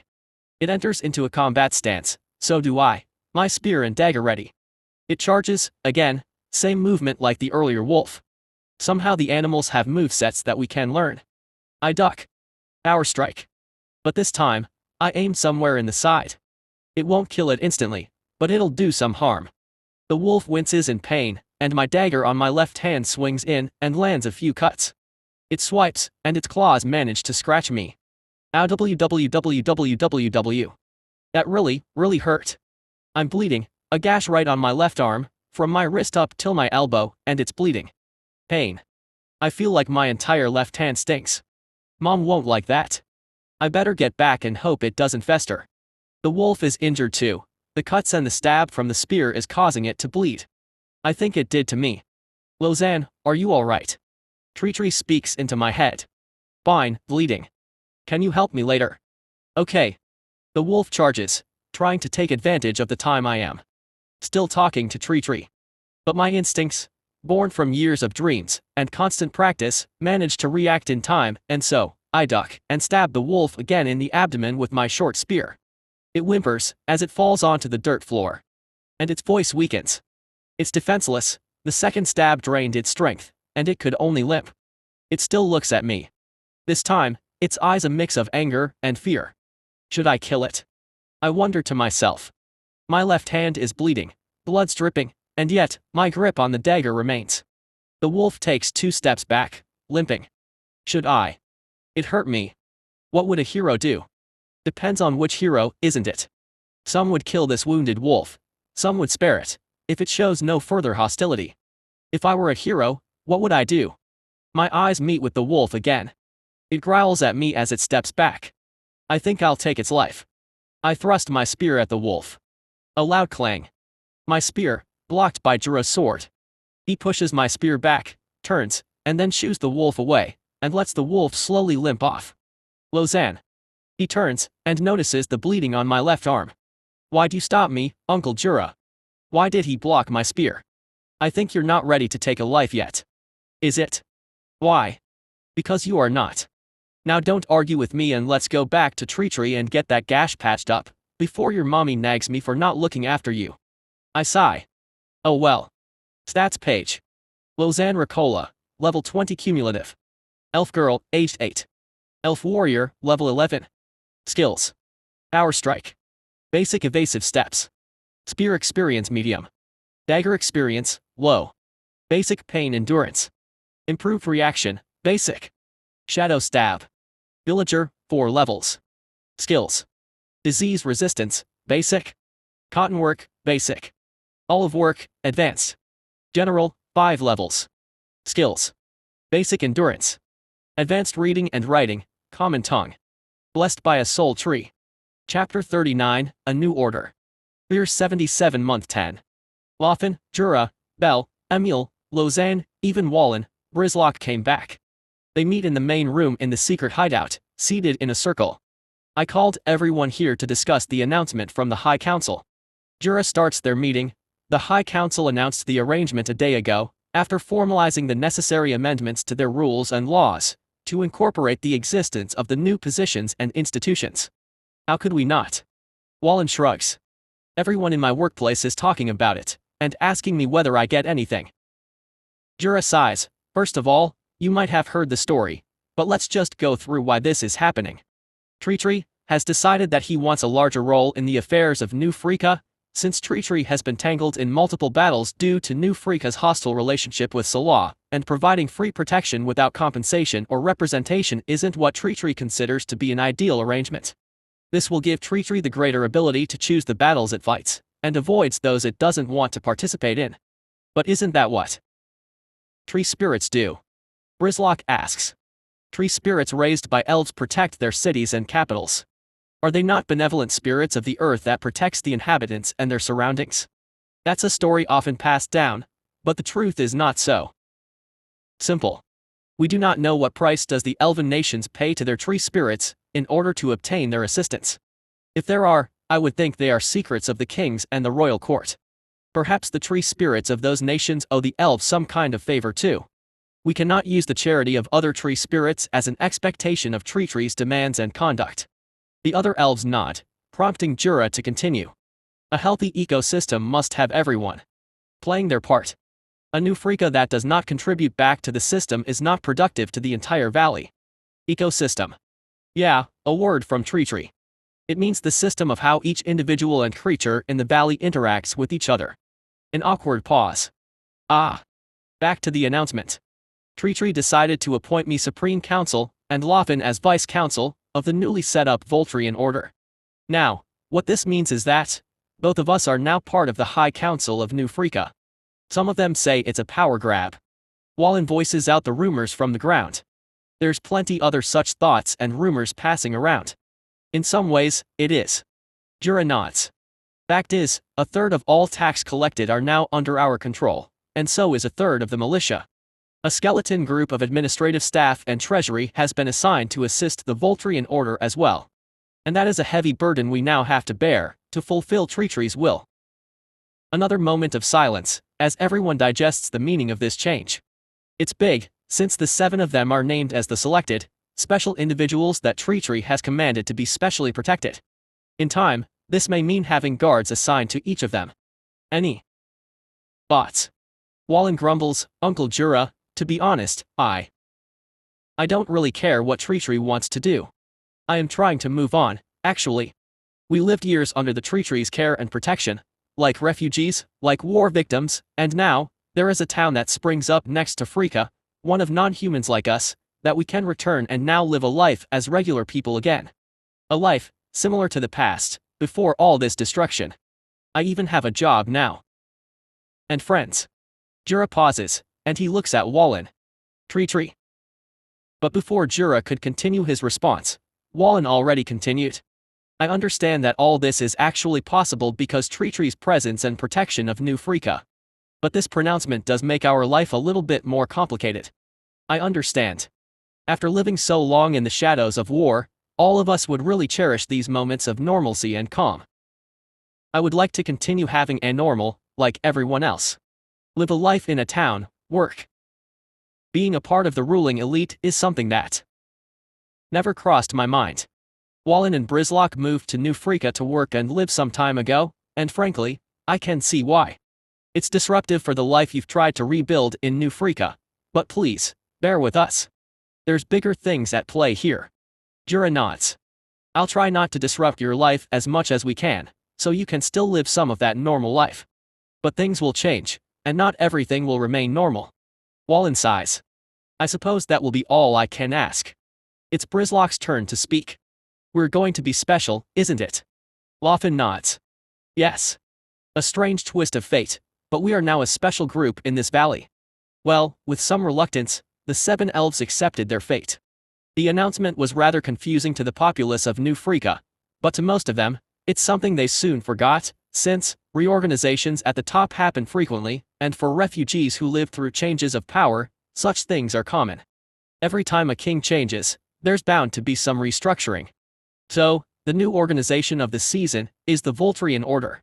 That's the name I came up with, just a combination of the words valley and tree. A few days later. Greetings. The exiled wizard of Baruch visits the inner courtyard of my main tree, surprising Jura, who's taking a rest, a little overwhelmed from the sudden influx of matters requiring his attention. Ah, Wizard Madius. I hear that you are hiring, Supreme Council. The wizard smiles, and bows. Jura coughs at the title and the bow. Perhaps the wizard is mocking him. Ah. Yes. Well, good. Allow me to get to the point. I would like to offer my services to the tree spirit. Jura coughs quite hard, and I think he's choking. After a few coughs he recovers, and looks into the wizard's eyes. Surely, you jest. No, I mean it. I would like to offer my services to the tree spirit and the Voltarian Order, and it's something I've been thinking for days since I found about the whole Voltarian Order setup. Jura could not answer, so he just pauses. Accept it. I didn't let Jura say more. I do have need for a mage's services, so the fact that he comes and offers it is very much welcome. Whether he has the right motives, that can be sorted out later. As it is, I needed someone as a counterpoint to Alexis, to share knowledge of the magics from a different source, and Alexis, as a foreign hero, lacks the nuts and bolts of magic, since her power over magic is likely to be innate, something of a gift arising from her cheat power. A regular mage like Matthias would likely have a more robust understanding of basic magic, as he has to explore it in bits and pieces since young. The wizard staggers back, not spoken to me telepathically before. Ah. Apologies. It is just a surprise to hear the voice in my head. So this is what Yvonne and the counselors hear when they speak of the tree spirit. Welcome, wizard. We have much to speak about. Jura, can you please summon the captains of the existing Voltarian order? I wish to speak to them later. Jura nods and leaves, his cape fluttering as he walks. He has a special uniform made for him, one that identifies him as Supreme Council, and everywhere he goes, a few of the Voltarian guards would accompany him. There would be plans for a new set of uniforms for the Voltarian guards, but that is a lesser priority, so for now, their uniform remain as it was. So, wizard. I believe your name is Matthias. He nods. Alright. Matthias, welcome to the team, and first of all, as a tree who doesn't get to go out much, my knowledge about the wider world is really limited. So tell me, what do you know about the wider world? And heroes? And of that void magic the princess encountered? He pauses, and stops. That's a lot to go through, but... Are you referring to my research back in Baruch? That would be a good place to start. I lead him, using the vines, to one of the subsidiary tree's external rooms.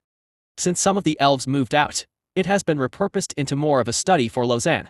She's out now, so we can use it. I'm hoping to make a library here someday. Back then, I am researching on the magics of the heroes. So I collected various books and writings left by the heroes of the past. One of such items is the mad hero Arsène Emir, which obsessed on summoning more of his friends. May I ask why? The king's curious about the origins of their power. By discovering how they are summoned, perhaps we could glean a hint. Oh. Kings, in the case of the High King of Baruch, is a very old man. He is close to a 100 this year. So, he has met many generations of heroes, who went on to slay the demon kings. When he was only a teenager, he met a hero who appeared in the Baruch, freshly summoned by the gods. Our king offered him shelter, and spoke to him at length, and came to understand that the heroes all come from another world way unlike our own. But, at the back of his mind, he really wanted to know where the hero's power comes from, and whether, just whether, there's a way to gain that power for himself. Well, okay. The High King of Baruch just kind of went up in the list of threats, but somehow the wizard still talks of him rather reverentially. Well, the hero didn't know much, only knew that each of the gods give a few heroes their blessing, and as such, that generation, there were 10 of them, scattered throughout the world. Anyway, the point is, the king's seen the heroes when they are freshly summoned. The hero he met then, his name is Andre, had the power of bending earth, such that everything was drawn to him, or away from him. He could make things heavy, or light. Ah. Matthias, are you going off tangent? When the king met the last generation of heroes, he was rather disappointed. Their powers are still amazing by most measure, but yet, compared to Andre the Earthbreaker, there was just too large a gap. So, the king wondered whether there's a mistake in the summoning of heroes. Well, the heroes still beat the Demon King, did they not? I think heroes should be judged on whether they beat the Demon King. That's their purpose, right? The point I tried to make to my king is there's just too many different types of heroes. Consider the story from 220 years ago. There was only a single hero summoned. And a single hero became Emperor Taxum or Nursery. That hero later is the founder of the Darmoon dynasty, which later splintered into the Tact, Nung, Salah, the now destroyed Moras and Fikir's kingdoms. I think you didn't answer the question, isn't it? Sounds like there's nothing much, other than history. I mean, so what if? If my own experience serves as a guide, it could be their attempted extraction of souls didn't work that well, maybe the truck that's supposed to hit the bus missed and the rest of the passengers survived. Well, yes. Matthias slouches, his head downcast. My research got nowhere. It seems a lot of it is on the individuals, and some strange stroke of luck. And it's not as if the lesser number of heroes is always stronger than when more heroes are summoned. For every theory I came up with, there's always some other incident that proves otherwise. Okay. So heroes are random. Actually, does he know about star mana? Yes. If there's anything that I actually did find, is that heroes are getting younger. And I have no idea why. Oh. Okay, that's absolutely a letdown. I was hoping to gain some insights into heroes and the Demon King, but looks like I'll have to try elsewhere. Never mind, since he seemed rather knowledgeable of history, let's try a different question. Anyway, since we are also talking a bit about history. Is there a time before heroes? The wizard sips his tea and thinks. Ah. There is supposed to be a time before heroes and Demon King.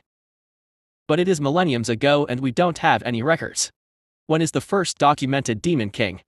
We also don't know.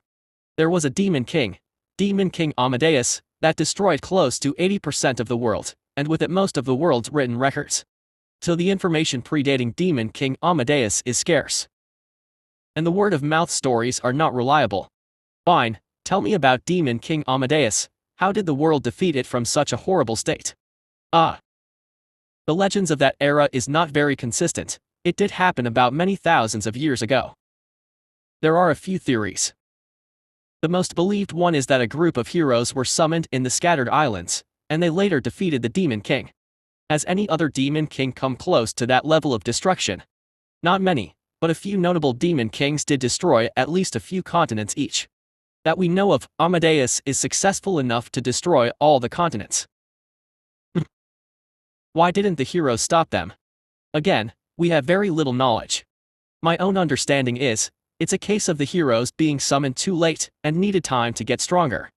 In quite a few cases with other Demon Kings, overconfident heroes tried when they are not ready and got killed.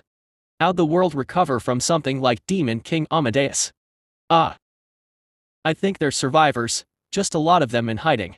And the heroes that defeated Amadeus went out to defeat 2 more Demon Kings, so the legend goes. So that gave the world some time to recover from the extensive damage. But all this is really word of mouth, since written records during the era is really rare. We don't really even know whether the destruction is really that extensive, since the records from that time of reconstruction is very rare. Has there ever been instances where heroes were summoned twice? Not that I know of, but possible. Matthias seems totally clueless on this. Fine. Tell me about this 10-year Demon King cycle. I mean, that's something that I wonder about. Why 10 years? Oh. We have no idea why. Perhaps it's some quirk in the stars. It's not a rule though. There's been exceptions a lot of times, and we have no idea why either. Okay, not helping. Let's try other kinds of questions. Why did the world leave all the fighting to heroes? Why not the locals? Are there nobody at the level of the heroes? Ah. It's just the way it always has been. Really? But I would think it's really hard. Even slaying a demon champion needs very high-level fighters and mages. Once again, not helping. Is there some level wall or ceiling that exists for the locals, that the world must rely on external powers? Never mind then. Thank you for sharing your knowledge. I will borrow your knowledge of history more. You are welcome. Consider it a proof of my sincerity. Matthias nods and takes a sip from the wooden cup. Anyway, why do you want to serve me? When you managed to undo the damage suffered by the princess, I realized that you must be a great and powerful being. To serve a great being is a privilege, an honor, and I hope to be part of that greatness. Maybe, the greatness would rub off a bit on me. Ah, a glory chaser. I'll need to watch him a bit more carefully. Greatness may not be something I can offer. I can offer you fruits. Matthias laughs, as a bowl of fruits appeared before him. He smiles, grabs one, and bites. Year 77 month 11. An envoy from Salah came, bearing strange news. One of unconditional ceasefire. A truce. Surely, such an offer soon riled up the entire High Council, who are outraged, happy, greedy. Pretty much everything. It is the first time Jura seats on the High Council, with his 33% voting rights on such matters, and a right to veto certain decisions. We have the advantage, we should demand reparations from Salah. One of the councillors said. They are afraid, now they want a truce. I grow tired of war. Another councillor asks, perhaps we should just take it. No. Salah has caused us a great deal of harm, we should not take it without compensation. As they argue, they eventually settled into 2 camps, a group demanding extra compensation, another saying to accept. So, Yvonne, as the chair of the High Council, turns to Jura. Supreme Council, as representative of the tree spirit, would you have any words to add? Tree spirit is of the view we should accept it. Ongoing combat is not productive for the valley. There are bigger concerns. My first concern is the demonic rifts. Those should start appearing very soon, as those happen well in advance of the Demon King's arrival. But Salah's not exactly a trustworthy country to deal with. We could accept the truce and they'll break it. So, we do not have any offensive capability at the moment. A truce is good for us, since it allows to trade with Salah. With that, the truce is accepted, since Jura's voting rights meant almost all of the councillors have to oppose Jura to get anything through. Of course, this is rather shocking to Salah's envoy as well, who expected a rejection, and was rather prepared to die. Here's 77 month 12. Here's the man you asked me to find, tree spirit. I'll leave the room now. Jura bows, and leaves the old man standing alone in the small room, right next to the tree of prayers. It's a special room, as it's more of a courtyard, with one tree in the middle, with sunlight coming in from above. It's winter, so there's some snow coming in.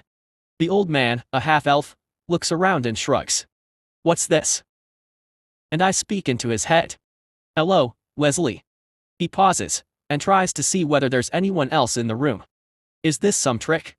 Or magic? I give him some time, and after a while he stops. Fine. Who are you? I'm TreeTree, the tree spirit of the valley. He rubs his chin. So there really is a tree spirit. So, what can I do for you? I'd like you to help conduct some ceremonies for me. Something a person like yourself, a former priest, can do. What kind of ceremonies? Simple ones. I have a few in mind, for the dying, for death, and for births. Loanne will assist you, but she is not fit for the role of a master of ceremonies. Are you keen? The man pauses. What did I get? A fair pay, accommodation, and some tea to help with the aches you have. Additional things can be discussed. The man paces, and walks around the courtyard a few times. Clearly this is something he's thinking much about, until he pauses and asks. Which god am I praying to? None. His face is that of shock. So, what rituals are we actually doing? I'll let you know, but first, are you keen? The first of the ceremonies happened a few days later. One of the older folk in New Freaka passed away. In New Freaka, the population comprises a mix of elves, dwarves, centaurs, treefolk, half-elves, some lizardmen and quite a few more others, though elves form the bulk of them. So, there's many ways of going about the corpse, such as cremation, burial, magical deconstruction, petrification or transformation into a statue. The presence of magic adds a large variety of possible ways a corpse can be sent off. Anyway, that's just how things are elsewhere. What's this? An elderly woman, the deceased's wife, asks, as the corpse of the old man is brought in by some of the guards on stretchers. Wesley smiles, a calm, reassuring smile from years of training as a priest, and he warmly greets the elderly woman. New Freak has welcomed the tree spirit into its fold, and this is one of the many ways the great tree has given us his gifts. It's a large open space, and there's a curved, bent tree, as if the tree grew up, then sideways. Along its trunk, there is a large opening in it, filled with greenish liquid. Multiple flowers dot the side of that trunk. Wesley nods to the guards, and a few of the men assist to place the corpse of the old man slowly into the opening. With this, the dead will be one with the tree spirit, his soul on their journey to the world beyond. The corpse slowly sinks into the thick greenish liquid, and for effect, the flowers around the trunk start to bloom a bit bigger, and a pleasant, calming, soothing scent is released into the room. There's even some wind and rustling sounds, to add to the moment. And when the corpse fully sinks and disappears into the green liquid, the flowers glow slightly. The family cries for a good hour, as Wesley speaks to each of the family, giving them a blessing. He then picks the flowers from the side of the trunk, and passes one to each of the family members. What happens to the body? It is now with the tree spirit, and has found peace, at last. Wesley says, and somehow, it's probably due to his past priest levels, it's really convincing. These flowers contain the essences of your deceased father, and they will last longer than normal flowers, but they will too fade after a year. Think it as a reminder of he who has now left us. The elderly woman nods. Is there something more permanent, perhaps a marker that we can get to remind us of our beloved? Wesley smiles, and he touches the trunk. And from the greenish liquid, a small bone floats up. He carefully picks it up with a special spoon, and places it in a ceremonial wooden bowl. Ah yes. This is the condensed bones of your father. Keep it as you wish, or make it into something. The elderly woman accepts with tears in her eyes, and after a bit more small talk, the entire family leaves. Wesley breathes a huge sigh of relief. It's the first time this ceremony is shown to the citizens of New Freaka, and even the guards themselves have not seen it. How'd it go? Wesley asks, and only Loanne remains inside the courtyard of death. There's some proposed names on the courtyard, perhaps to call it the Garden of Return, to signify one's return to the tree spirit. I quite like it, but I'm still pondering for other names before finalizing it with Wesley and Loanne, since Loanne's going to play a larger role in the rituals and religious aspects of the Voltarian order. Good. Is that really the bone of the deceased? Yes. Ah, good. I've not lied then. What did both of you think of the ceremony? Wesley sits and smokes some kind of rolled leaves, and he nods. It's easy. I believe the tale will spread soon, and more families will ask for this ceremony. Any views on how to improve it? Loanne shakes her head. I like it, but let me sleep on it a little. Maybe I'll get some ideas later. Me too. I'm so nervous doing it for the first time, all I want to do is just get a hang of it first. Very well, it's a good first time. Go get some rest. The both nod and leave the courtyard, and I return into my soul realm to have a look at the results of the ceremony. The dead soul is in good condition and a state of calm. Reincarnation to the next world is going to be quite a breeze. It's actually an interesting modification of the elven tradition of burying the dead next to the soul trees, and instead go for the route of direct absorption. Well, that's fine, but my focus is on collection, so I check my log. Oh man, no seeds. Well, at least there's some essences. This ceremony is actually derived from that little experience I had with both Alexis and later Folklay, and that exposed tree trunk is really a modified biolade pod. The idea I had is really rather simple.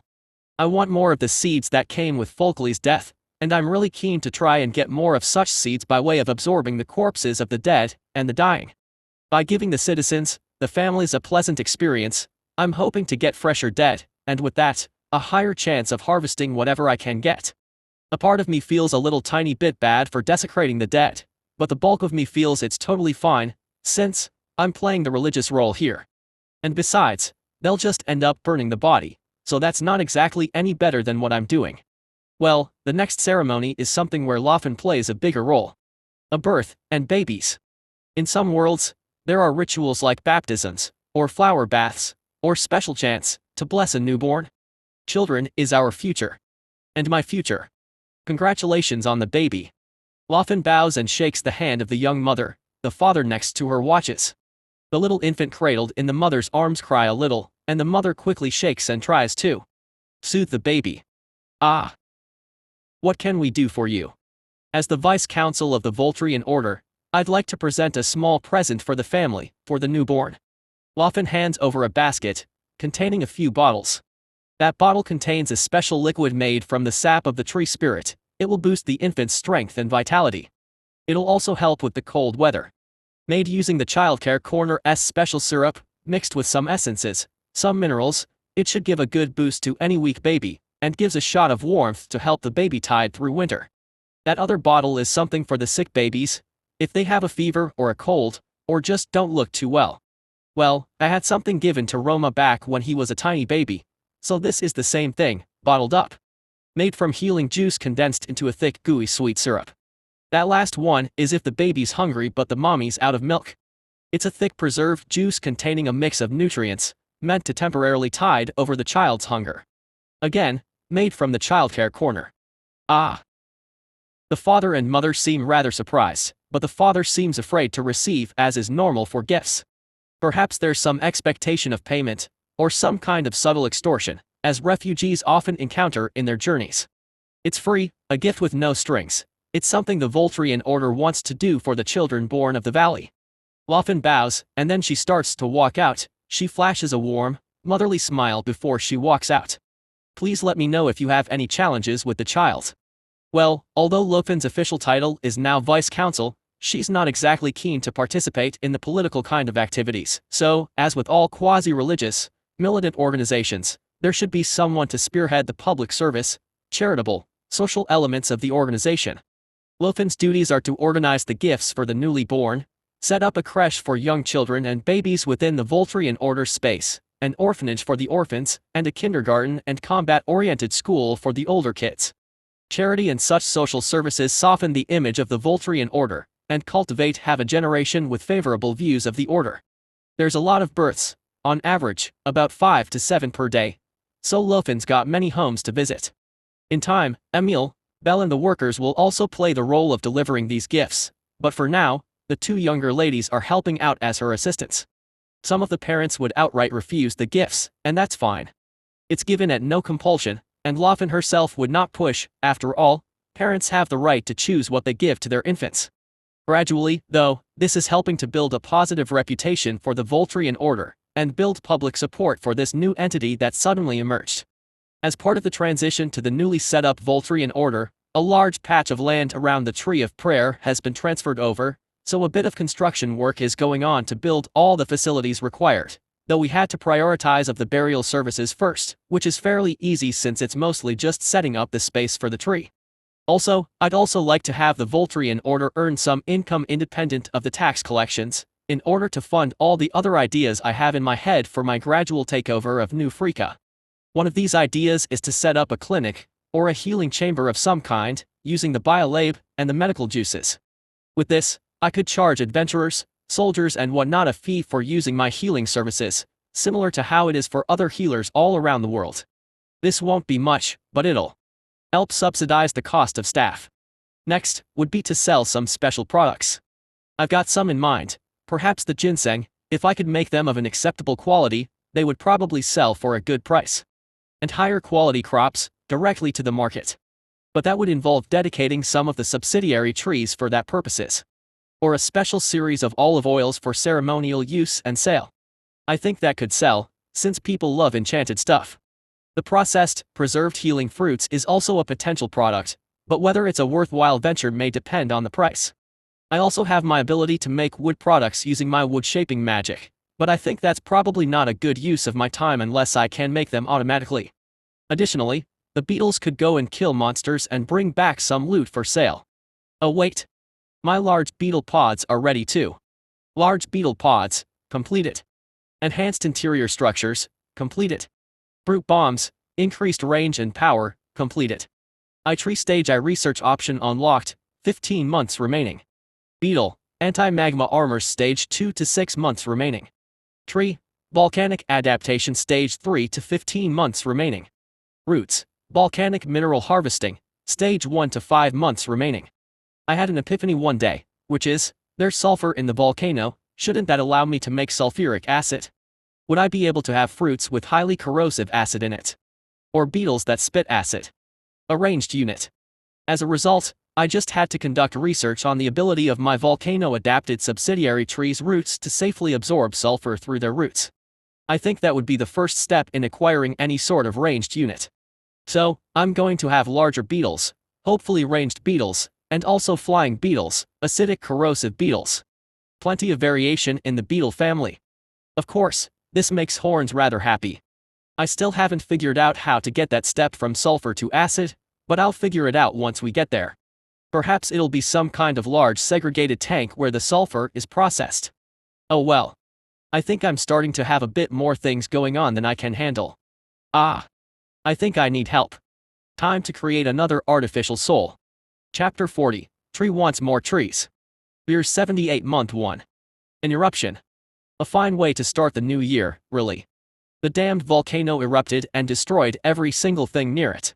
Close to half of my beetles failed to escape, so they died all buried under debris, dust, lava, rocks and well, all the other things that volcanoes tend to spit out. I mean, I sort of figured that volcanoes, especially one still pumping out lava, would be somewhat dangerous, but I guess after not seeing any major eruption, I thought it's one of those stable volcanoes. To some extent, I guess I'm a little complacent there. But still, why didn't my roots sense anything? Don't volcanoes have tremors or minor quakes before going off like that? Or does the magic in this world messes with such processes? Oh well, this is a minor setback, a bit of delay to my Volcano expansion plans. If life went too easy, I'd probably think something bad is gonna happen real soon. Probably pushes the plans back by a couple of months, to let the environment settle down and also rebuild my forces, since I do need to regenerate the beetles before attempting my assault on the magma golems that spawn closer to the now partly exposed caldera. I'm rather eager to test out the new large beetles in combat, since they are bigger and have bigger legs and horns, to see how they perform against those golems. So, I turn my attention to the next few things I have in mind. In New Freaka, there's a massive hall with a few external biolabs, and Jura is helping to guide the Voltarian soldiers. The hall itself is filled with animals and plants, gathered from the region, an exercise we started last month. The men were sitting idle, so we sent them out on missions to collect different kinds of plants and animals. As many as they could find, whatever they've not seen before, or whatever they noticed that's different from New Freaka, and bring it back. Thanks to this exercise, I'm now going through all the plants and animals they've brought back. 5 biolabs, side by side, and the soldiers, under Jura's supervision, help to put all the specimens in. After the analysis, some soldiers are tasked to bring them to a patch of empty land and pass them to a different group, those with farming or planting skills, for them to plant. The intention is fairly simple: there's a lack of plant diversity in the valley, and that needs to be addressed. Secondly, I'm hoping to somehow unlock more unique trees, like the ginseng trees, such that I can produce new items. Third, new species of crops would lead to me having more subsidiary tree, crops variety. And now, I have the manpower to push these guys out on a regional harvesting mission. The process of analyzing the plants took 5 days, and the animals another 4 days. The reason I asked for the animals is actually just to throw off whoever's watching us, but it's a waste to not analyze the animals after collecting them, so after the animals were scanned by the biolabs, they're placed in an area that's meant to be a menagerie. New crop species unlocked: wheat, jackfruit, light corn, black potato, rye, red hops, blueberry, fireberry. New tree type unlocked: common herbal bushes. Bushes containing a wide variety of herbs. Herb varieties appear at random. How's the register coming along? It'll take some time, Supreme Council. The young man, a junior herbalist, bows when responding to Jura's question. It's something the tree spirit wants done as soon as possible. This is a big task. Well, actually Trevor and Dimitri already built a compilation of the plants we now have in the valley, and their characteristics that they can identify using the data from the biolabs. But, I had Jura hire a herbalist to start work on a physical copy of a register. Just to compare the kind of information a herbalist would normally take down, and one prepared by my tree minds. The young man bows. I'm honored, and I can tell it is an important exercise. The herbalist, together with the gardeners and other farmhands, will be the ones managing the garden in the compound of the Voltarian order. It's one of those odd jobs. As for the animals, I've left them to some of the rangers to care for. In the town of New Freaka, there are some rangers, and some flock tenders or herders that have some skills with animals, so they are the ones looking after the collection of animals. It's not a perfect match in terms of skill and job class, but oh well. Maybe they'll gain the class someday. We're 78 month 2. The Voltarian order separation exercise this month. The military force that's transferred to us is a little too large to my liking, and their competencies a bit lacking, so, like what companies do when their staff size is not optimal. We have retrenchments. I kind of feel like walking up to guys and tell them, "You're fired." But that's not exactly a nice way to do things. Jura and the captains identified those who are not so good at their jobs, based on their performance during the collection exercise, spoke these non-performing soldiers whether they have other secondary talents they want to share, whether they want to take part in the other roles happening in the order, or take the money and go find another job. I mean, if I'm going to be hiring herbalists and all those other specialists, I need money, and money isn't free, so, gotta reshuffle them around. Priorities. One must cut away the rotting branch for a new one to grow. Of course, there is plenty of crying, plenty of anger, and plenty of cussing. Maybe some retaliation. IV. Yes, master. Monitor those we have fired. See whether they do anything unusual.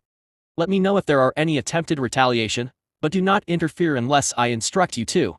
As you command. My new tree mind, and unlike Trevor or Dimitri who has responsibility to watch the valley and the forest, Ivy's task is focused on the Voltarian order, observing the citizens and reporting any unusual matters. I also task her to play a hidden watcher on all financial transactions and trade transactions. Watching the movements of some 3,000 to 4,000 employees of the Voltarian order is a laborious affair, even if there are trees everywhere, and Ivy pretty much has little capacity to do anything else. A part of me feels like I have become that which I hated in my past life, the big brother who intrudes in on everyone's privacy, that overly micromanaging boss that looks through everything I do with a fine-toothed comb. But this is a magical world, and I have to pick the bigger baddie here. Curbing corruption, finding traitors take priority here. Even in their somewhat perilous situation, people will find ways to cheat or steal to take a little more for themselves. So, I thought I would be ready, since I know about it and know it exists. Nobody's innocent. But Ivy's report still stunned me. The extent of it. All of the employees engage in at least one minor misconduct. It's usually relatively small, like a coin or two per transaction, or a little slip of coin to move up the queue in the burial services. Some soldiers would steal utensils from the mess hall and bring home for their family. Or intentionally tearing a piece of uniform so that they can use the cloth for something else. Or administrative staff stealing paper or writing equipment. I sigh. When Ivy first reported the extent of such things, I just froze. But before I could lash out in anger and kill all these people, were you expecting saints from these former refugees? The fact that they adapted to a new way of life so quickly is already admirable. Mila sometimes dispenses a bit of wisdom. Well, true. This world has no proper regimented education system to teach a sense of morals, and parents trying to survive probably have a different set of morals than me. If there isn't enough time or stability for it to really sink in, since the world gets hammered by the Demon King every now and then. If there's anywhere with a proper education system, it's probably in those cloud cities, or the moving giant turtle islands, or the walking towers of the great deserts. I wonder how many years of formal education do the citizens of New Freaka have. Some other day's worries. Ultimately, I decided to just have the worst offenders retrenched, and decide to just put up with the minor infractions among the rest. Perhaps someday I would get a group of morally upright employees, but for now, this is the cards I have. Should I continue monitoring them, Master? Ivy's not fond of the task, but she still obeys me. Well, yes. It's taking up most of my processing ability, Master. Filtering through all the language and small talk is really challenging. Well. Fine, will it help if you restrict the scope to within our compounds and just the area around them? A lesser area would mean less to monitor. Yes, it will help a bit. But I estimate it'll still use up 70% of my available processing power. Unfortunately, I'll need someone to watch these guys. Please bear with it. Maybe it'll get easier once you gain some levels. As you command, Master. We're 78 month 2 week 3. The first large beetles emerge from their pods. The volcano kind of started to stabilize, so I send the large volcano-adapted beetles on their first missions. This is why they are created, after all. They easily dispatch any of the lesser monsters that appear, but their first encounter with the massive magma golems is disappointing. Though they now have the size, they still lack the necessary firepower to take out the golems. At least they can take 3 punches from the large golems before dying, unlike regular beetles, who just get squashed underfoot. According to Jura and the data gathered from the Adventurers Guild in New Freaka, magma golems are considered monsters for adventurers around the level 50-60, and with suitable gear.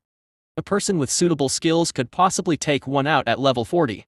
Given that my regular beetles are a match of soldiers around level 20-30, I guess the large beetles still need a lot more upgrades to give those magma golems a good fight. Back to the research queue. Tree stage I research option unlocked, 13 months remaining. Beetle, anti-magma armor stage 2 to 4 months remaining. Tree, volcanic adaptation stage 3 to 13 months remaining. Roots, volcanic mineral harvesting, stage 1 to 3 months remaining. Following the acquisition of the various new plant species, I had both Dimitri and Trevor attempt to use their abilities to improve the plant diversity in the valley. To some extent, the valley in both sides is largely dominated with my type of tree, though at least the TreeTree of Mana grants some visual varieties. I may need to look up some pollens and bees, and flowering plants as well. Oh well. Well, at least with the improved inflow of gems and rare crystals, I've managed to upgrade the root net to support a larger capacity of tree energy. The upgraded root net will take up to 100,000 normal trees, which also means more artificial souls. I'd probably like to make some more tree mines, to take some load off Ivy, since the task of monitoring so many people is a monumental task. TreeTree. I've got a proposal. A proposal from Alexis. Well, let's hear it. I've been talking to Mila, and I'm thinking of using the biolab to make a body. Not a full flesh and blood kind of body since it's clearly not at that level, but I'm thinking of experimenting with treefolk corpses as a transition between regular sentient species and, well, trees.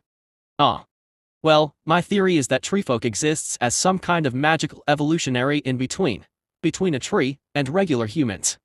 So, looking at treefolk is a good starting point to figure out what are the magical mechanics within their body which allows them to do what they do. So you're asking for my permission to do this experiment? Yes. The goal is to be able to create flexible wooden armors as a vessel for souls. I think she meant robots. She wants to create a body for herself. Well, there is still that dryad body that's formed from her corpse. Maybe she forgot about that already. I am rather fond of the treefolk. They give me no trouble, have shown willingness to defend the valley when instructed, and have been polite and respectful whenever contacted. So that's a no. I will ask the treefolks for their permission. Conducting autopsies on the dead should be approved by their kin. That makes sense. Well, Alexis seems to understand that, at least. There is also one other thing. I am thinking of expanding. I'll need space. And materials. And some of your beetles. What do you mean? I reached level 30, and I have this new skill called locational survey. Tools it allows me to take control of a few beetles and place research equipment on them, and this will speed up research on environment resistances. Kind of making a research-oriented scout out of the beetle. I can operate two at any one time. Actually, I think that sounds a bit like the moon buggy, but an actual bug. Or perhaps the Mars rover. Fascinating. She's going into the whole science route, which makes sense as a spirit haunting a massive research biolab. Would a flying bug with this be essentially a flying science vessel? Fine, you get 2 beetles. Let me know of the materials. Alexis claps her ghostly hands in joy. Thank you. The treefolk chiefs visit a few days later. 3 of them, 1 from before, and 2 I have not met. It seems their number has increased over the years, as immigration brings more and more treefolks to the valley. It is an honor to be summoned by the tree spirit. The 3 treefolks prostrate before me. I had forgotten that treefolks revere tree spirits. Your presence bathes the entire valley in a warm energy that fuels our health and gives us strength. Wait, do my powers work on treefolk? Why does he talk like it does? Holy cow, if it does, that opens up a big, giant can of worms I need to explore.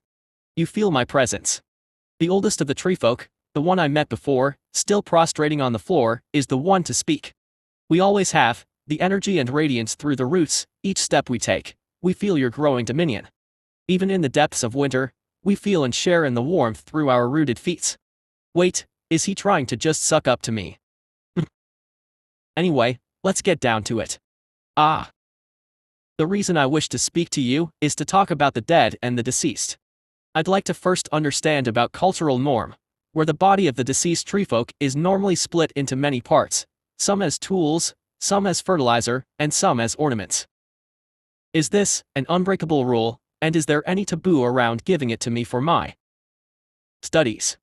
The treefolk chieftains all share a glance, and then it is the same elder treefolk. He raises his head to respond.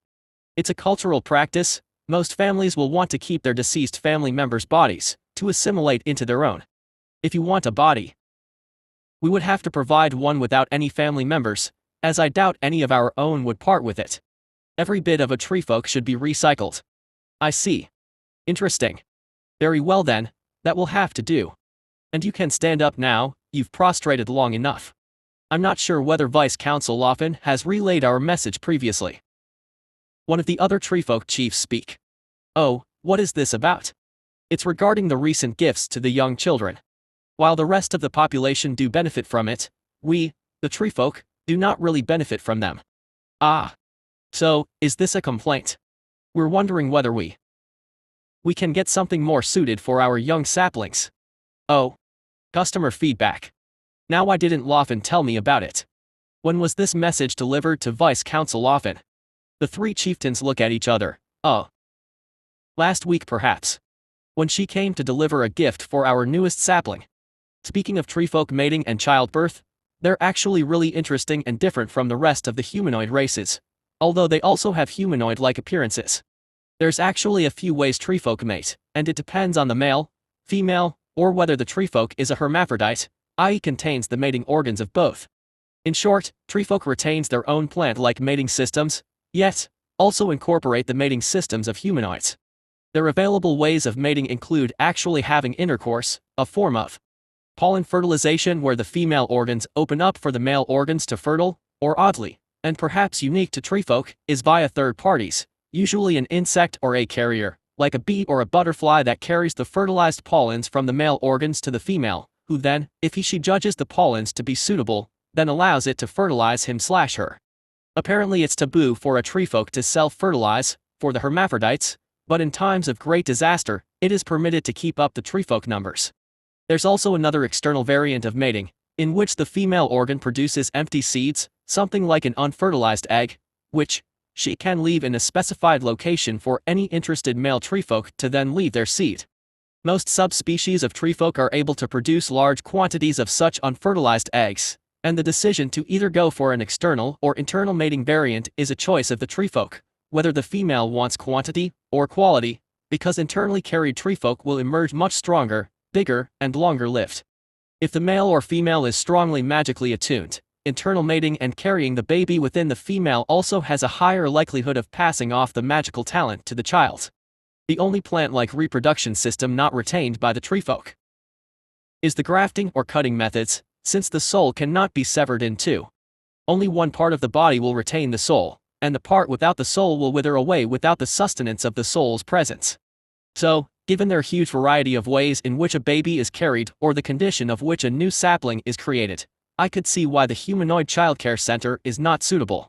I mean, I would have to figure out how to adapt. Ding. New subsidiary tree type unlocked, treefolk incubation pods. A subsidiary tree filled with multiple pods, used to incubate and nourish fertilized and germinating external seeds. New subsidiary tree type unlocked, treefolk nursery. Makes sapling-friendly nutrient-rich foods. Can also make special sap for pregnant treefolk mothers or females to boost quality and health of their fetus or eggs. Ah. Damn it. I keep forgetting how much the system likes these kind of stuff. I'm even betting there's extra points because they are treefolk. Maybe I'll also get new biolab equipments when I put the treefolk under the biolab. At least I have something. Chieftains, I'll have something for you soon. Spaizzzer. Shorter chapter as I'm out of ideas. Thanks also, hope the part on treefolk reproduction doesn't creep you out. Natural disasters happen, well, because they do. I mean, a volcano or earthquake, or tsunami, or wildfires, well, shit like that happens, don't they?